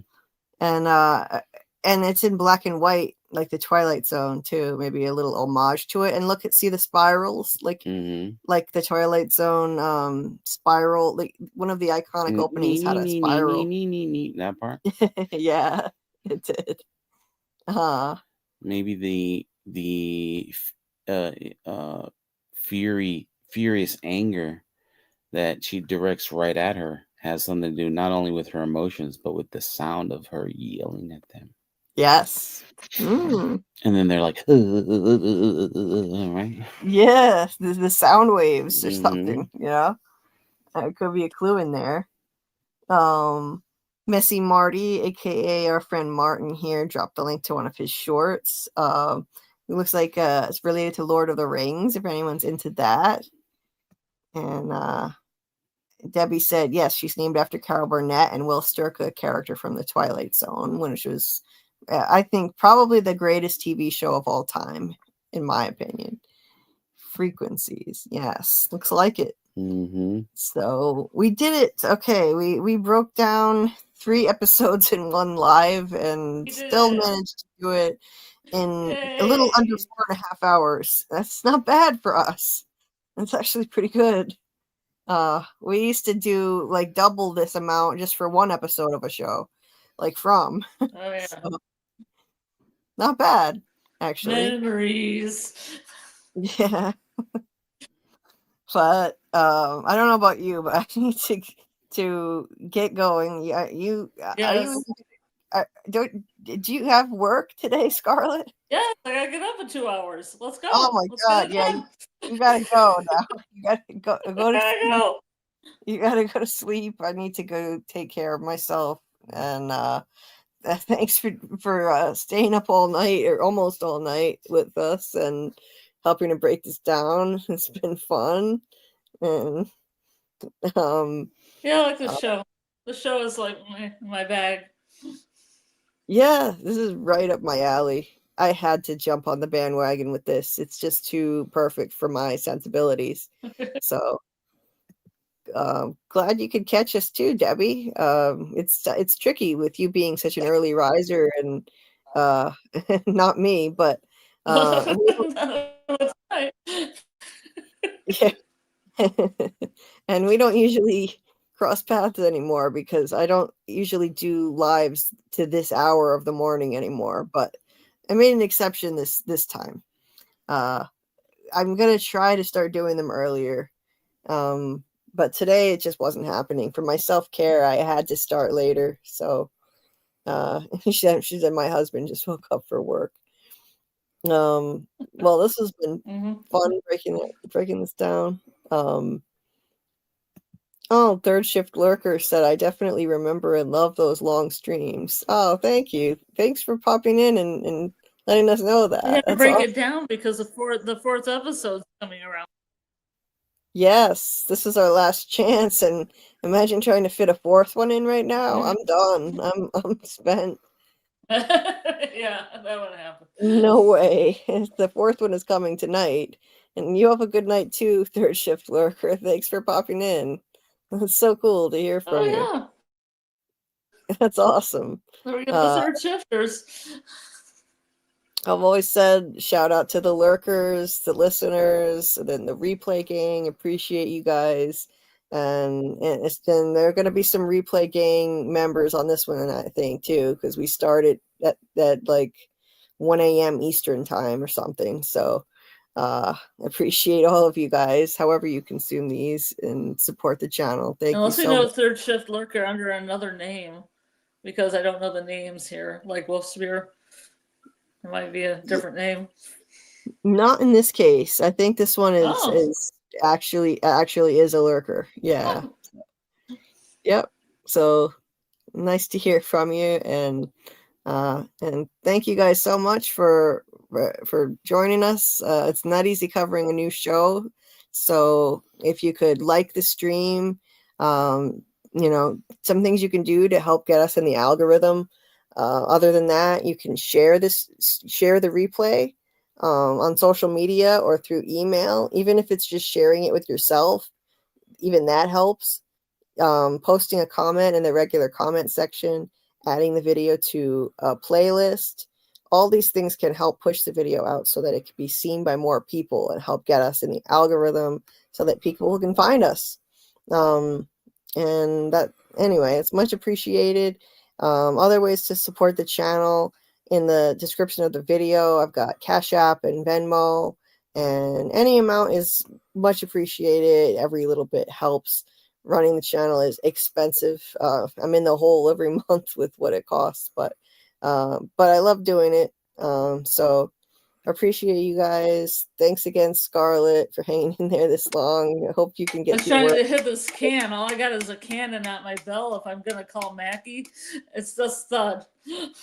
Oh no, no bell. Mackie. No bell for Mackie tonight. Yeah, that's the only noise that cat makes. Oh well. Well, maybe he'll manifest one of these days. Anyway. Well, we'll be back next week. I'm not sure which night yet because we have to pick a new night. It won't be Wednesday. Next Wednesday, we're going to be doing a new story time with Doug Hughes. It will be our first live on the sequel to The Poor Player, his first novel. The sequel is The Shaming of the True. And if you want a copy of it, you can email me at JulieBDeepDives@gmail.com. I'll send you a copy for free, courtesy of Doug.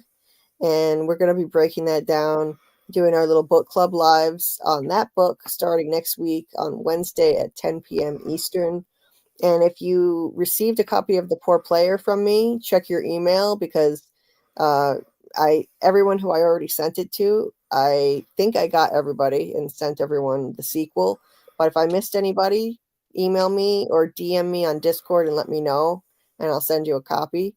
Debbie, I think I emailed you. I think you're one of the people I emailed today. So check your email, and if it's not in there or you have a new email, just let me know. Email me at JulieBDeepDives@gmail.com, and I will hook you up with the sequel book. And we'll start breaking that down next week.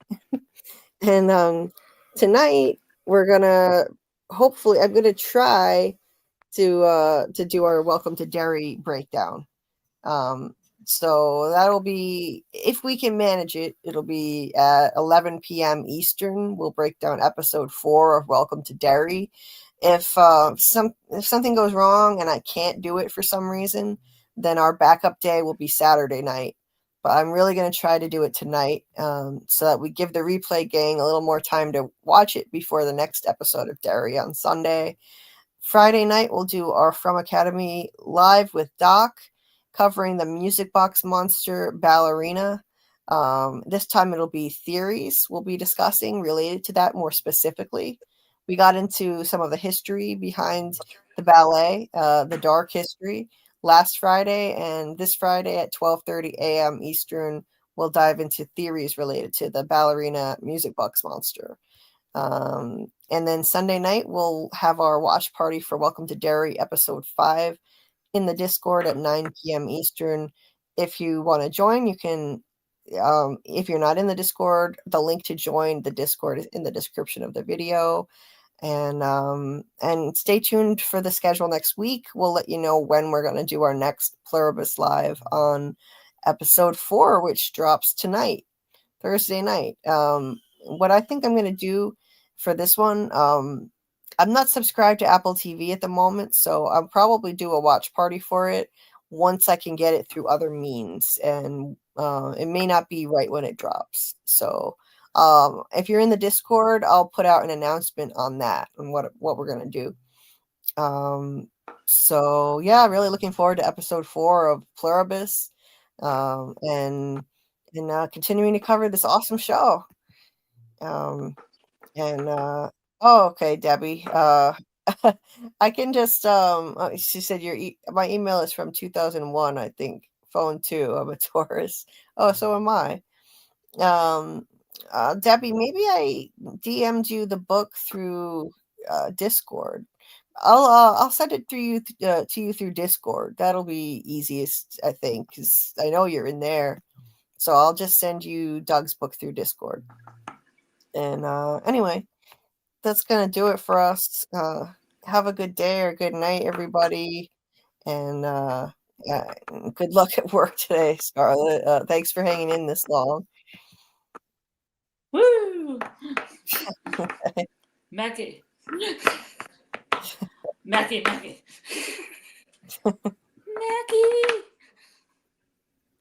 Okay. Mackie. I need to sleep now. Good night, everyone. Good night, Scarlet. Good night, everybody. Good night, Julie. Good night, Karl. Good night, Chet. Or good morning. Good night, Karl. Good night, John Boy. And we'll see you all next time. And you are welcome, Debbie. We'll see you on the next one. Yeah. That's a theory creaking open, baby. Yo, welcome to the screen where the plot gets bent. Julie B deep dives, not just for content. She don't react, she dissects those threads from the lens, catching clues y'all missed when the credits end. What you know about freeze framing frames and while you blinking, she building an evidence drum. Got a notebook thicker than the lore itself, and a chat full of nerds with a mental health shelf. Yeah, she sees the glitch, peep the double cross. You just watching TV, she talk to the boss. Every theory and thesis, no throwaway guess. While y'all on season 1, she in season X. Said rewind and slow it, zoom in enhance. Julie B caught the symbol in the window glance. While you tweeting what just happened like a clown, she already made a flow chart, color-coded breakdown. They don't die like us. They don't vibe like us. They binge and they bounce. We revive that trust. They skip intros, we wear frame. You watch shows, we decode the game. They don't die like us. Nah, they don't die like us. She cracked Severance before y'all knew it was deep. Predicted the last of us, deaths in her sleep. When the camera pans, she ain't blinking once. Catch a ghost in the glass, call it theory punch. Watch parties lit like apocalypse nights. Call-ins while they bringing alien rights. Hey, Julie, I think the trees are spies. Well, I have a spreadsheet that confirms that, guys. Zoom in, boom in, she moving through clues. Spinning Discord in the courtrooms, Lord of views. Got mods with receipts. Time stands with heat. Every rewatch turns into a Reddit elite. You stuck on the surface, we beneath with maps. Cross-referencing lore with the rector's caps. If your fave show got secrets, don't be dumb. Julie got the chalkboard out in Frums where it's from. They don't dive like us. They don't vibe like us. They skim the edge. We inside that crust. They zone out, we zone in the pain. You say plot twist, we say nope, chain. They don't dive like us. Nah, they don't dive like us. What's that? That ain't a blooper, that's a plot thread. You thought it was a shadow? She thought it was a coded message from season 3. And she's probably right. Step this way if your mind's unbent. Step that way if your theories pay rent. Say Julie B. Deep dive queen. Deep dive queen. Now zoom, scroll, theorize, pull. Ain't no rabbit hole safe once she got the clout.